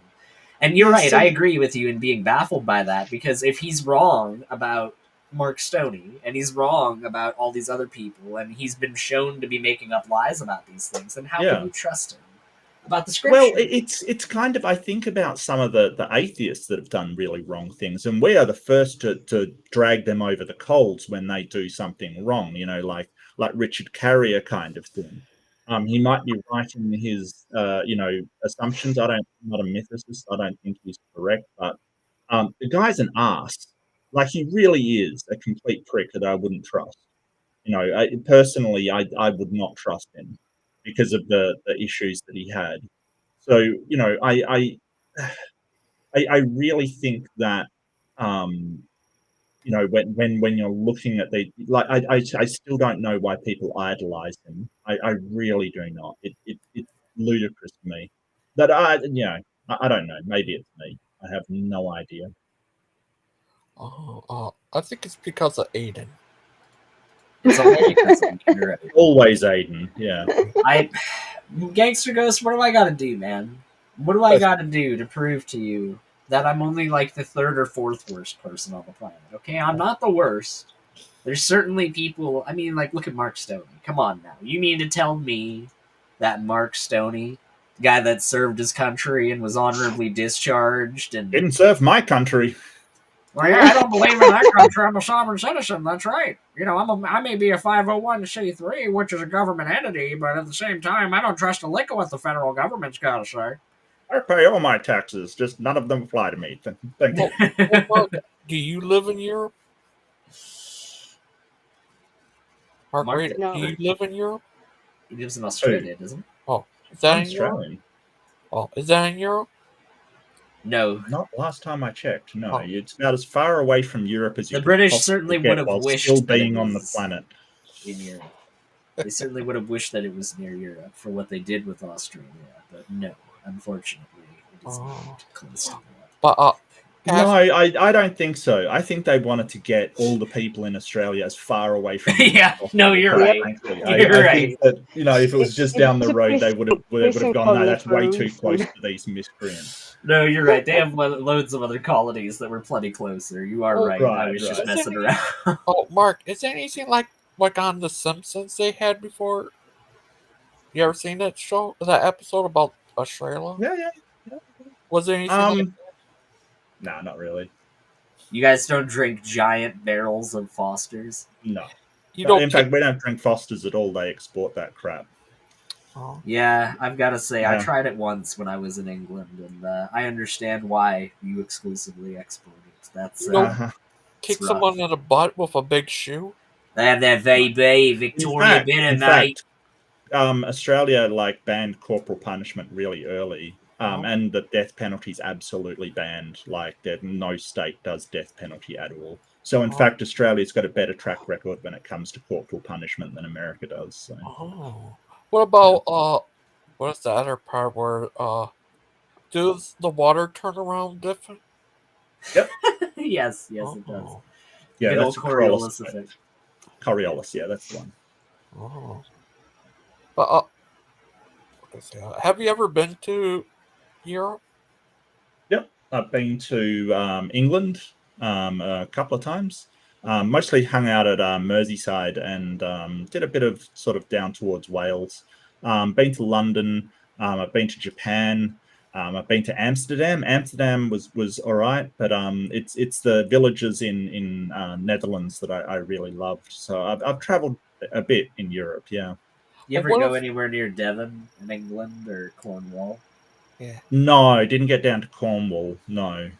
It's really I went over to Tintagel is what it's called. And it's this really incredible castle near this set of cliffs over in Cornwall. It's quite a sight to see. I was quite amazed by it, especially for somebody that has grown up in the middle of the prairies in the middle of North America and hasn't seen a body of water bigger than a lake in their entire life. It was quite something to sit at a No, cliffside and see the Atlantic just frothing right below you. Mark, what if oh mate, you got to get over to the beaches sometime over here. The beaches are gorgeous, just gorgeous. Mark, what if Claude come by and you met Claude? When next time he goes to Australia, would you like to meet up with him? Yeah, sure, happily. We could go and bag a kangaroo, mate. Yeah, sure. Yeah, and yeah, we could put a shrimp on the barbie. And right, and and how much can a koala bear? You could Big do hugs to some of Big his Bad traditions Mama. too, as a New Zealander. Australian impressionist movement. Big hugs They're to good Big people. Bad I'm only Mama. joking. BBM. I'm so sorry. Isn't BBM great? Oh, you're blue? Oh, no, I do. Yeah, Big Bad Mama. Much love, buddy. Much love. Man, I'm really sorry to hear that. Big Oh, Mama. I took that literally instead of figuratively. Oh, that's terrible. I'm so sad. I'm really sorry to hear that. Oh, hey, have a good night. Yeah, have a good night. Oh, I thought. Oh, wait, they didn't say they were leaving. They just said they're not going to join the stream. I misunderstood. Yeah. Sorry, Big Bad. Mark. Yeah, I'm so sorry. Next year, I'm thinking about going to the UK. I have a friend that lives there. Okay. But that's this year. No, it's going to be next. That's this year. No, it's 2025 that he's going. Oh, Yeah, okay. to there. Yeah. I went. Claude and Aiden said they have family that lived in the UK. Yes, I do. I have family over in Plymouth, specifically over in England. So I went over there and visited there. I visited Bath, visited I was thinking about going to Wales. I was also thinking about going to Brittany over in France, but none one of those panned out, unfortunately, due to my limited time. I would have definitely done that if I had more than 2 weeks. But yeah, I mean, the Roman baths were definitely, if I had to pick a favorite thing out of everything that I went to go see in Britain, then the Roman bath was absolutely fantastic. It's the best preserved one that we have in the entire world. So to be able to go and see that and see how intact even the statues were around it, and to see how the wear affected them differently depending on how they were buried and how they were excavated. It was very fascinating to me. So yeah, I'd love to go back to England at some point. It's really weird. I really enjoyed Bristol. Just the walk around and seeing all of the Banksies all around the place. You know, that was actually pretty cool.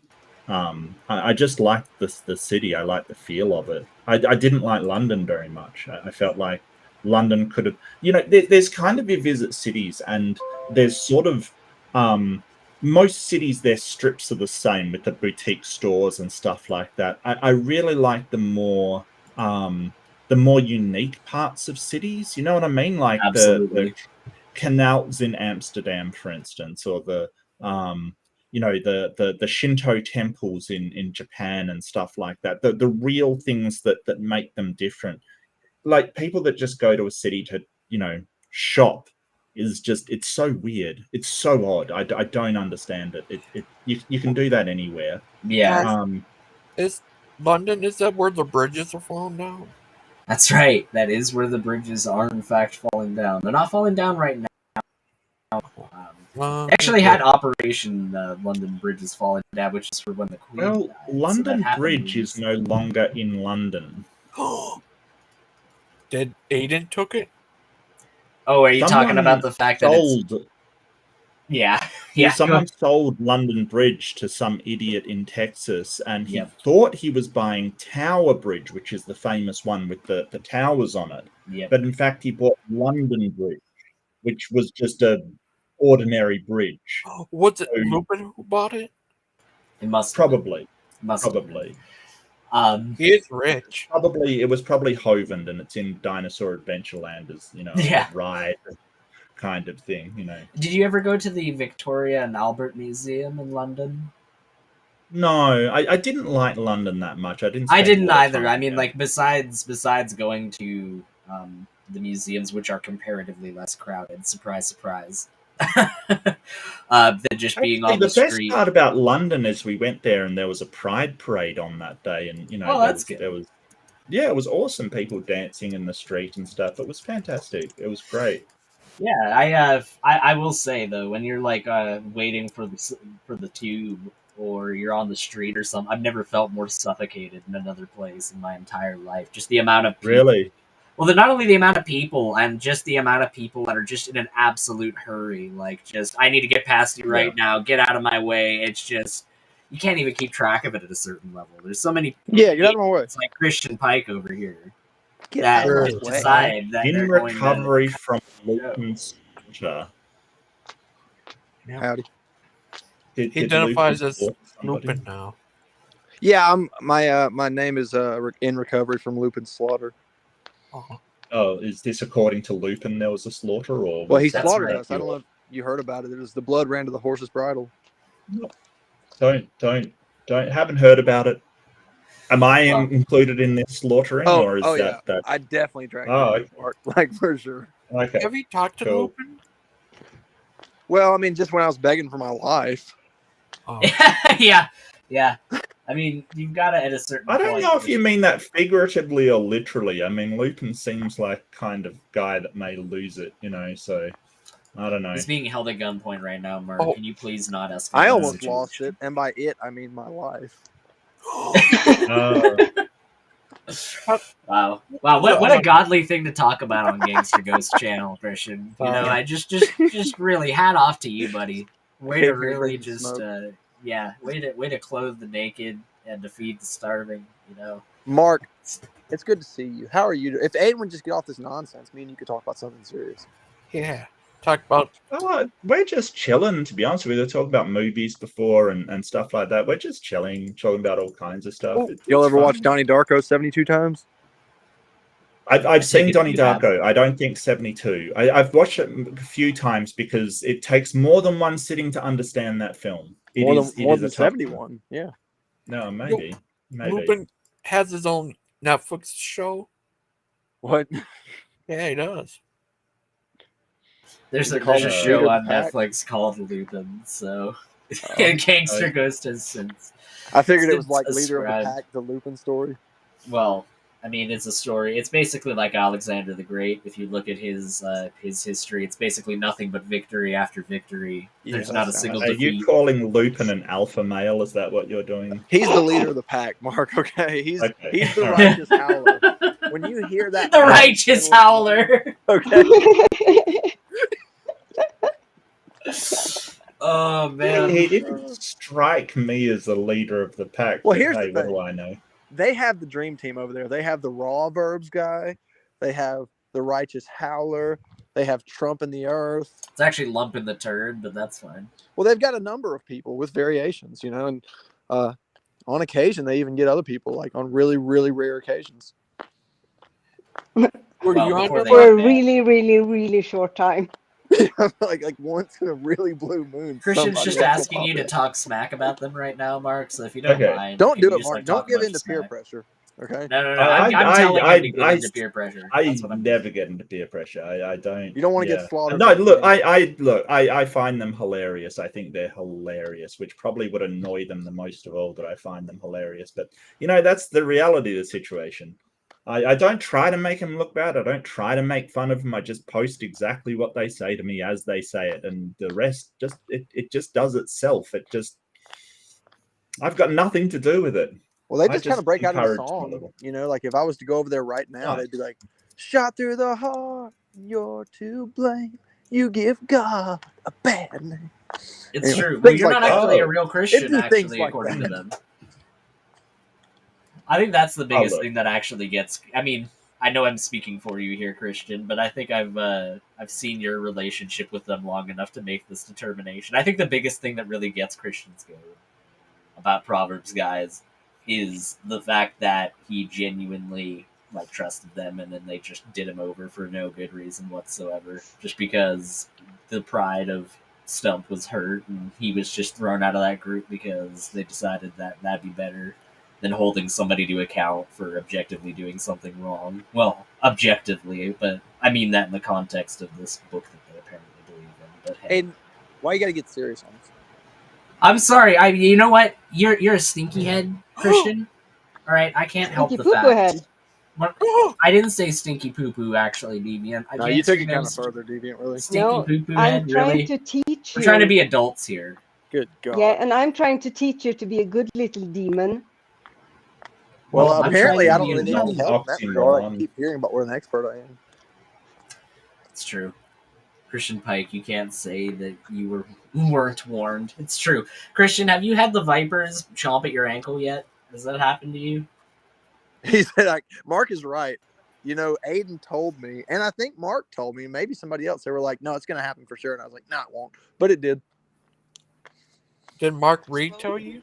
Do you say no? Mark Reed told me everything about my life. The man's a prophet. Okay. He actually told him the entire story of his life backwards in Hebrew. If I was a prophet, my life would be going a lot better right now, quite frankly. So I seriously doubt that. Are you rich? Who? You. Me? No, not at all. Mark I'm quite Reed, rich. I'm worth Mark tens Reed, of dollars. if you have learned anything about Kent Hovind, if you've learned anything from him or about him, it's that you don't actually need to be a prophet. You need to convince people that you're a prophet. Okay? So that's really the key hurdle that you need to get over. Sure, you know in your heart that you're not actually a prophet, but does that really actually matter in the grand scheme of things? I mean, come on. Well, it depends. Is your integrity worth anything to you? That's the question. Asking the real Right. questions. Yeah. How much is your integrity worth to you? That's the question. So, 95. So I used to work in sort of awful situations where you kind of have to get people to trust you, right? When you're working complaints and IT and things like that, you've got to get people to trust you. And how do you do that? How do you get people to put their trust in you? lying. Right. No. Well, I mean, you can lie about that kind of stuff, but sooner or later you're gonna sound unbelievable. There's no way around it. The trick is that you don't lie and you have integrity. Like if you can maintain that people should trust you, then people will trust you. It's easy. Yeah, that's good advice. Well, you should take it, Aiden. You know Yeah, what? Aiden. With that Stop being trying to be said, a prophet, Aiden. Tell I'm the sorry. truth. You know what? I'm gonna leave in shame. Well, you don't have to leave in shame, but you do have to leave though. I do have to leave. It's true. I've been on here for like donation 6 straight bowl hours, and the donation bowl is in the corner. Please leave your Aiden left, best and tithes and all the offerings. children in the world. yes, I help was about Aiden. to say tithes and offerings can be left. Yeah. Yes. Thank you, Mark. I appreciate the shout out. Mark. Yeah. Everybody, take care. Actually, there. Everybody, have a good day. Are you leaving for real? I'd say, you actually, look, we don't want you to leave, Aiden. It's okay. I'm not. No, I don't know. I wasn't thinking that anybody actually wanted me to leave. I'm I am so actually sorry. going to leave simply because I've been here for like 6 hours between this show and We're Father gonna Charles's miss show. you. There's 24 hours in a day, and that's We not even miss half you of it. already. Maybe I want to do other things in my day, Christian. Oh, like No. I know. No, I'm you sorry. don't. Yeah, really? You tell my submit fiance to peer that. You tell my pressure. fiance. Oh, Okay. I didn't know you had a fiance. Congratulations. When you turns actually out- going that on? Yeah, what's Oh her name? gosh, I have no idea when we're actually going to get married. That's It's too okay. much That's for all me right. I right mean, now. yeah, it's just a yeah. I mean, an engagement like these things are difficult. Don't feel pressured. Don't feel pressured. You do what you do, you boo. You do you. Aw, thanks, Mark. No, it was good. Gangster Ghost, as always. Thank you. Fantastic show. Like I said before, if there's any channel on YouTube, and I mean that because I shouted you out on when I was on Atheist Junior. I tried giving you a shout out on there because if there's any channel that deserves any serious growth and uptick, it's definitely You did several times even. And AJ thanked you by not including the link that he promised. I know, he did. And I'm not going to hold that too much against him, okay? The simmering hatred that I feel for him at the very depth and core of my being aside, I'm just going to put it past, water off a let duck's it back. simmer. Let it simmer a bit more. It will be much sweeter. I Well, promise you. as you know, dwelling Yes. on things and just letting them really just stew without actually dealing with the problem is the best way of dealing with It's the the problem. best. That's right. With that being said, with that life advice out of the way, have a good day, everybody. Bye, Hey, Aiden. bud. Bye. See ya, Aiden. Take care. Take it easy. Actually, now that we're talking smack about the Proverbs guys, one thing that I want to look, I was watching this thing that they did, and I think they were angry that someone had a show at the same time as them. We did And not I wish- schedule around them. That's true. Well, I wish I could just say to them, "Hey, like that happens on YouTube all the time. Yeah, I like think it Mr. just Beast had one does." of those too. Well, I'm not going to try and contend with Mr. Beast, but you schedule stuff, you do stuff, it matches up. Like, don't get upset about it. Like, people will just have stuff on at the same time. It's not, don't stress about it. It's no big deal. What you can do though, and what I highly suggest for everyone to do is if you've got a monetized channel, is turn on the ability for people to link to you, to redirect from you. You got to turn it on. It's not on by default for some reason, and it's actually awesome. Like, so just say this show ends, you could redirect to another show that's on, kind of thing, as long as they allow it. It's like 1 degree outside. Here it's 4 degrees. It's so cold. I walked outside and I was like, I need my house coat. Ah, well, it's really hot over here. Maybe it can take some of the heat away from me. Does it ever get cold where you live? Not like that. I can't handle cold because I've never been accustomed to it. So it never gets below sort of 0 here. So I've never even seen snow in my entire life. Never seen it. You've never seen snow in your life? No, I mean obviously in movies and sort of footage and stuff, sure, but I've never actually seen. The closest I've seen is sort of frozen dew on the grass. Frozen dew. Dew. Oh, dew. Oh, I thought you said it was a frozen Jew. I was like, what the? No, dew. Yeah, dew. Oh, did you debate Kent once? more than once. I think I've debated him about 3 times, but I won't debate him anymore because I think that I am not interested in debating someone that's been convicted for sort of domestic battery is not something that I'm willing to do.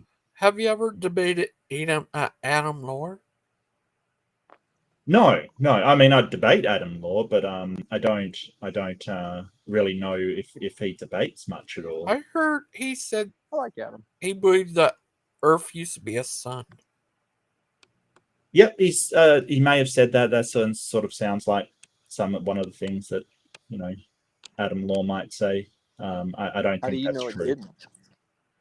Well, it just doesn't have the mass for it. Like, in order to become a sun, it needs a lot more mass than that. I mean, we're That was tiny. not a real question. Sorry.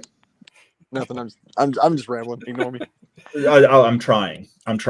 I just I'm trying. you keep talking, so it's becoming very. No, I'm joking, Christian. It's perfectly fine, man. It's all What good. do you All think good. Adam's wife Eve? She fell into another dimension. Oh, but what do you think would have happened if Adam married a lady named Eve? They had a son named Cain and another one named Abel. Well, I think they'd have bad taste, as parents, because that's kind of cringe. I guess. I guess I would cringe a little at that. It's up to them though. It's not the worst name you've ever given a child. I think Elon Musk and what's her name? Take that, Kate. What was her name? I can't remember her name. Musician. No, I've got the best worst name. Actually, it's actually worse than Elon Musk's name. Maybe not. His kid's name is pretty stupid. But I was doing paperwork for the Gulf Coast oil spill. Grimes is who he married. Yeah. Grimes? That's a name? That's Yeah, got to be yeah, a yeah. stage Well, name. I mean, it's an artist name. Her real name is Claire Boucher, but her stage name is Grimes. Why would you switch Claire Boucher to Grimes? Because of the style of her music, and it's not bad. It's not bad. It's just and it's just they named their child X2 something. I can't remember what it was called. Would you ever name your kid Alfred? Well, what did you say the worst name you've ever heard is? Oh yeah. So I was doing paperwork one time. I was working on the BP Gulf Coast oil spill years ago, doing paperwork, and there was a client whose legal name was M. Tisha. And what I mean is capital M dash Tisha. Oh, that was her actual legal name. M. Well, Tisha. I had worked with a guy in the corporation I worked for when I used to do IT support. He changed his name to what was it? It was Meow Disco Ludo Gamma Meow Meow. Oh. Well, that's classic, really. I mean, it's biblical if nothing else. But Sometimes you take your grandfather's name. What do you think someone would be like if they had a middle name Reed and last name Book? I would probably say your parents were really, really mean, I guess. I do know someone with the last name Book. What do you think, Brother Pike? This is causing me not to think. I love this.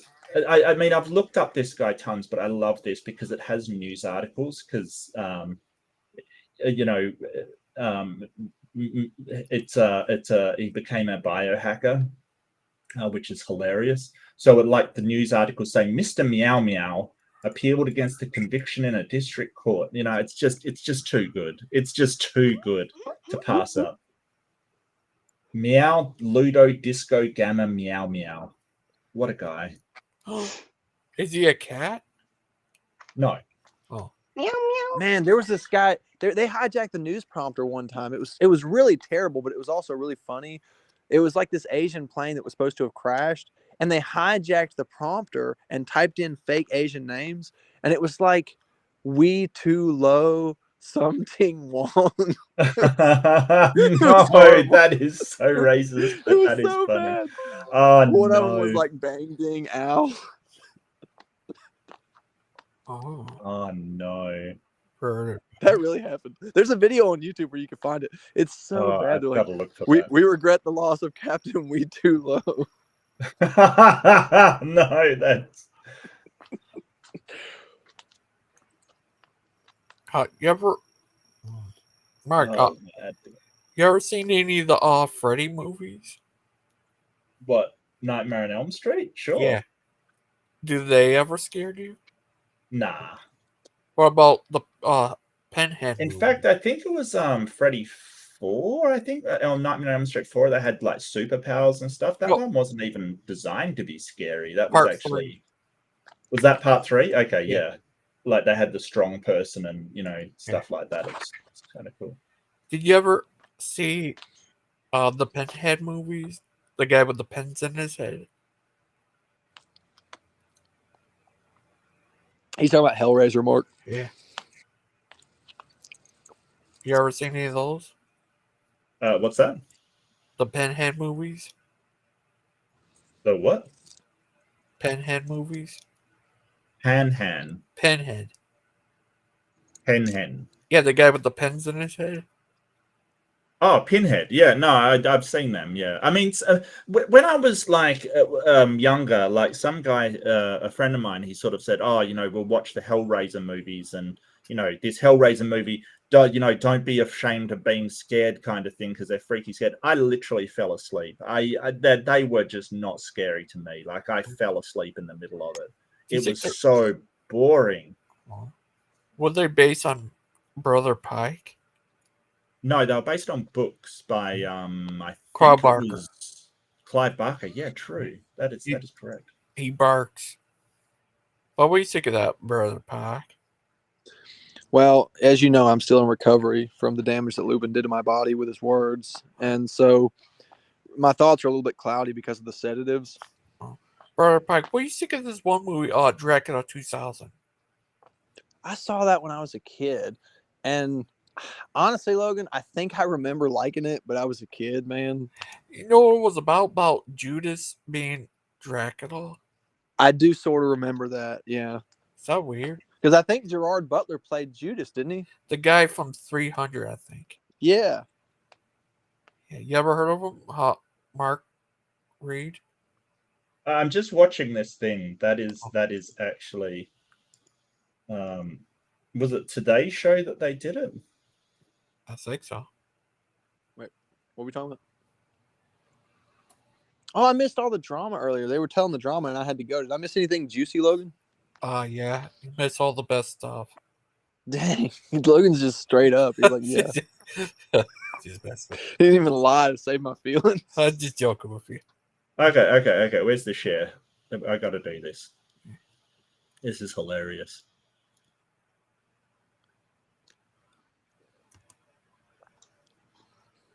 You has just learned the names of the 4 pilots who were on board the flight. They are Captain Sum Ting Wong, Wee Tu Lo, Ho Li, and Bang Ding Ao.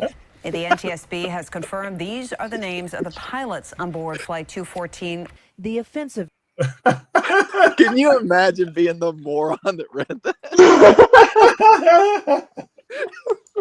You know what? It reminds me of, everyone's seen the Anchorman when he's like, if you put the prompt up, he will read it no matter what it really says. happened, man.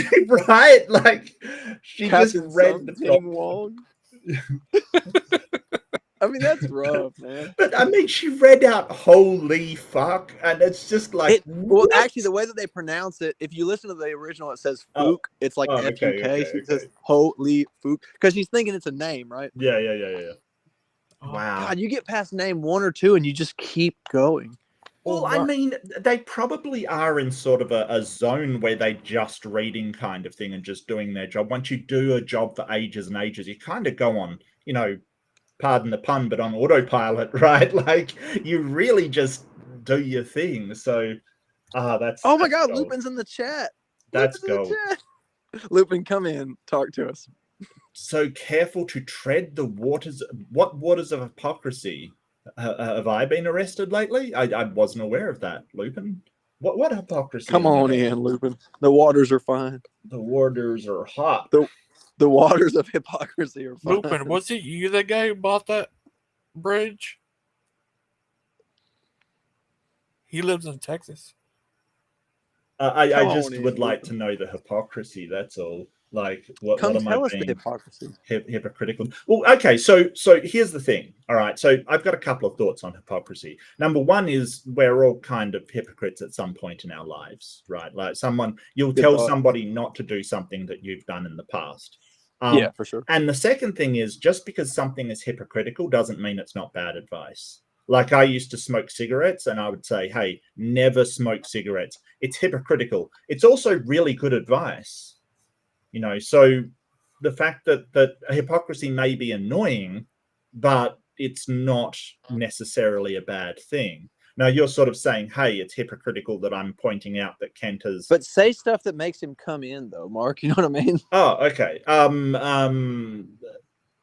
don't know. I'm thinking about converting to God.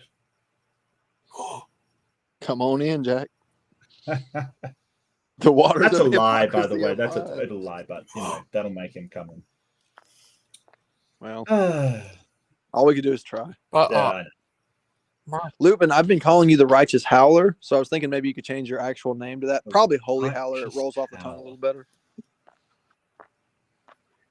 Oh, The Mark Holy Stoney. Howler. Okay, wrong Mark. I do apologize. Oh man, we got it. not Now Mark specify. Stoney has to come on because Mark's the reason he's not on.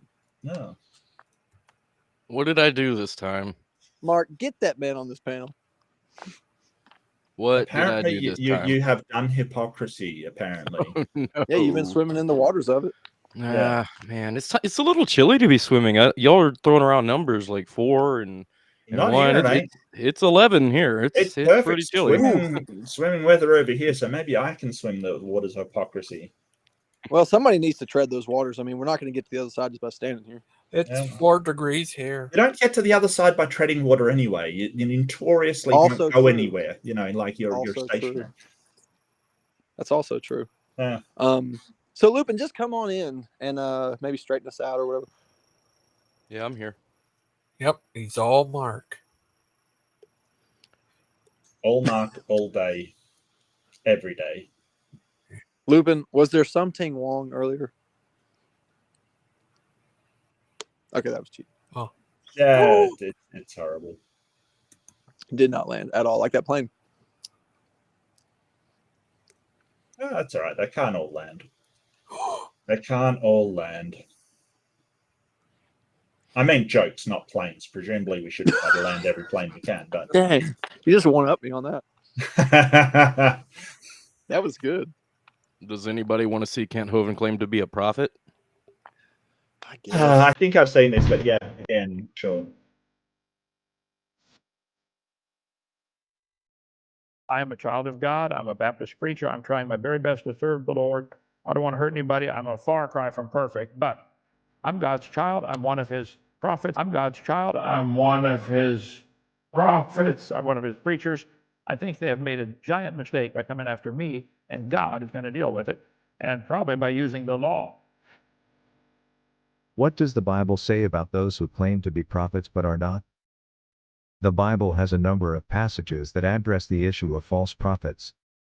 In Deuteronomy 18:20-22, it says, "But the prophet who presumes to speak a word in my name that I have not commanded him to speak, or who speaks in the name of other gods, that same prophet shall die. And if you say in your heart, how may we know the word that the Lord has not spoken? When a prophet speaks in the name of the Lord, if the word does not come to pass or come true, that is a word that the Lord has not spoken. The prophet has spoken it presumptuously. You need not be afraid of him." This passage suggests that false prophets can be recognized by the fact that their prophecies do not come true. In Matthew 7:15-16, Jesus warns his followers to be on the lookout for false prophets, saying, "Beware of false prophets, who come to you in sheep's clothing but inwardly are ravenous wolves. You will recognize them by their fruits." In this passage, Jesus is saying that false prophets can be recognized by their actions and the results of those actions. Overall, the Bible cautions against following false prophets and encourages believers to be discerning and to test the words and actions of those who claim to be prophets. How can believers be discerning and test the words and actions of those who claim to be prophets? There are a few ways that believers can be discerning and test the words and actions of those who claim to be prophets. Look at their teachings and see if they align with the teachings of the Bible. False prophets may try to lead people away from the teachings of the Bible, so it's important to compare what they say with what the Bible says. Pay attention to their actions and see if they are consistent with the teachings of the Bible. False prophets may say one thing but do another. Consider the fruit of their ministry. Are the people who follow them becoming more loving, joyful, peaceful, patient, kind, good, faithful, gentle, and self-controlled, Galatians 5:22-23? Or are they becoming more selfish, angry, and divisive? Be wary of those who seek fame or wealth. False prophets may be more interested in personal gain than in truly serving God and helping others. Pray for guidance and seek the counsel of other believers. It can be helpful to ask for God's wisdom and seek the input of other believers when trying to determine whether someone is a true prophet or not.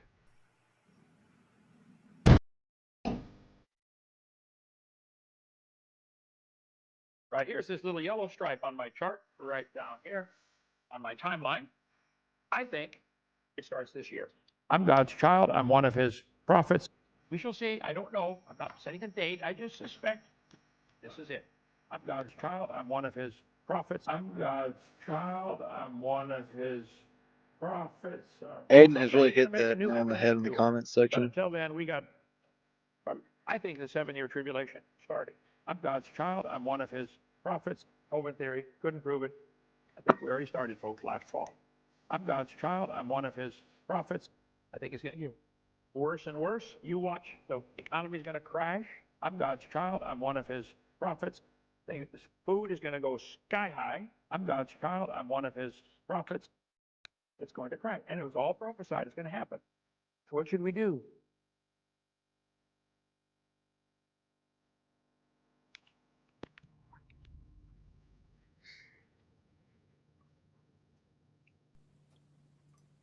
What should Well, we do? not only that, but he also sort of said that he would beat his charges and stuff from the tax stuff, which never happened. Like you can't even predict his own sort of trials kind of thing. Yeah. Who's missing? Why would we behead anybody in the street? Like, what are you talking about? Is this hyperbole or something? I mean, we don't even behead criminals. Yeah, we rarely engage in that kind of activity. Rarely, it doesn't Rarely. Okay, well, Christian's living a different life than I expected. This is America. He's from the South. Well, yeah. What happens it in worries Georgia me. stays in Georgia. It really worries me, and I've done like 1 or 2 debates on death penalty, and I'm really opposed to it. It's really cruel, callous, inhumane.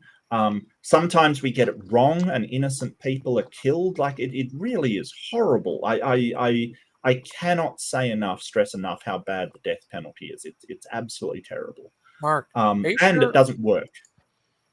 Mark, It doesn't prevent crime.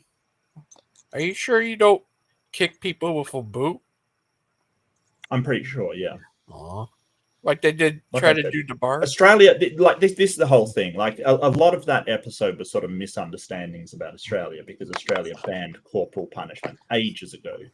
Mostly it banned corporal punishment because a large section of the populace were made up of convicts who were routinely whipped and things like that for sort of. They were whipping the convicts? Oh, sure, yeah. Interesting. We should try that here in Georgia. Don't get any ideas. Noted. Mantel's. Just write that down real quick. I can imagine you with a big boot and go over there and kick Brother Pike. Dang. That's so mean. Wow. What? You probably wouldn't need a big boot. I mean, Christian What doesn't look that big. Where is Lupin, by the way? Wasn't Yeah, he come in, coming here to save me?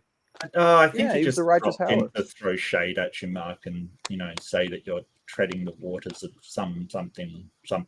It was very poetic. I mean, I have to salute the prose that he did. But well, I mean, Wait, Lupin's the one that said that he couldn't comprehend what I was talking about with eschatology, right?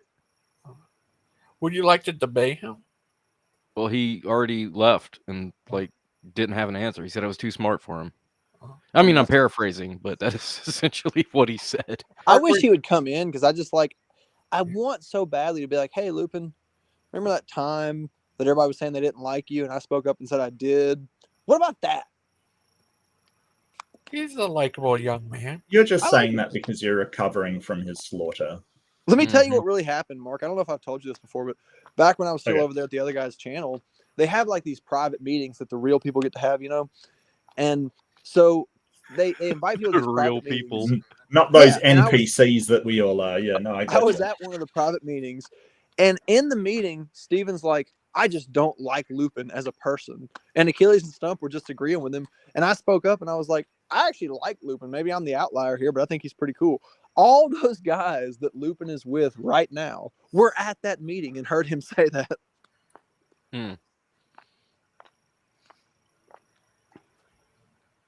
Well, I'm here if he wants to save I me. mean, you know, people's opinion changes. I have no idea. I just, yeah, I was mean, gonna whip Lupin's him. fine with me. It's just, yeah, he Corporal says some punishment. very definitive stuff that you know, I would severely dispute. Oh, the criminal being dead prevents the crime. No, but it doesn't prevent others by you know, sort of, because if you lock them up, it prevents the crime as well. You know, think about it. They can't commit the crime if they're locked up. But a lot of the time it's used as a thing that, oh, the threat of capital punishment prevents is a preventative. It prevents others from committing the crime or Which dissuades is them from committing demonstrably the crime. false. Yes, it's demonstrably false. So we should expand the capital punishment to even potential offenders then. Right. That's exactly Right. I Thought see. crime. Yeah. Think crime and we will dog on behead the you. roof. What are you doing, dog? They won't ever be able to make any new laws. I'll be on the roof. Oh, can't say they should. It's the way to rehabilitative. The dog's on the roof. In Netherlands, Nope. where they had to close down a prison because they didn't have enough prisoners. Oh my God. Basically, The dog's yeah, on the roof. they're sort of looking at it like, how do we? So if your goal is to punish people, like to make them suffer for their crime, then yes, all of these things that you're doing will achieve that. But if your aim is to actually stop crime, then rehabilitating people back to society is the way to go. It's proven, you know, through multiple studies to be way more effective at preventing crime. It's just, you know, when someone's had something bad happen to them, and I totally understand this, you know, it doesn't feel as good for a criminal to sort of be rehabilitated. But what are we looking for here in society? Are we looking for a society where people are committing less crimes, or are we looking for a society that punishes people and therefore presumably may make the family feel vindicated? Because oftentimes they don't. Like when you put somebody to death, oftentimes the family think they're going to feel better, but they don't, which is terrible and tragic. Norway actually has very, very good statistics for one, but the recidivism rate is way, way lower than any other nation. I have a comment on this. I'm sorry, go ahead. They have pretty radical views on prison and what it should be and what it is, and they are doing really good. Yeah, really good. Mm-hmm. Mark, They're pretty homogenous culture too. What do you think, Mark? Really, they've got a Not fair amount of really. immigrants and things. Yeah. Yeah. I mean, yeah, it's probably more homogenized than America, sure, or Australia, for instance. But it's still, you know, it still has different cultures in it. Oh, what I was going to say is I used to listen to a black metal band back when I was a kid that was from Norway, and the guy got arrested for burning down a bunch of old churches, and so they put him in prison for like ever, and then eventually, for some reason, when he got out, he moved to France, and it was like a few months later that Notre Dame burned down. So I'm pretty sure it was him. Notre Dame wasn't an arson, by the way. It was a dropped cigarette. I've heard that used, like, oh, you know, atheists burned down Notre Dame. No, It's a coincidence with it this was guy, though. I'm just telling you. Okay. Like that was his whole MO. Correlation is not causation, my friend. Right. Were you going to ask something, Logan? Is it true what Keely said that the overlords control everyone? I don't know. Which particular overlords? Are you talking about the AI overlords or the reptoids or I don't know. you know, the Illuminati, or you know, what are we talking about here? Well, Because earlier no matter what today you're he was talking about, the talking answer about is obviously yes. Earlier today he was coming at me with this alien invasion stuff. So I don't know. The alien. He said they weren't real, but they were real. Okay. Both. I don't know. He's They're just both real and not real. They were Yeah, he both. said that I don't believe in them, but I'm going to believe in them because they're not real. You literally can't argue with that. That logic just is, yeah. is mind blowing. I don't know. He Perfect. just It's so clear. YouTube. He's I'm convinced. Overlord of YouTube. Oh, look, the AA algorithm for YouTube is definitely a thing, yes, and it controls my every waking moment. Everything that I say is controlled by the algorithms. Tend to touch on my monetization. It's terrible. The algorithm. Algorithm. Cosmic dancer. Correlation. Do you know who made the first computer algorithm? You? No. Come on now. That was the second. Ada Lovelace. Yes. Congratulations. Yes. Thank I was about to you. say that. Yeah. Ada Lovelace. Ada Lovelace. Yeah. In the And she was the 1700s. daughter of Lord Byron, the poet, and just an amazing person, amazing mind. Mm-hmm. Schrodinger's aliens, Aiden said. All right. Well, I'm going to take off. It's been awesome, peeps. It's been great to hang out and chill and just talk about crap. But I'm going to take off and try and do some work or something. So Thank you for coming on. yeah. What, No what worries. time is it where you are, Mark? It is 9:30 a.m. What? Oh, right. This day. Western Mark is over Australia, yonder. Yeah. Right. I am. Here's another one for you, Logan. Beyond the Black Stump. Never heard of it. Yeah, it means like far, far, far away. Beyond the Black Stump. Beyond the Black Stump. I thought that was like some band that Stump used to be in. Yeah, well, could be either. I mean, it wouldn't surprise me. Seems like a rockin' kind of guy. He does. Yeah. Seems like a great, really chill person. He seems so mad with me, and I don't know him. He seems so angry at me, and I don't know why.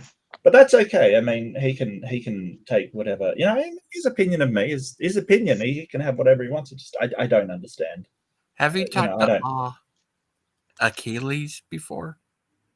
I've talked to Achilles. He seems a little bit angry as well, but that's okay. I mean, he can be angry at me. Well, his whole world's flat. I mean, what are you gonna do?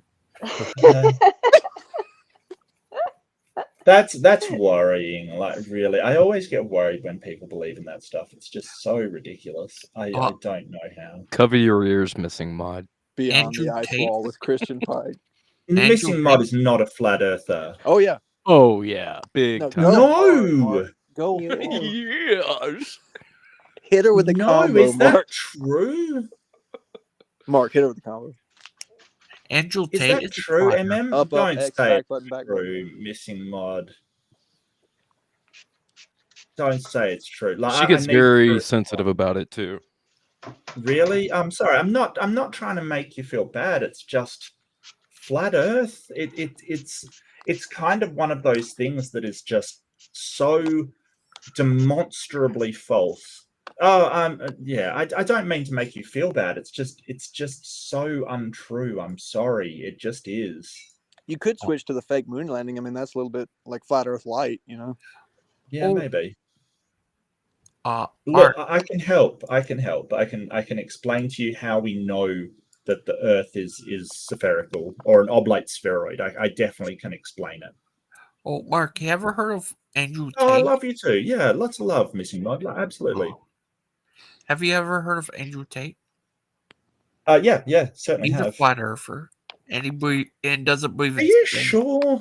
Positive. Is Tate a flat earther? Absolutely, he is. Is He that likes to real? call people okay. globetards. Are you sure that's real? Yeah, that's real. I don't. Let's have a look. I don't think that's true. On YouTube, you have to look Well, up. apparently he admitted to Hassan the Earth is round. He like admitted it like it was a mystery. No, he said he'd been to space. It just. Sorry. I apologize. So yeah, I don't know. Maybe he changed his mind. People are allowed to change their mind, you know. Dog is It's just straight fine. up just on the roof right now. You sure? All right. Well, I'm out. See you later. Take care. Bye. Bye. See you. Bye. See you, Mark. Bye. See you, Mark. Take care. Take him easy, bub. Dog is just on the whole roof. Like, what kind of? This is weird. It's a bridge. The dog Kills is around the on the corner. whole roof. Is that what you're saying? Look, It's a listen. flat I'm trying to roof. put You'll it be on- all right. It's too dark to see. Can y'all see that? No. It don't. It don't Well, go anyways, down. there's a dog on the roof. It goes down. The flat roof. No, it don't. It do go down. It's not even really a flat roof. It actually has Yes, pitch. it's a globe. It's a globe roof. Did we get to the moon? Yeah, there are doubts. The government kept it secret. No, here's what they did. That's right. Here's the story. You Right, ready? right. So the government Thank said, you, Violent J. this- I'm glad you're here. This moon thing is hard, but we have to go because the Russians expect us to go. So Right. they went to Hollywood. Right. And they said we need to fake the moon landing. Kubrick. It's all fake, all manipulated images, yeah. You're a globetrot. Tard. You have a spacesuit, you can go up there and see it's flat. But you ain't fucking going. It's not and flat. That's why you're Lork the globetrot. So is space fake? Is there even space? Oh God. Space is fake. Oh no. I love the confidence. Globetard. Space is fake. Hey, if you had a spacesuit, you could go up there and see that the Earth is flat, but space is fake, so can't So really do that, can you? difficult. Nope. Yeah. Space is fake, but you have to have a spacesuit to prove it. What kind of position in life is space is fake? That's concerning to me. Right? No, it's a belief. But there's so They much of believe it. There's like more of it than anything else. No, it's all fake. It's all studio stuff, bro. Is it? Yeah. Globetard. Yeah. Wake up, sheeple. Don't think about the time prior to film cameras and such things. It will become much more people of difficult. the world, people of the world out there, people of the flat world. Don't tell me space is fake. Don't tell me that. Missing Mod, don't tell me that. Hey, the Flat Earth Society has chapters all over the globe now. Yeah, I've heard about that. Look, guys, it's not okay to think space is fake. And there's a little pot of gold at the end of the rainbow, and you'll find a leprechaun. Y'all are gonna make me cancel my Yeah, program. yeah, there behind the is ice a wall. leprechaun. There is a leprechaun. Indeed, there is. Come on, people, don't be thinking space isn't real. That one No, me. but there Like, is a leprechaun. This brain is so modern and capable of pattern recognition. What are we doing? See, I told you, there's a little leprechaun with a pot of gold. He's holding a cute little clover. Yeah. It's a leprechaun. Isaac It's a Newton had a leprechaun. brain like this. What are we doing? We need to make Newton proud. I You love know, the despair in your voice. How can people think space is fake? You know, one of Jupiter's moons, Europa, is considered to be one of the smoothest surfaces in the entire solar system. I would argue with that and say that flat earthers have much, much, much smoother brains. I mean, you know, it's funny, like, because, you know, it just is. But, like, you can't think space isn't real. Come on, you can look up. There it is. Look, there it is. You know? It's there. I'm looking at it. It is there. Oh man, that's not good. That's just Isaac Newton had a brain like this, or maybe he didn't. Oh. It's all What are we fake, bro. doing It's all as a fake. species? Oh, Maybe we should I've bring been back asking corporal punishment. forever. Learn physics or die. Look, it's time. You know, it's time for a Darwinian society, Mark. That's all. Roll out the Darwin awards. Man, I don't know. I don't mean to make anybody feel bad. I mean, I guess I do mean to do that, but this is a genuine reaction. Yeah. Yeah. Like, I like you guys. Like, I like Missing Maud. She's super nice. We're friends. I have friends that used to go to church with us that are the nicest, sweetest, just most wonderful people. And they're flat earthers.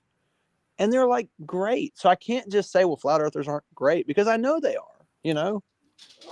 Yeah, and also it should be said that being a flat earther isn't synonymous with not thinking space is real. I don't know anymore. Flat earthers It's all fake. say it's fake. Others believe it's out there. I mean, but aren't there like a lot of people who work in a lot of different industries who'd have to like really be in cahoots with one another? Yeah, you That's shouldn't exactly think too what they deeply on say they're it. doing. That is their claim. That There's they're people all every in year, a secret residential society. people. Look, listen, Missing Maud, listen to this. Just open your mind just for a second. Listen to me. There's Your a group mind's of eye. people. Listen, there's a group of people every year who are private people who race their yachts around the coastline of Antarctica. It's an event they do every year. Don't you think they'd know if it was like 9 times bigger? I mean, don't you? Don't you? Can someone start playing piano softly in the background when we have an altar call? Yeah, I was about to, but then I remembered I don't have a piano. No. But I do have a theremin. Missing Maud, I'm sorry if I've offended you. You are my friend. But please don't think space is fake. And look, this has been argued. All right. I mean, you have such a you can look at it as a created brain. You can look at it as an evolved brain. Whatever version you prefer, it's a beautiful organ, you know? Use it.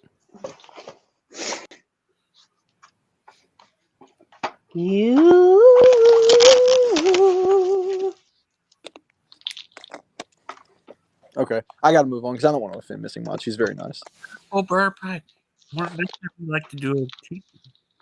Well, that just got moved up on the schedule, Logan, because we're going to have to do a teaching about how space is real. Okay.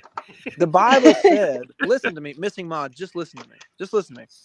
The Bible says, it predicted in the book of Psalms, there's a phrase used that said that God stretcheth out the heavens. In the early 1900s, they discovered a phenomenon called redshift, where space-time itself is being stretched out faster than the speed of light. See, even the Bible says there's space, Missing Maud.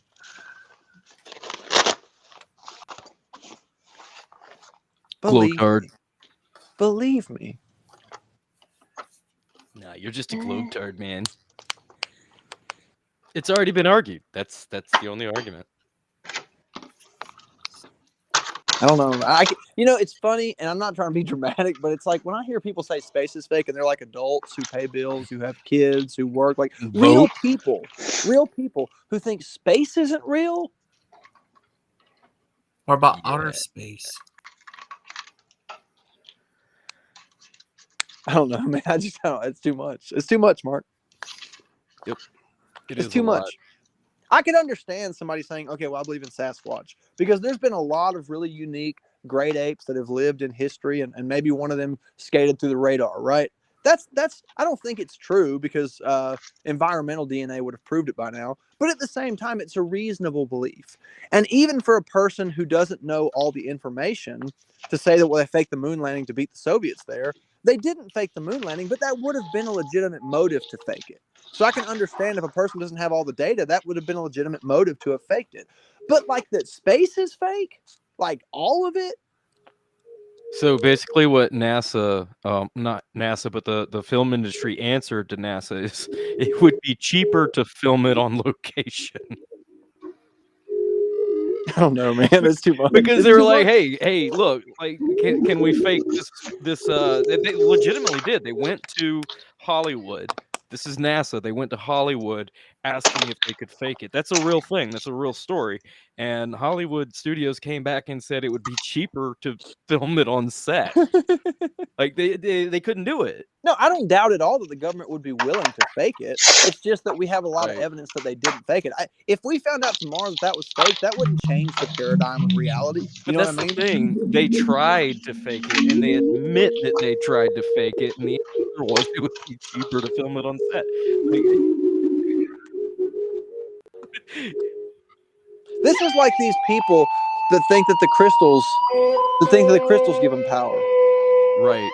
I've That's met the some of worst those people version of the before Titanic at song I've ever Dinosaur heard. Adventureland of all places. This sounds like a really bad version of the Titanic song. No, we're in Egypt, bro. Let it take you back. Yeah, it's taking me back. Sitting pretty far back. Okay, I'm doing. I think I'm being abducted right now. I think I'm Missing being Mod wanted abducted. me to teach on Korra, so we're gonna do that. On what? On Korra. The story of Oh, Korra. well, according to Kent, I'm Korra, and I've been Why is leading this? Korra's rebellion. Why is this sound happening? Deviant's playing a musical instrument. Oh, just kidding. It sounds good. He's playing it.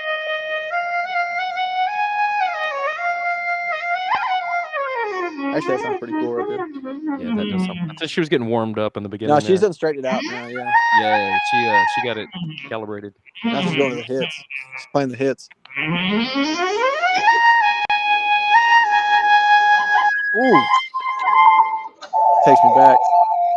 It reminds me of like 80s synthwave.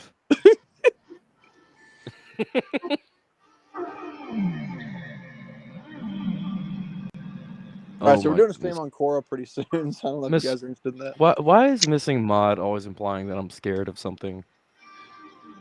Well, you're scared of the truth, Mark, is what it is.